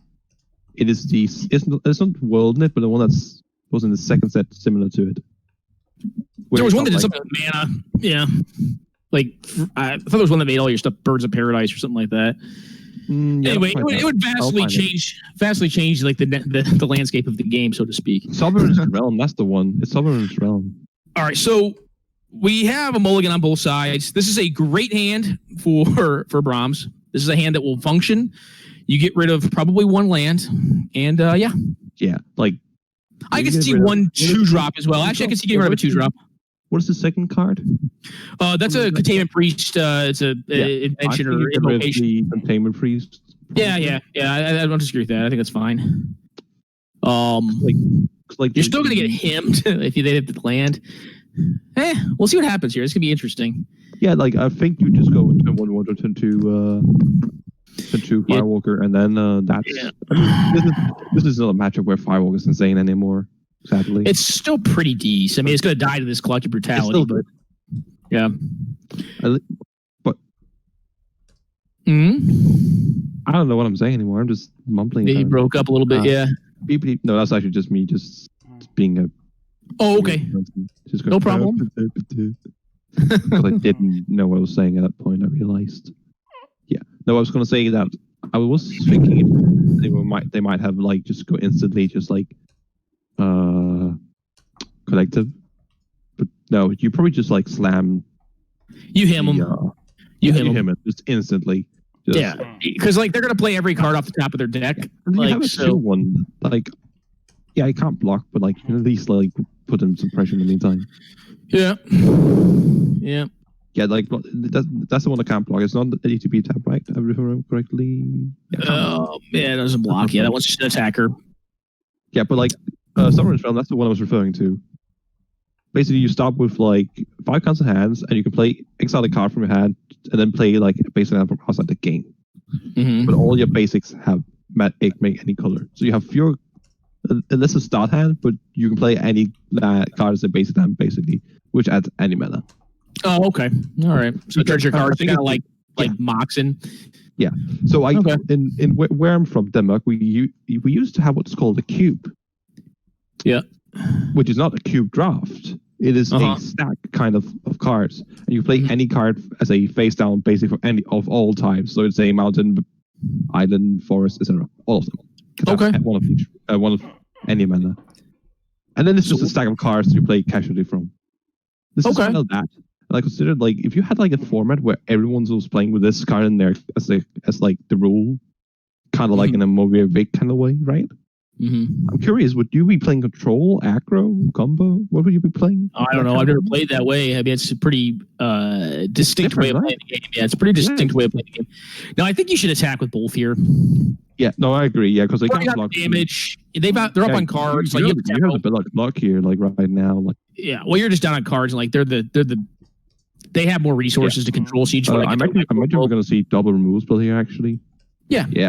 That's that just would be very sensible. Yeah. Yeah. Get rid of some of those red cards. You have so much red mana and just nothing to use it for. Yeah, an attack. Just see what happens. You might want to be hitting something else for some reason.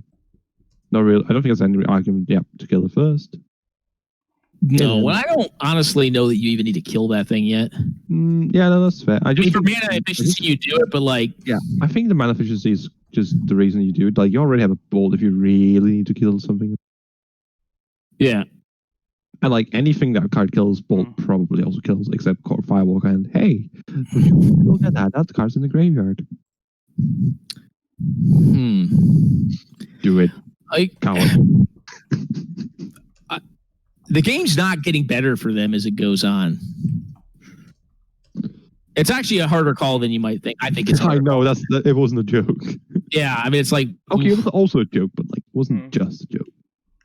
Yeah.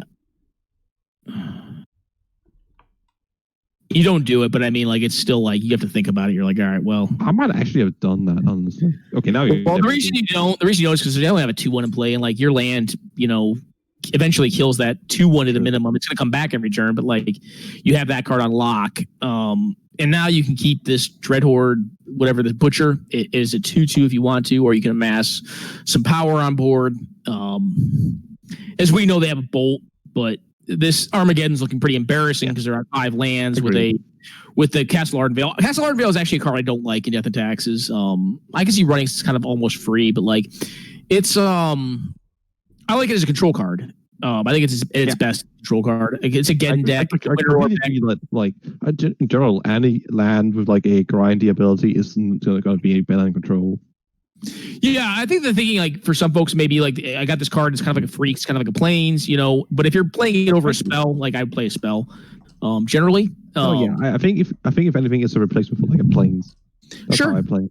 And the issue that I run into with that is like, I don't want to be playing a 1-color deck that like dies to Blood Moon on some draws, and like Death and Taxes has a lot of non-basic. Yeah, that's the thing. I think if it was like White Weenie, then maybe. Yeah. Even then, I think White Weenie also plays like a lot of the lands that you play. Well, the Death and Taxes has like your Ancient Tomb, your City of Traders. Yeah, you can have Eldrazi Temple in there. Like as far as I know, Brahms is not as on the Eldrazi version. Yeah. Well, this is a good draw here. This can at least deal with one of those threats. Yeah. You're still on what? So if you get bolted, that's still a free turn clock. So they're probably not going to get bolted. I can't remember if the Butcher is dies or if it's leaves. I think is it dies or leaves? I'm pretty sure it dies. Yeah. Thank God it is. Yeah. At least for Brahms' sake. Yeah, it saves you 3 damage. What are you hoping to draw here? Probably like an Elspeth Knightaron or a Gideon would be pretty good. Yeah, even like a Brymas, like those kind of things. Like just Brahmas is going to get trapped up in blocks, so you're going to block with the Brahmas and like it's going to die to the bolt. So like, yeah, but like you're going to make like at least a token then. Like I agree, Brahmas not the best option. I'd rather just have Gideon or like Elspeth. Yeah. They can also fairly easily kill their token, kill your Elspeth if you play that. Well, the bolt's not going to kill the Elspeth because it'll go up to 5, right? Or the Gideon. But it'll shoot your token and then kill you with the creatures. Well, if they shoot the token with the 3 damage, then they're not shooting my Elspeth with it. They're just doing 2 damage, and I'd make another 1/1 on the next turn, right? No, because like, okay, look, you play the Elspeth, you make it a 1/1. Yep. They shoot the Elspeth, they hit Elspeth for 5, she's dead. Well, but aren't you going to block with your 1/1 on the 2/1 that was on board at the time of decision? No, it gets bolted. Well, then what's killing the 1/1? The 1/1's getting bolted, you're doing 2 to the Elspeth, which is already it. Like, oh, you're thinking like that's 2 creatures in play, what? Well, no, what I'm thinking is you put an Elspeth down and you make a 1/1, and if they shoot the bolt at the 1/1 so they can attack it with their creature, they're going to do 2 damage to it at the time of the argument that I'm making. But didn't they have 5 power in that play?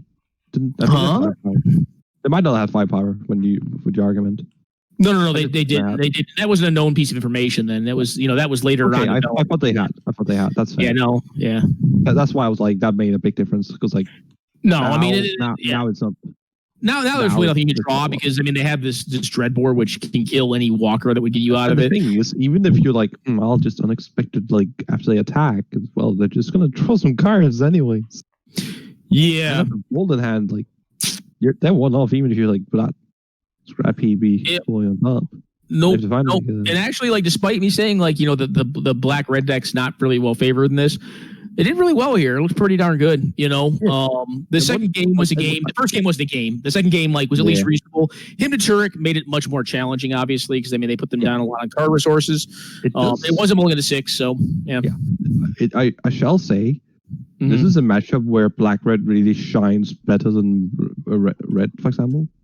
Yeah, because you have black cards that are like Yeah, no, I think without brutality, I think without collective brutality, would have been in a much rougher spot. But they had it, so they definitely had it. So yeah, this one's I can't think of cards right now. Can't think of cards that get them out of this. But the good news is we're going to be able to see some more magic.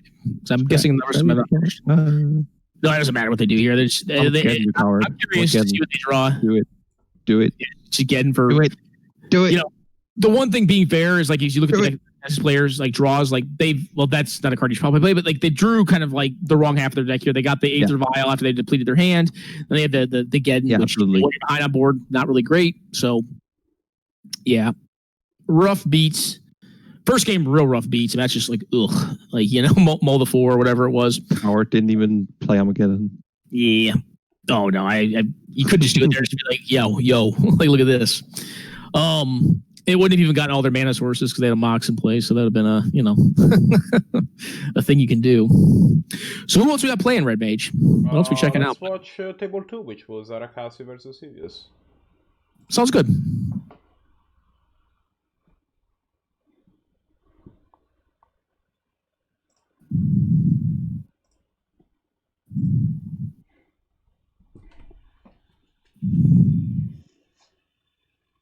I will admit that while I'm doing like other stuff, the way that I figure out what to put on the Hard Reader is if I hear you guys mention a card.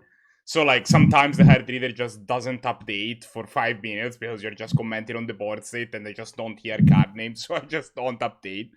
Okay. No problems. Yeah. Like I'm not blaming you. We're not blaming you. Well, okay, Craig, I'm definitely not blaming you. I'm not gonna claim that anyone else is. I mean, I pretty much blame you for everything wrong in life, but No, I mean, and that's fair, to be fair. That's a responsible choice to make. Let's be honest. Yeah, it's personal problem. Probably a personal boon too. Arakasi pretty much got this game locked down. It seems like so much value. Got Bob. Got Cling to Dust. Got Castle Lock Wayne. He even got like Yeah, it's gonna be hard to get back into this. Wrangle the master off the Prangle. How do you get back into this? Play a big Chandra. Sweeper's perhaps the starting point. Yeah, a sweeper maybe. Like just get rid of the Bob. And Big Chandra. Big Chandra. 6-mana Chandra. Oh yeah, big Chandra. If you're on the big Chandra, that's definitely a really great way to do it. I mean, I think it would still die because there's a Fairy Conclave on board, so it could counterattack it and kill it if you didn't have burn. Oh yeah, shoot, yeah. Yeah, there's a lot going on here. Probably going to draw EOT. My guess is they can't get burned down when their OP's on 0 cards. So drawing another card and generating options, see if you can go for lethal next turn is probably reasonable. I mentioned that like has some sort of disruption. Yeah, stifle. Disruption. Yeah, that's rugged. Oh, the stifle. All right, yeah, just like I'm over it. Let's go to the next one. Oh, the 2-for-1 stifle play right there. If Dark Confidant takes off against blue red, it's going to be problematic. Now, oftentimes it's going to get killed normally because they're red cards. Unless it takes off too much and you go to free and you get bolted. Yeah, but when you have a 2-1 on board and you're drawing 2 a turn and you're in a deck that is playing threats, you're probably not going to at that point. That's it. I mean, if you're playing Dig Through Time or something like that, I think they're playing double mocks, so I don't know what the rest of their cards are. But if you're playing just a fetch into Volk Island and then a suspend the ancestral. Let's just punt the back. Just some concentration from both. You actually don't see Choked Estuary. I think is the name of that card. It's a hand check land. Like when you play, you have to have an Islander spot. Yeah. Pardon me. Sorry about this, guys. Yeah. It's whatever you call it. Peak land. Kind of a clean. I like calling them peak land. I don't know how. Peak land. I think they were called. Yeah. I don't know if they ever got a nickname because they never really played that heavily except for in standard. They only saw. Yeah, they didn't even see a ton of standard play. I think. Yeah, they're not bad, but they're in 2 color. You can get away with it. I think it's fine. Yeah, 2 colors the one place. I think I might have forgotten to put one in. Probably the same one. The name of the game here for the blue-red player and red mage, if they have an alternate opinion, can definitely jump in. Is I think, in my opinion, going to be making sure you don't die until your Ancestral Vision comes off. Yeah, absolutely. So I'm not sure how I take this thing in the ice play. The blue-black deck is going to tend to have decent removal. So I don't know if I like jamming it out there, but I mean, if you don't have a counter spell. Well, you're a more aggressive player, though. If you don't have the problem with that play is not the problem, but what it tells me, because I'm not seeing their hands right now, is that we did not have 2-mana counter magic. Yeah, that too. Yeah, so, I think I in this matchup, I think I'm actually more experienced, not literally with Arakasi deck, but I play a fair bit of mono blue tempo as well in my time. Yeah. Probably more than I actually played Aggro. I played it when it was a viable standard deck.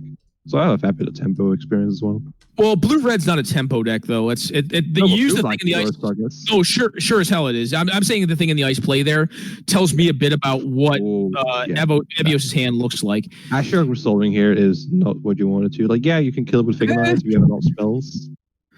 The thing with Ashiok is I think because you have Thing in the Ice in play, it's a little bit less of a problem. Generally speaking, Ashiok's going to be problematic against a blue-red deck that is creature light in general. But, with this board state and with the inevitability of these cards coming, you can definitely get to a spot where you can just outcard your opponent and flip this Thing in the Ice and probably just dome this Ashiok in one shot.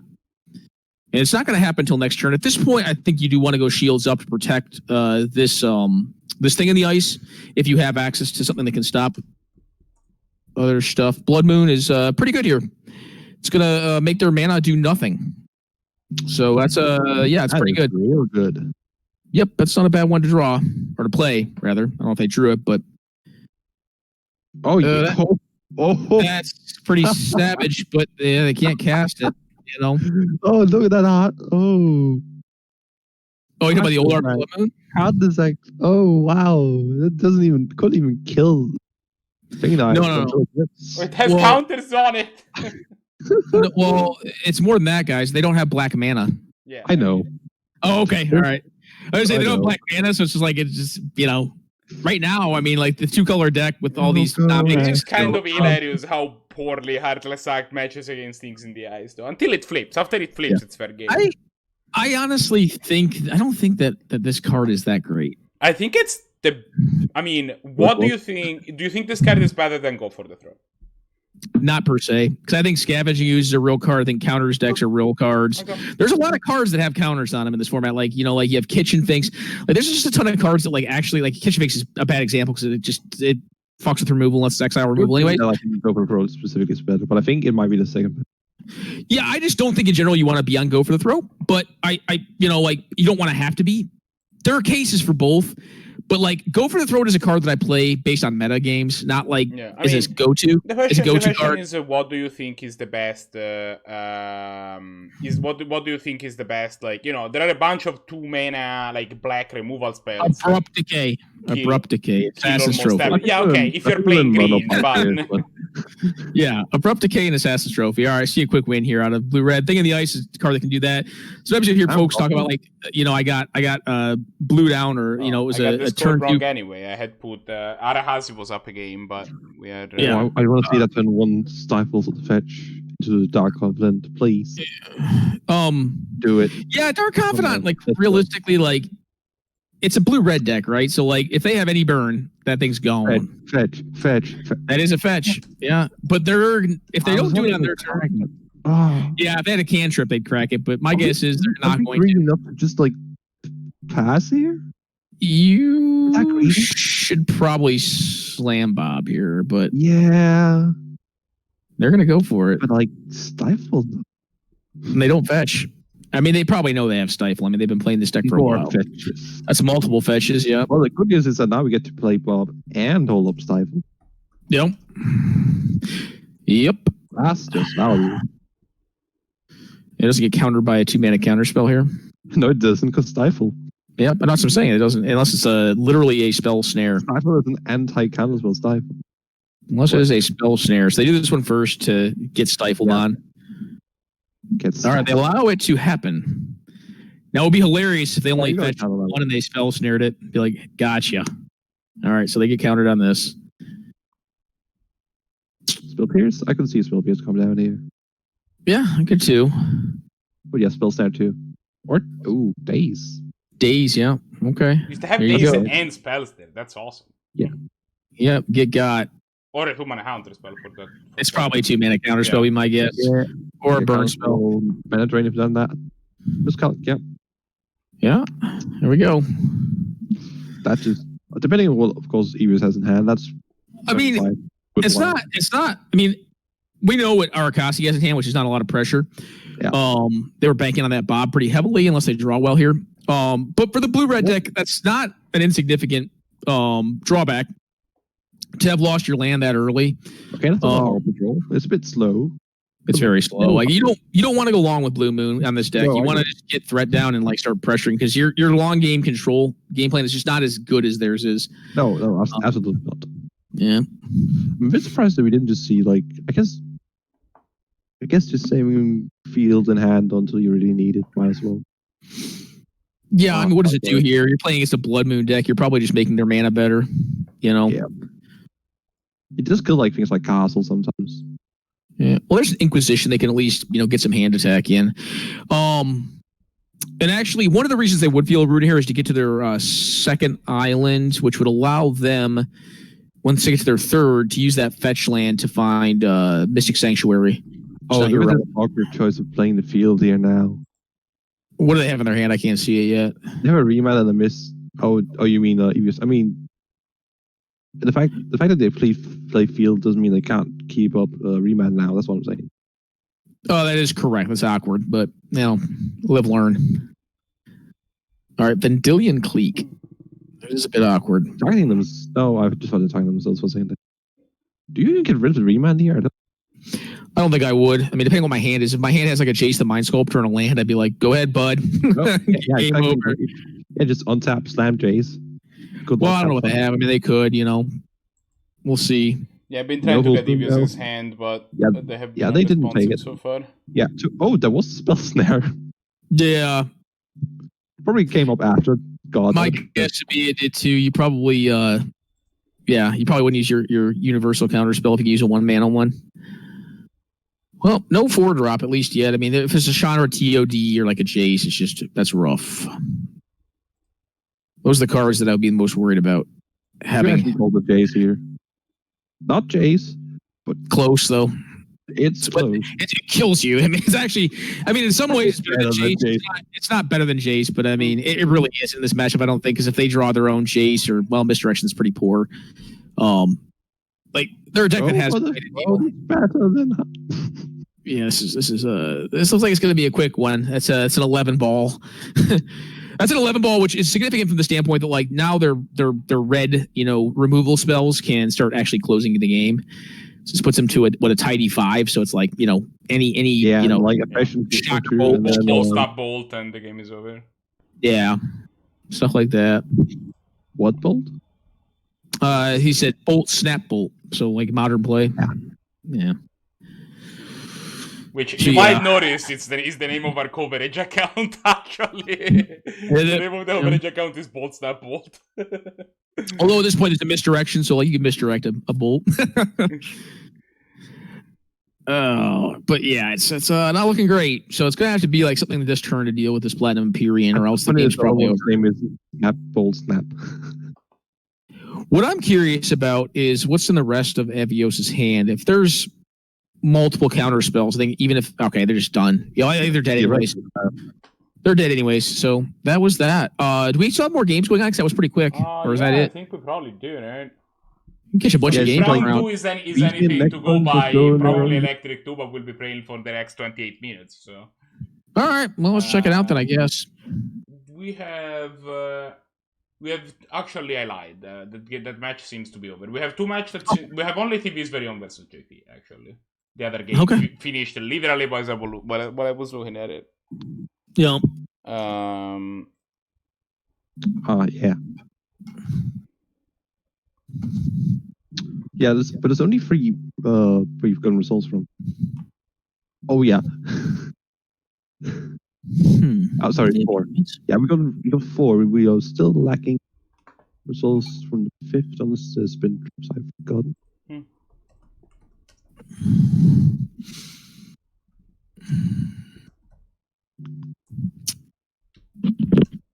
Yeah, we're still missing 2 tables as far as I can see. At least results from them. What I'm wondering is, what did this Plague Engineer actually get rid of? Like, it name's human. And I'm trying to figure out why. What they're worried about? Maybe that's probably the combo. Yeah, they're playing around the combo. They probably saw from Yeah, the Seeker or whatever. Turn 1 Mystic, turn 2 it'll damage call into like. Yeah, they want to get rid of the Seeker is what it is. So the Seeker gets played, it'll just automatically die, so they can't ephemerate it and then doing the time walk loop. So that's probably what it was. Would be my guess. Trying to piece it together by looking at what's going on here. So yeah.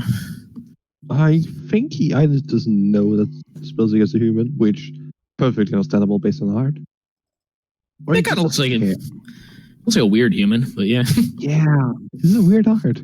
It is. Yeah, Eternal Witness is also a human. No, is Eternal Witness human or an elf? It's a human, right? It is a human, yeah. So yeah, Eternal Witness is human. It's also under having a very like elf-looking art, like what is typically would be considered an elf. Oh, interesting playing. Like that. Yeah, then you can E-Wit back to Spellseeker if you want to. Then cast the Spellseeker and then get time in November. Yeah, it's gonna be it's very mana intensive action though. It's gonna be like a 9 mana play. Or more offensive, you can just like Savine's Reclamation it back.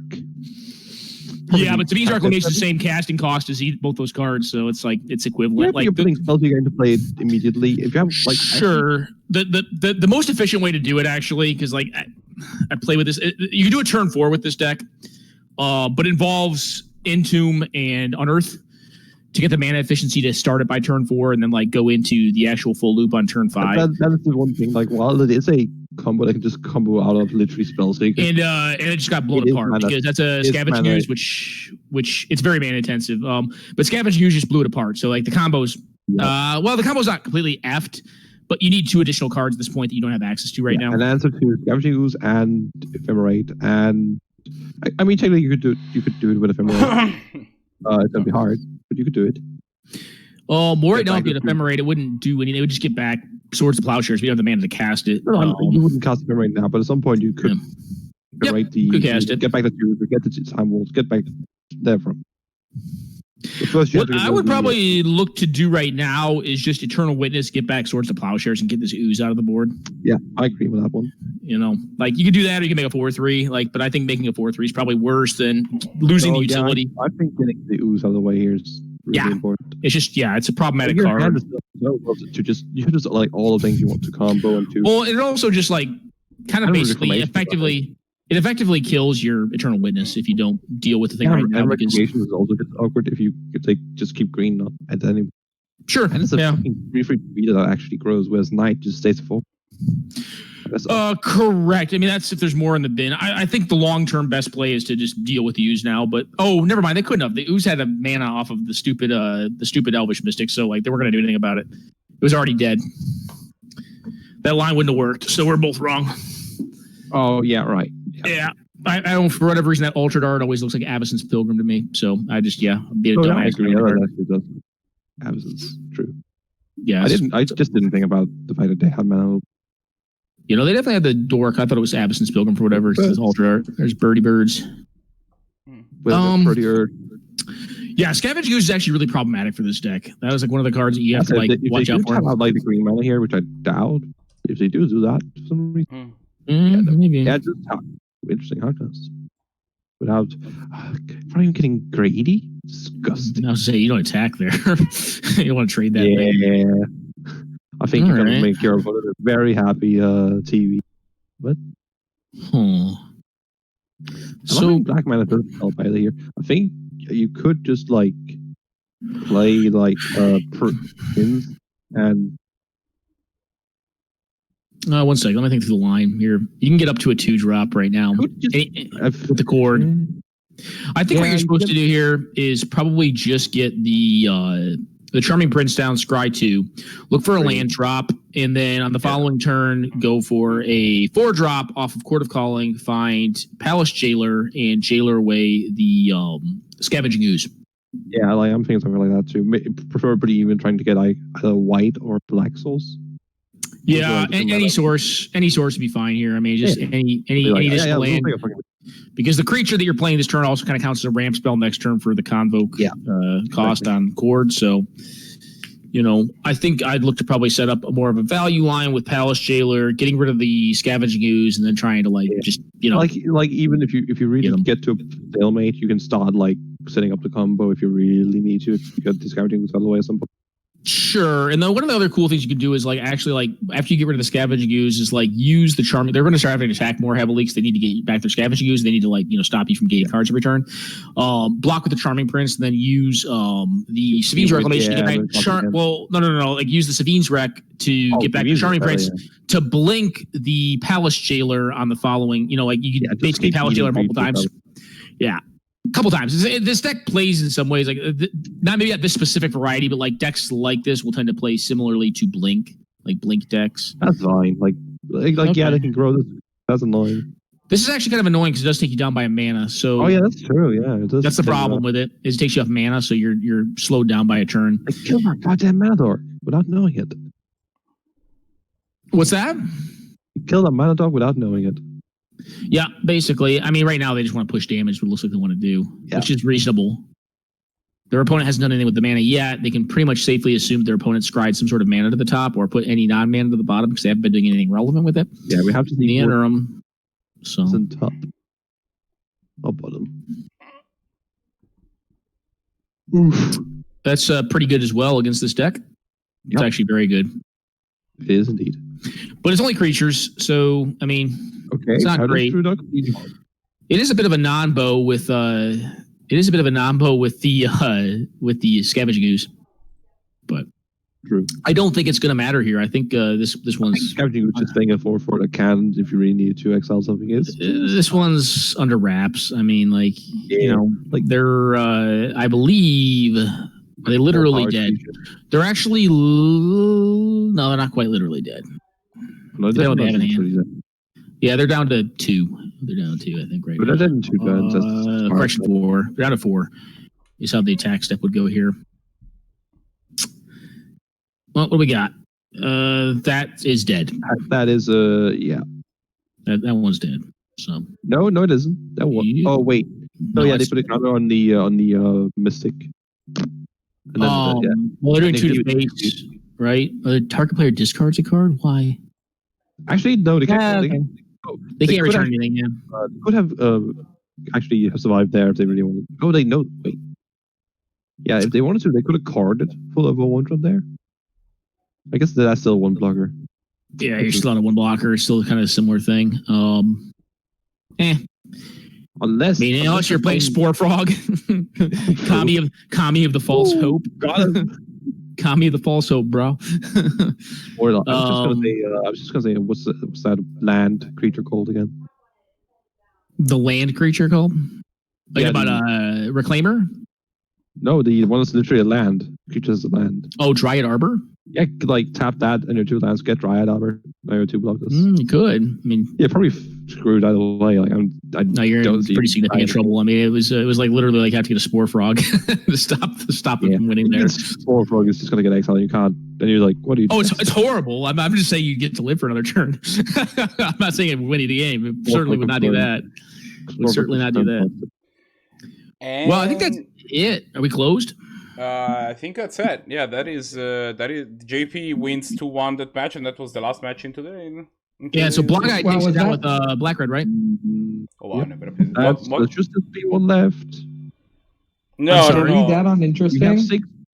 So we have 6 they didn't report because we were watching them. That's the last. The last match the match that hasn't reported is Blahguy winning, right? Mm-hmm. True. Okay. Well, hey, Red Mage, thanks for having me on. I'm gonna run. Been here for a little bit. Thanks again for having me on, man. Appreciate it. No problem. I want to apologize to our viewers a little bit, both for the issues that we have had for like throughout, especially match 2 was like the most rough, but like throughout the first half of the tournament. I still don't know fully if that was my internet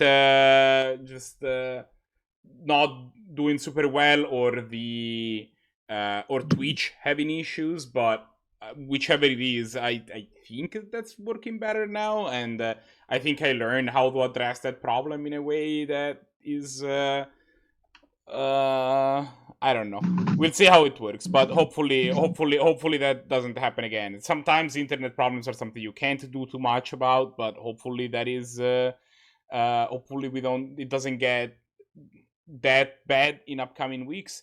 I want to remind everybody again that if you are interested in joining this event in upcoming weeks, !Discord will get you to the Canadian Highlander Discord, which is full of great people that are going to be super awesome to talk to and to discuss Canadian Highlander with, and can help you get you started in the format if that's something that you need help with. It also is it also is probably the best place in order to... it is the best place in order to participate in this event, to get information about this event. We post all of our announcements there. That is where we run things from. If you just want to get things going, to sign up for the next event, !Next poll gets you there. That's where the forms are. There's going to be an announcement with these links going on the Discord later, and also I recommend that you bookmark the upcoming events page if you just want, because that's also always kept up to date on our website. I want to remind everybody that part of what makes this possible is your kind support. So if you want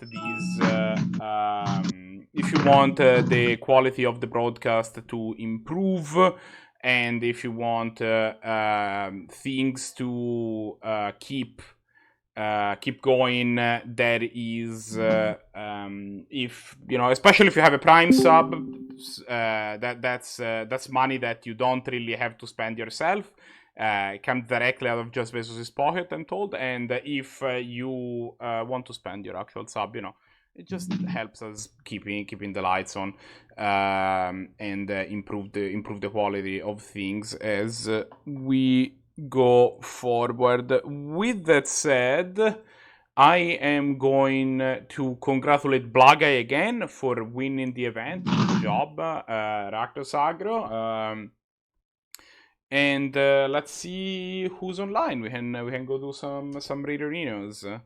I'm